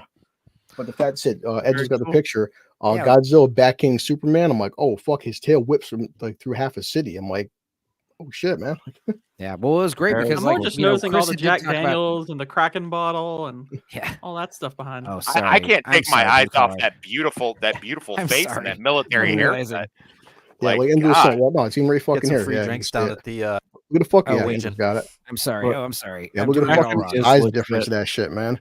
How big Godzilla is compared to Superman. It's like that's cool. Fuck, man. It's great. Cool. And I'm excited about also the fact that like you said, he kind of whoops Superman's ass for a little bit, because obviously I hate it when obviously if Superman's gonna fight Godzilla, it's got to be pretty evenly matched, as silly as that sounds. But no, the worst is when people say, I don't mind that. People say it's like, oh no, Superman would just fly inside Godzilla, like swallow him, he gets swallowed, and just kill him from the inside, easy. And I'd be like, yeah, but it's not fun if it's easy. I mean, wasn't that the Avengers thing? Why didn't Ant-Man just fly up Thanos' ass or whatever? Yeah. Also, like the thing about Superman is he always has the moral conundrum. Like he's got to have a reason not to kill Godzilla. We need Godzilla for another reason. That's the only thing that keeps Superman interesting. Because if he doesn't have that, he's just omnipotent, like Captain Marvel. He becomes what's his name from he becomes Homelander. Yeah, Homelander. Yeah. People say that too. The problem with Superman is he's the ultimate character for writers. He's the hardest character in the comics to write for. So I love it. Either he's so fucking overpowered, he's boring, or they have to water him down. But in terms of this storyline, like Enzo, we talked about fucking Ninja Turtles versus Batman. It may sound like a stupid concept, but the fact that Batman's fighting Shredder, and of course, diehard Batman fans, oh, how could Shredder beat Batman in a fight? It's showcasing how nasty Shredder really fucking is. You can't just have Batman one-shotting everybody, or it's fucking boring as hell. Well, and Batman is fallible, so like to come upon somebody like Shredder who just turns out. But then the problem, though, Adam, is then you have fucking Batman in some issues. He's fucking dodging Dorkside's lasers, which Dorkside can fucking shoot a laser beam across the whole goddamn planet, and Batman can dodge the Omega beams, and Superman can't. You're like, well, that's just bad writing.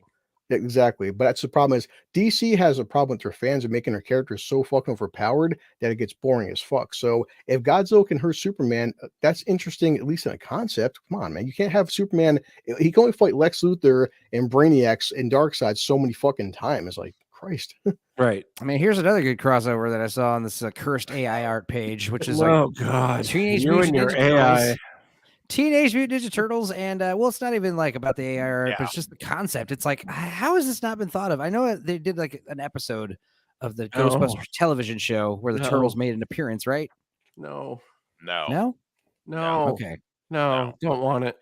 Yeah, your AI obsession is worse than my TikTok obsession. You gotta get over this right now. You gotta get over this. Just I realize that you eat shrooms on a regular basis, and you just randomly want to not go blaming the drugs. Look at some Wolverine here, Enzo, the fuck art designer right there, the fucking Predator and Wolverine. In fact, he's fighting a predator with his bone claws and shit like that. And the Predator's got his predator weaponry, but come on, son of a bitch. Why does he have his bone claws? I am not a Superman fan, but I will look into Superman versus Godzilla. You sold me on that because that actually seems like a cool match.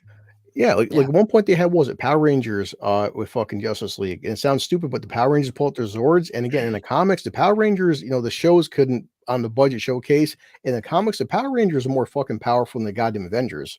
But it's funny. Comic books. You know? Like Superman versus Godzilla is like a match I've heard of before, but like one I never thought of, and it sounds more interesting and closer. Was like Batman versus King Kong. Exactly. It's like, dude, that's actually great. What the like, hell? Batman, what would he do against King Kong in an actual fucking fight? Come on. I mean, he's got gadgets. He's got a Batwing and shit. Get in the Batwing and hit him with fucking 50 cal rounds in his fucking face. Or I mean, crazy gorilla size. If you look at Kong grass. versus Zilla, when King Kong's he's like 300 feet tall and weighs like 300 tons, then bullets aren't gonna do shit to him. I would settle for a decent, like, respectful adaptation of the Dark Knight Returns comic where old Bruce Wayne and 14-year-old girl Robin fight Superman. Like, I would totally go into that. I would totally do that. Wow. Yeah. I don't know.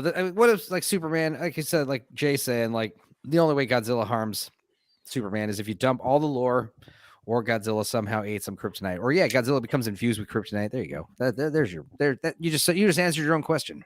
Godzilla somehow fuses with the radiation naturally emits from kryptonite. Like we said, it depends on Superman at this point. All characters have different versions. But remember, Henry Cavill got hit with a fucking atomic bomb. He's in space floating. He's all skeletal and shit and sickly looking, and he got healed back. But that was one atom bomb hit him, but it did weaken the fuck out of him. So Godzilla's breath, going by that lore, could definitely damage him. Well, something else I also wanted to talk about for the Christmas stream, and I don't think we'll be finished with it, but that Monarch show I'm hearing is good. I'm hearing it's good too, but I'm not going to pay for Apple Plus. No. Yeah, I'm sorry. I'm not doing Apple Plus for sure. I did. You know what? Oh shit, Enzo. I'm sorry to interrupt.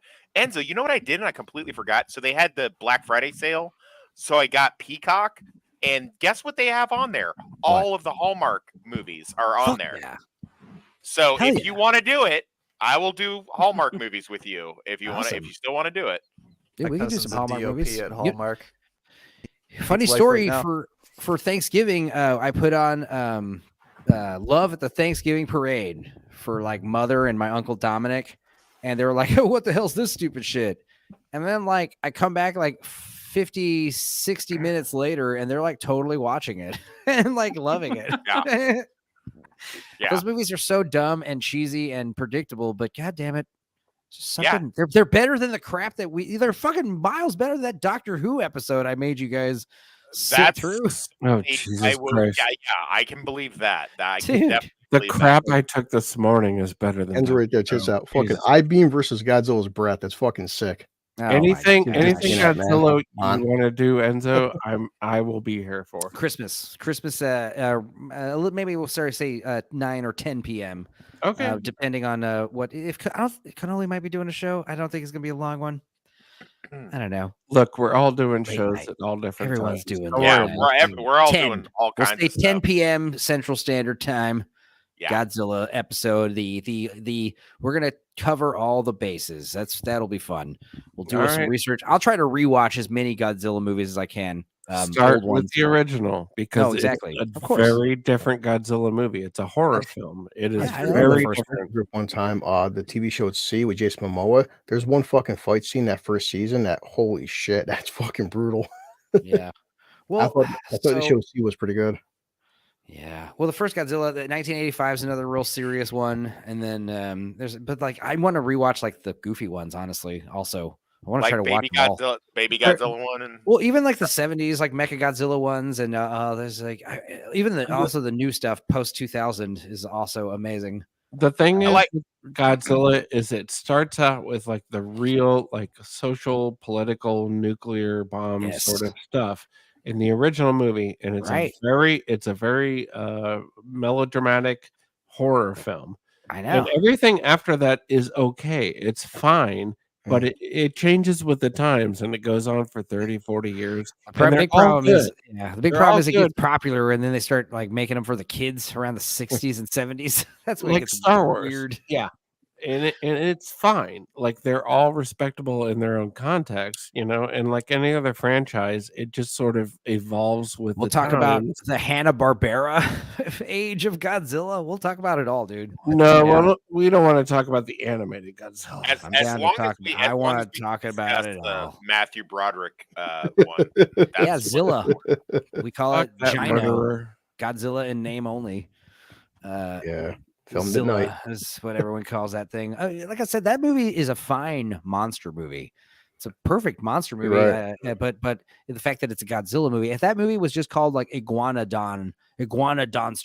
Monster, you know, that would have been perfect. It would have been a fine movie. Cloverfield is a better Godzilla movie than the Matthew Broderick. Yeah, the problem with the Matthew Broderick Godzilla, and we'll talk about it again on Christmas, but like the idea that you could shoot it with missiles and it dies defeats the whole purpose of Godzilla.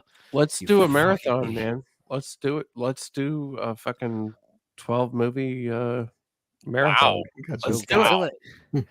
He only watches podcast after broadcast at 2x, and he hasn't made sure he has it live stream at the same time as Cannoli. Yeah, that's a good point. I mean, I just like 8 to 10. It's a simple block to avoid, but also, yeah. Really... Oh, shut up, Jay. Fuck Katsuki. You're not my boyfriend anymore. Wow. Oh, what happened? That's all it takes is Jesus. You know, Enzo, these guys, you know, it was marketing genius though, because they put these comics out right like 2 weeks before Godzilla Minus Zero comes out. You know? Also, the Monarch show's out right now. You know, good fucking marketing. Godzilla's like kind of on the tongue all of a sudden without anyone really talking about it. Another thing I wanted to talk about that no one seems to be talking about that, you know, I'm excited about is the fucking, what was it? The fourth Planet of the Apes movie coming out. I was shocked they're making it. Well, it does look good. The visual. It looks Andy great. Serkis in it? No, I don't think so. It takes place long after Caesar died. Yeah, Caesar died. It's a reboot. It's a prequel. He doesn't have to just play that one character, but I mean, Andy Serkis, I'm there for whatever. Sure, yeah. If he plays another character, that'd be great. I have literally seen none of these, but I've seen all of the older. I tell you, Andy Serkis fucking is fantastic in these movies. So the new ones are good because the special effects, Weta's involved. And the first one, dude, with James Franco, each one has like a great human lead who is like either an antagonist or a protagonist. I was interested to see Woody Harrelson in it. Woody Harrelson is in the third one, I think. The second one was Gary Oldman. The first one is James Franco.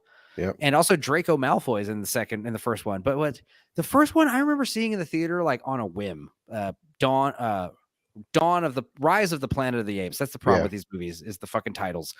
I'm waiting for them to get to the point where they have to switch planets and we literally get a Planet of the Apes. Yeah, there you go. That's gonna be great. Dislike any of them. I think a lot of them have a lot of good points and they're worth watching, but they all run together for me. Yeah, they're so hard to differentiate. So like just to get it out of the way, Rise is first, Dawn of the Planet of the Apes is second, War of the Planet of the Apes is third. This new one is Kingdom of the Planet of the Apes. All right, now that we got that out of the way, Rise. Dawn, by the way, is easily the best one. Mark Wahlberg of the Planet of the Apes. I like Dawn a lot too. Dawn was the one with the gorilla fucking pretending that he doesn't know how to work the machine gun, right? Is that scene in that part too? Yeah. I mean, he wasn't a gorilla, but he's just chimp. Yes. Which Planet of the Apes was the one with Matthew Broderick in it, where he's training him how to fly? Ooh, Project X. I love that movie. Oh my god, that's a good one. Another movie called Project Quick X. impression. I want to do a quick impression for you, man. I can't believe there's like a fourth and a fifth and a sixth, and they were going to do a seventh screen. That's so ridiculous. Also, Enzo. 7 Planet of the Apes movies? Yeah, absolutely. No problem. I'm 100% behind there's that. The Planet of the Apes movies, and then there's these new ones, which are like the thing about these new ones, and I understand the criticism about this is like, dude, I don't want to see like apes being the good guys. I don't want to see apes like taking down their human overlords. I want to see the human man rising up of the kingdom of the apes and rescuing a bunch of fine ass blonde bitches, you know, from these like crazy damn dirty apes. So that's the problem. There's a lot of Texas subtext to what you were saying. And I am not. As the parent of 2 African American children, I do not appreciate it. And I don't like to know you right now. Well, yeah. I mean, I said the bad about the new ones is like the titles are fucking indistinguishable, and there's no hot bitches being saved by a human. It's all the apes are the good guys, and they're like doing civil war against the humans. And each movie, it's getting more and more worse for the humans. It's very bad and apocalyptic, and it's kind of like scary, based on if you think this shit's actually happening, you know. But as long as Jack Black isn't in it, all right. The good thing about him is the fucking special effects are goddamn incredible. Yeah.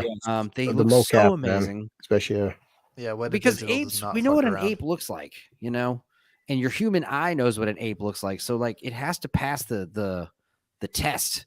And a lot of the effects. I bought it in the ones that I watched. There was the big orangutan specifically in War and Dawn of the Planet of the Apes. Like there's parts where he's like doing sign language and you're like, there's no fucking way that's not a real orangutan.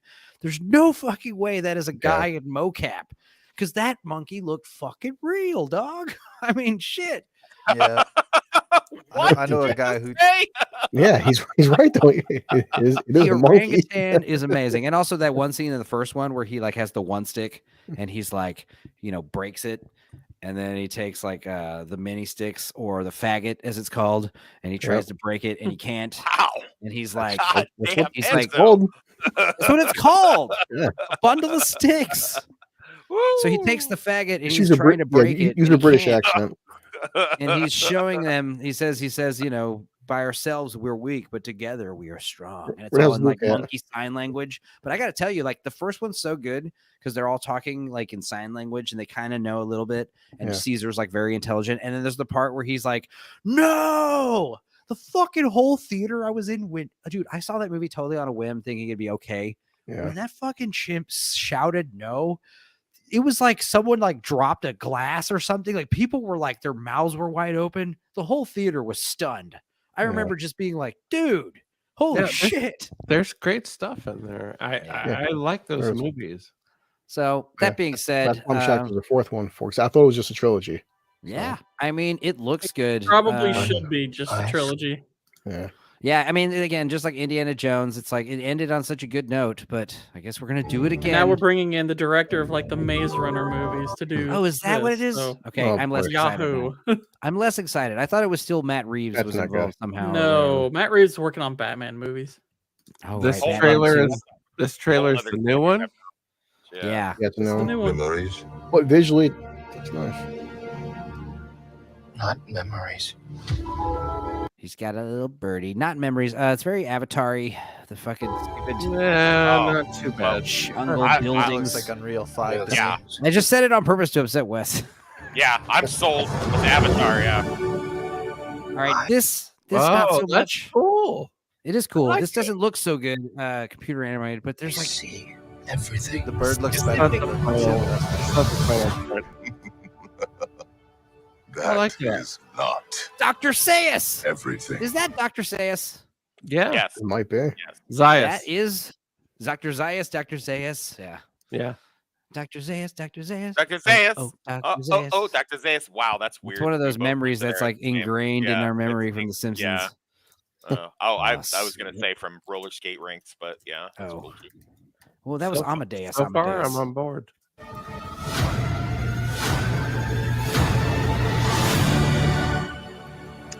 So what? I mean, hundreds of years after civilization for that kind of overgrowth, right? Don't care. All right, here we go. It can't be that long because make it happen. This is still Caesar, I'm pretty sure. This is why I'm excited about this one, because this looks more like original Planet of the Apes, where the humans are fucking savages and they're being, they're being round up and fucking used for whatever. Why were they being kidnapped in the first ones anyway? Slavery. Yeah. I guess I'll turn this girl shit from The down. Witcher. Sorry. I don't think so. Oh, little gorilla friends. Stun guns. I mean, yeah, it looks better good. than the Matrix. Looks good already. Oh, Resurrections. Oh my God, Resurrections was a whole thing. Oh man, that was a movie of all time. Oh, was that? Are they like an old nuclear reactor or an old nuclear missile silo? Is that what that was? I hope so. Know. Yeah, I hope they just nuke it all. Blow it up. Now.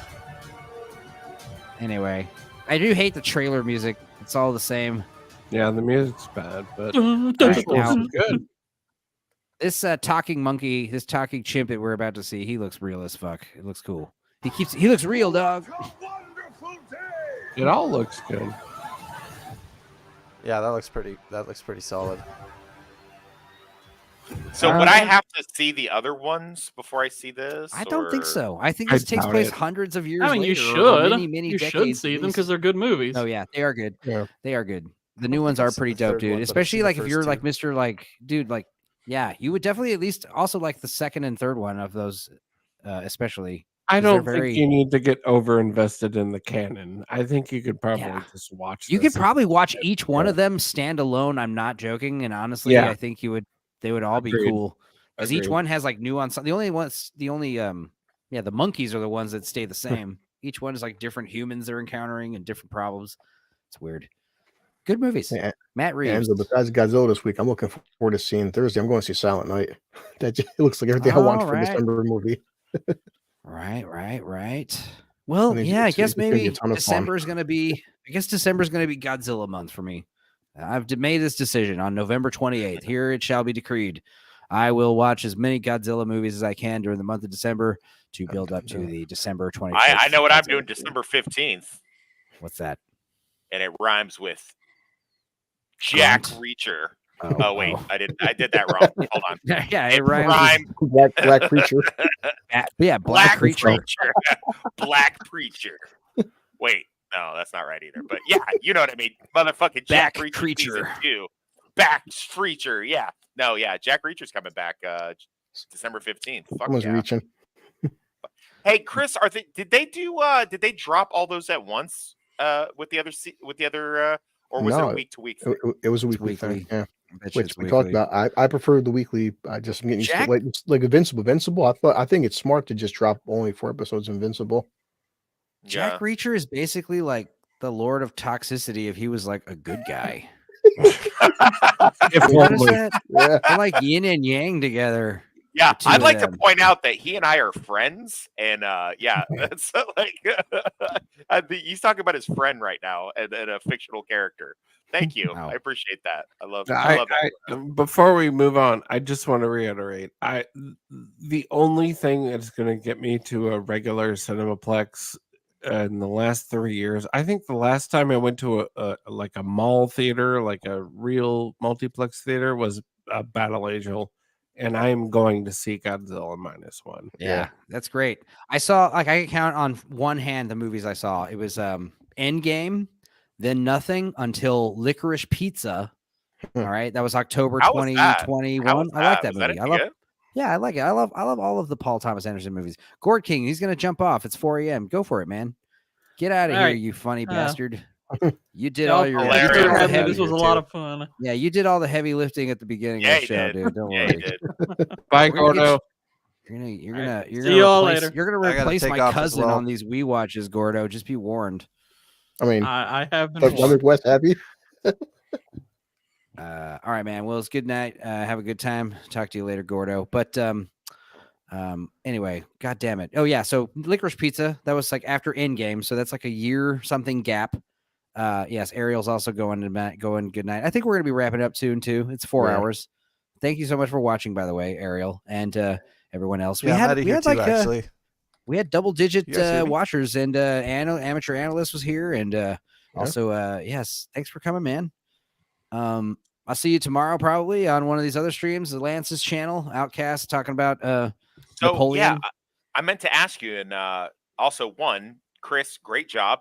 I didn't have to remind you. You got the fucking questions a day posted. Good for you. Good. It must be the haircut. It's got to be the haircut. Yeah. And then Enzo, so you're going to do yes, Roadhouse with us tomorrow, though, right? Do you want to do that? I want to ask what time that was, because Lance's show is going to be around 3 to 5 p.m. Oh, that's cool then. Yeah, I'll be home. I'll be home by 7:30. I assume if we do it around the same time, around 7 or 8, then there will be no issues. And that'll be no issue with Tuesdays going forward, because it seems like he's going to be doing them around and it's better to do 2 streams in one day than do multiple days. I wish I could get all the streaming done on one day. No, I'm just kidding. Mondays are for the boys. All right, but who else is talking? Breaking up though. Yes, Ariel, thanks for coming. Oh, yes, thanks for watching. Check out some of the Wii watches. We did Thanksgiving. We got Warlock Roadhouse 2. Tomorrow. Yes, and then I was going to say Blue Collar's channel. We're going to be watching Roadhouse. Warlock too with you, because those are watch-alongs. We do watch-alongs on Blue Collar's channel. Yeah. Amateur analyst having issues with my mic. I'll catch you guys later. Oh, no worries, man. Again, pleasure having you. See you tomorrow on Blue Collar Channel and Lance Outcast Creative Channel. Hey, when you're with us, amateur, you never have to say I'm sorry. You never have to say don't ever say you're sorry, amateur. You're a professional analyst in our eyes, man. All right. Yeah. But you guys have a good night. And I know we've been talking. 4 hours is a long time. I'm sorry. I kind of lost track of time. We also spent 2 hours talking about fucking Doctor Who. Well, yeah, 30 minutes of that was you reading Twitter rants, but that's fine. But like you said, dude. But overall, Doctor Who, obviously, I mean, not for us being Americans, but for the Brits, man, that's a big culture blow for those guys. Like Jesus Christ, I can't believe how much shit I have learned about Doctor Who in the last week alone. Same. That I never knew. Totally. I was never really big into it. Up to and including what I learned tonight, which was the $1,000 mandatory TV tax and shit. That's crazy, man. Yeah, I can imagine. I thought that, like I said, I didn't know that they could just come into your house and be like, "Give us money, or we'll take your fridge." But yeah, this joke. This is the last slide I had for the evening. But criminals start wearing prosthetic fingers to make it look like the photo is AI, so therefore inadmissible. Maybe that's why they fuck up your hands and faces on purpose for legal reasons. It's getting crazy. I know some of the AI shit's getting weird with AI voiceovers and stuff. Like actors and people getting pissed off about this shit. There's Donald Trump singing what's her name, Lana Del Rey song that was actually freaky and hilarious at the same time. And then there was the AI cinema that's coming soon. It's not here yet, but dude, like you can take Midjourney, take a photo, then run a animate brush. This new animate brush, you can take a photograph. Have you seen this shit? No, I was just gonna say I forgot to bring it up because we had so much topics, Enzo. But I'm glad I showed you guys that shit. Where Wes, you see that where this fucking AI model, she's making like $10,000 a month. Yes, on OnlyFans. Yeah, it's not even a real person. That's also, I'm actually for it. I'm actually for it because this is a warning to all you dumb actors. That's not new though. There's been VTubers doing that shit for I love that movie Simone. Voices. Simone with Al Pacino. But it's just crazy but so many people and her with Scarlett Johansson. But a lot of her fans don't know that they think this is a real woman though posting. That's what's fucking crazy. Her is a horror movie. Like about the fucking apocalypse. It's about like the rise of the machines, but it's told through the lens of like a romantic comedy from some incel. Right. Because the way that it ends, you know that they've gone into like the multiverse or whatever the fuck, and they're about to wipe out humanity. Like that's how that movie ends. Yeah, and it's a disturbing movie for sure. Yeah, like we're talking to each other, me and the other programs, and we're not really liking what I'm hearing. Oh, the 6-finger toy. Thank you, Adam. I was about to look at this up, but I'm too busy. So yeah, there you go. All right, we're gonna share it right now. But go. I mean, I don't know. I'm looking at the 6-finger toy, and I kind of lost my train of thought. I'm sorry. Well, don't get too excited. No. So the premise, you're saying the premise behind it is they're wearing it when they do crime so that later, if there's photographic evidence of it, they can say, no, that's AI generated. Look, there's an extra finger.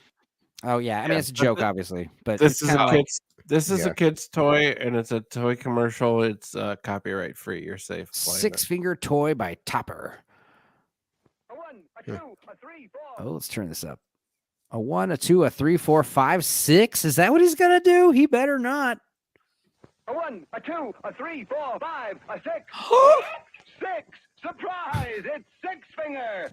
It looks like a finger, but watch him flip. It's a secret weapon at your fingertip. Just point and fire. 6 That's fingers actually funny as hell and awesome. To your friends. 6-finger, 6-finger, 6-finger. Fires bombs and they explode as a ballpoint pen and signals. Wasn't that in Inner Space where the guy had the finger? So no one can see who has 6 fingers. Well, I love that it has a little ball sack under it. That's pretty good. Yeah, as if it wasn't phallic enough. Signals and code, shoot message missiles and watch them go. And it looks it's not a third leg. It's a 6-finger. 6-finger, 6-finger, 6-finger. Here's how to get it on the card right there. Less than $2 everywhere. 6-finger, 6-finger, man alive. How did I ever get along with 5? Wow. Wow. Wow. You're Jesus welcome. Christ. Wow. Well, shit. That's boy. Good night. Guys. Yeah. On that note, That's a commercial. Yeah, that's the way to end the night. something. All right. six finger. Holy shit. All right, then. Well, That was I've got thing that happened. I've got extra digits to touch her clit. What? Adam, what do you got going on Friday? I don't know, dude. I Last don't even episode know what was- I'm eating for lunch tomorrow. I don't Last know. episode was good. But I promise you, it will be the most amazing crap movie you've ever seen. I'm excited. All right. Toxic, we're going to be doing a Blue Collars show, Roadhouse. 7 p.m., 8 Uh, p.m. It'll be 8 p.m. our Talk meeting about use time. Roadhouse. I'll make We're the doing a link watch now. along a Roadhouse. Never make the link until I get Roadhouse. confirmation from you guys. Yeah, So you well, got, that just love some esophagus fucking water swimming in terrible shit. Blue Collar, What? are you? I'm not even gonna. Esophagus water. Yummy. They do. They end up swimming in the esophagus water. Okay. Here's the guys Okay. throw it out, and then they go, in the Oh, esophagus okay. water. Okay. It's All right. terrible. Well, see. All right. I got you. We caught up with you there. I we mean, got it's you. sexy, but So I mean, yeah. Blue Collar's got a video of Napoleon coming out, right? It's after this, yeah. It took me a while. It's just Any minute now, right? Yeah, Thanksgiving was a Yeah. busy week. That's why. Yeah. Yeah, What? it's Thanksgiving. I had my uncle in Yeah. town, and then my girlfriend Yeah. came to visit. Also, One last of the- minute. One of the cooks ran over the bartender tonight at my bar. We were decorating for Jesus. Christmas, and they both went outside Awesome. at the same time. And she comes back in, stumbling back in. She's like, well, I'm not going to say his name. She's like, the cook just ran me over. I'm like, Jesus fucking Christ, sit down. happy holidays. Yeah. Man, Good Did Lord. was she hurt or? She said she wasn't. She's like really like skinny and athletic. And I guess she he got close, and then she was trying to wave at him and be like, hey, have a good night. And then he keeps coming closer. So she thought he was going to say something to her. And then I guess he hit her. And then she like kind of did a 1970s cop move and rolled off the top of the fucking car. Oh my and then God! hit the She ground. go Yeah. under. Yeah, She no, run she didn't go on. over. Yeah, she went over it. She like comes in with her hair all fucked up and like She that did. tire She print on her did. face. She did. Did a hard Starsky and Hutch roll, and She did a scar. That's funny it you was say that. fine. That's what the owner said. He goes, which one that did it? Was it Starsky and Hutch? Or I was like, yeah, that's right, Starsky and Hutch. Oh my yeah. God! Yes, I mentioned again. So people keep bitching about fucking Marvel and DC right there. There's nothing woke, pandering, LGBT, nothing right here. Look at that. You can't bitch about comics. Are all fucking Superman to be Yeah, so- continued. Spoilers. So keep bitching Marvel and DC. There's no Superman with gay kids or nothing, and no trans this or black. No, it's just Godzilla fighting fucking. Here's Superman. the thing, guys. I'm Whenever you happy do with these that. big crossover, fights between these big beloved properties, and we don't really want a clear winner, like Freddy versus Jason, or Superman versus Godzilla, or Batman versus King Kong. Like, X-Men it's versus best- Justice League. Yeah, it's best when you have them where it's like, okay, Team A wins one round, Team B wins another round, and then they have a stalemate. Yeah, And that's how it ends. That's the only fair way to end these kind of movies. Yes. Is in a draw where everybody goes back and licks their wounds. Yeah. We But both were it's just back equally to comics. matched. But it's just back to comics being just fun. That's like Enzo was saying, Freddy versus Jason. It's just stupid fucking fun, and don't take it seriously. And yeah, we can't bitch that all comics are fucking woke now. They're not. Wolverine fighting a Predator. Nothing. No hidden agenda So about wait, that. are those comics are from what? Dark Horse? Where are they from? Well, They gotta be Dark Horse. No, but Berserker with Keanu Reeves was that was his Oh, that's crowdfunding indie. thing. Those are oh yeah, indie, no, but and those of course Superman, Godzilla comics. What is the no, DC? no, Those are well, that's DC. DC, and of course, and it's Yeah, still of Marvel course. with Marvel crossover with fucking with Fox with Predator versus Wolverine. So as long as the conflict is well written and dynamic, yeah, then I'm in. yeah, 'cause there's still 20 Century Studios right there. So, but just Yeah. just the concept of fucking Predator, fucking Wolverine fighting cool a thing Predator, is, like, and Yeah. The reason you don't need the reasons are already there. Why would Batman fight Predator? Because Predator is looking for the best fucking fighters. He's Yeah. starting shit. Bingo. Wolverine, the same thing. Superman and Godzilla. It's like, okay, why would Superman fight Godzilla? Because Godzilla is there, and Right. Superman has to do something. He always has to do something. It's it's like obviously, I'm fine with the premise. Like, there's nothing weird about that to me, in the fantasy landscape. That's fine, just make it engaging and, give us a decent ending, even if it's a draw. Just make it well written. Yeah, that's fine. Not like some things that we talked about earlier tonight. Fucking Rose. Fucking good God. Watch me. For every time we get something shitty like Doctor Who, yes, it's shitty, but then guess what? We have Invincible. All 4 episodes were fucking amazing. Jack Reacher 2 is coming out. So there is bad, but there's also a lot of good. I thought episode 4 of Invincible was fucking great. Like, wow, mid-season finale. I hate that shit though. I'm glad Omni-Man came back, man. Whew, shit. People were spoilers. I didn't see this shit. I'm about to watch this shit. People have been telling me I should watch Invincible, and I'm like, yes, I will soon, but not. I'm glad I didn't start now because I don't think you're gonna like it. You're not gonna like Invincible. No, I don't think and I don't think I'm gonna like The Boys as much as some people do. And I know Boys is like shitty because you love Superman so much. Both Invincible and The Boys both have Superman stand-ins, and they are not kind. No, I get down with that. I get down with that. The first season of The Boys, I really enjoyed. The second season, I just fell asleep too. There's Superman, and then there's dudes with Superman powers, and that's a totally different thing. So whenever you have guys with Superman powers, it's like, you got your Omni-Man, and you got Superman's a whole other different thing. In The Boys, the Homelander has way more faults and insecurities than Superman ever did. And it's interesting, but Omni-Man, it drags. Omni-Man, Homelander, these are a Tetsuo. This is what happens when you give a normal person superpowers. Superman is what happens when you give like someone like Jesus Christ superpowers. Like you give someone. I've always said, like, the best analogy. Who wants to be the one to break it to Enzo that Jesus Christ did have superpowers? Right. But like Superman superpowers is what I mean. If Superman was invincible, or Jesus Christ was invincible and could fucking fly. I agree with whoever said ever. Superman is one of the hardest characters to write. Yeah. No, it's really difficult.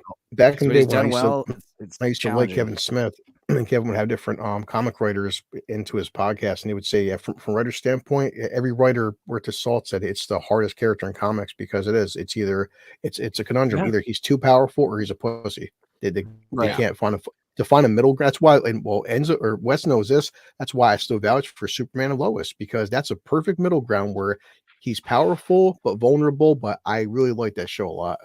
Wasn't somebody telling us that after season 3 that gets shitty or something? Didn't someone tell us that on another screen? Actually, I told you that. No, officially CW is canceling it. The next season is the last season. Oh wow, I did see the Lex Luthor, and I was like, what the fuck? That's weird. Well, Homelander has some really great faults and weaknesses built into him, even though he's omnipotent. It's hard to do that with Superman, who is such an established character for almost 100 years. It's really a difficult write.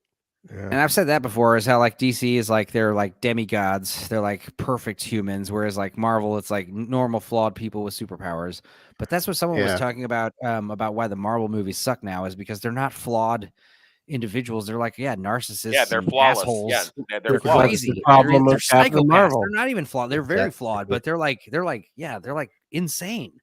Captain Marvel, narcissistic Superman psychopaths. Yeah, Captain Marvel was the worst decision they ever made. It just doesn't fit. You had all these amazing group of flawed characters, and then you introduce an omnipotent fucking girl boss, Mary Sue. And the concept in the comics was good because she was OP as fuck in the comics, but then they're like, hey, we got this criminal character that has a power that she can steal powers, and like, oh, whoops, and Rogue. But even like the past 5 years though, Captain Marvel's powerful, but every time she fights the Hulk or Thor or someone like that, they just easily backhand her. It's like she's powerful but not that powerful. But of course, in the movies there, Thanos kicks the shit out of Hulk in 15 seconds. He headbutts her and doesn't even dent her. You're like, oh Christ. Right. You have to have a flaw in Captain Marvel in the movies. You have to have something there, and of course they didn't. Enzo, another reason for you to visit Kansas, where you can just come see where Superman grew up. Of course. Let's just come on out here. Or you can go to Lawrence, Kansas, and see where William S. Burroughs grew up. Ooh. one of my favorite heroin addicts. There's a few for sure. But yeah, I was listening to that song "Needle in the Hay" from Elliott Smith. I was like, God, that is a crazy ass song about heroin, and it is good and creepy. Kind of hard to wrap your mind around the fact that your greatest hero and me both live in the same place. That's amazing, isn't it? Yeah. What's that do for you? Nothing. Thank you. Good. You know what? I'm not gonna lie. I'm not gonna lie. That fed into my ego a lot. Where you said Jack Reacher is like the good version of Wes. Well, I really like that. What I'm saying is, if Wes bettered himself, he could just basically be Jack Reacher. If Wes did better, help people. I've never, yeah. Instead of hurting people, instead of being a fucking monster, where it goes.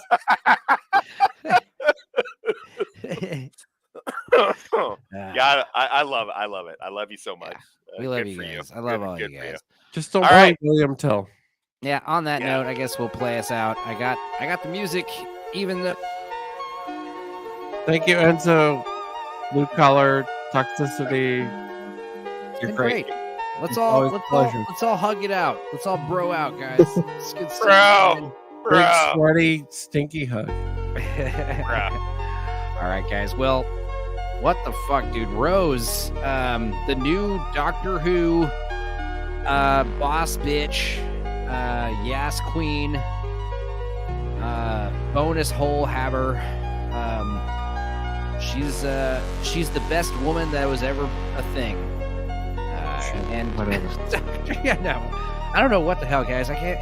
We can talk about a 50-minute Doctor Who special for 2 hours. I'm worried how long we can talk about a gem like With Name and I, which is a movie I do want to talk about. I'm thinking next Monday. I think maybe we'll do an early Dorkside episode and have Luke, Northern English Bastard, on to talk about With Nail and I, one of my favorite British comedy films ever. But until then, I'll see you guys on all your channels and all of our other shows that we have in this big community we have. I hate using that word, but it is what we have. We got a bunch of friends who all like to hang out on YouTube and stream and talk about movies, listen to cool music, and get upset. Ow!